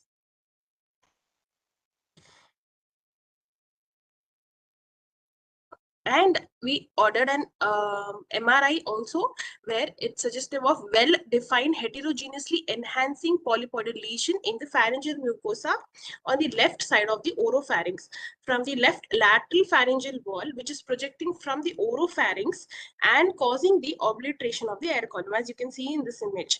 So they also reported as a fibrovascular polyp. Sorry, it is not going forward. So intra-op, we posted her for transoral excision, and the polyp was cut from the base of the pedicle using fess scissors, and it was sent for histopath. Histopath, they reported as poorly differentiated carcinoma. So they also advised us to further go for another investigation, that is immunohistochemistry. So we ordered immunohistochemistry. P53 was done, and it was negative, suggesting a poorly differentiated carcinoma. And apart from P53, we also did a P40, which also suggested negative. So it was reported as poorly differentiated carcinoma of salivary gland origin. Then my differentials were first hemangioma and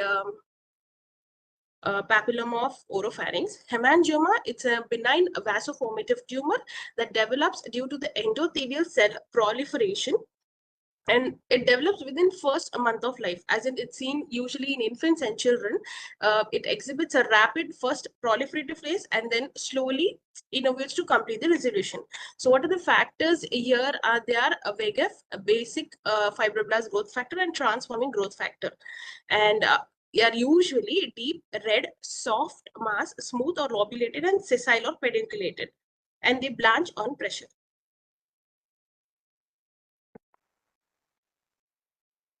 Sorry, the presentation is not moving forward.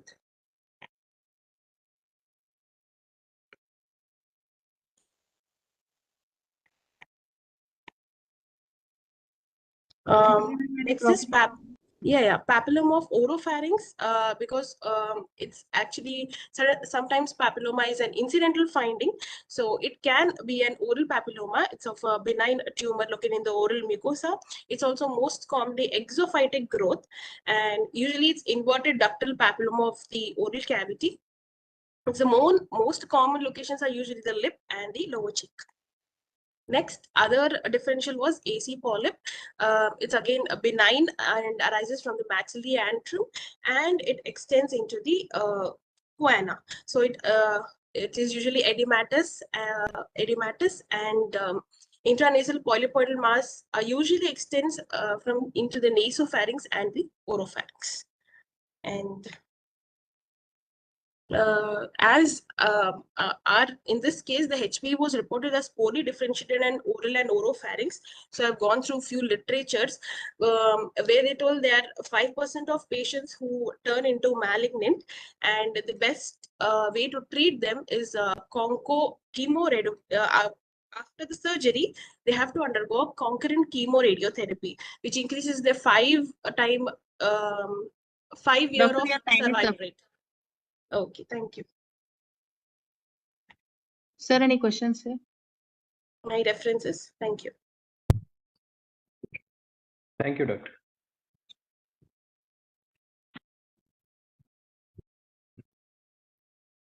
Batch 2 presentations were done, sir.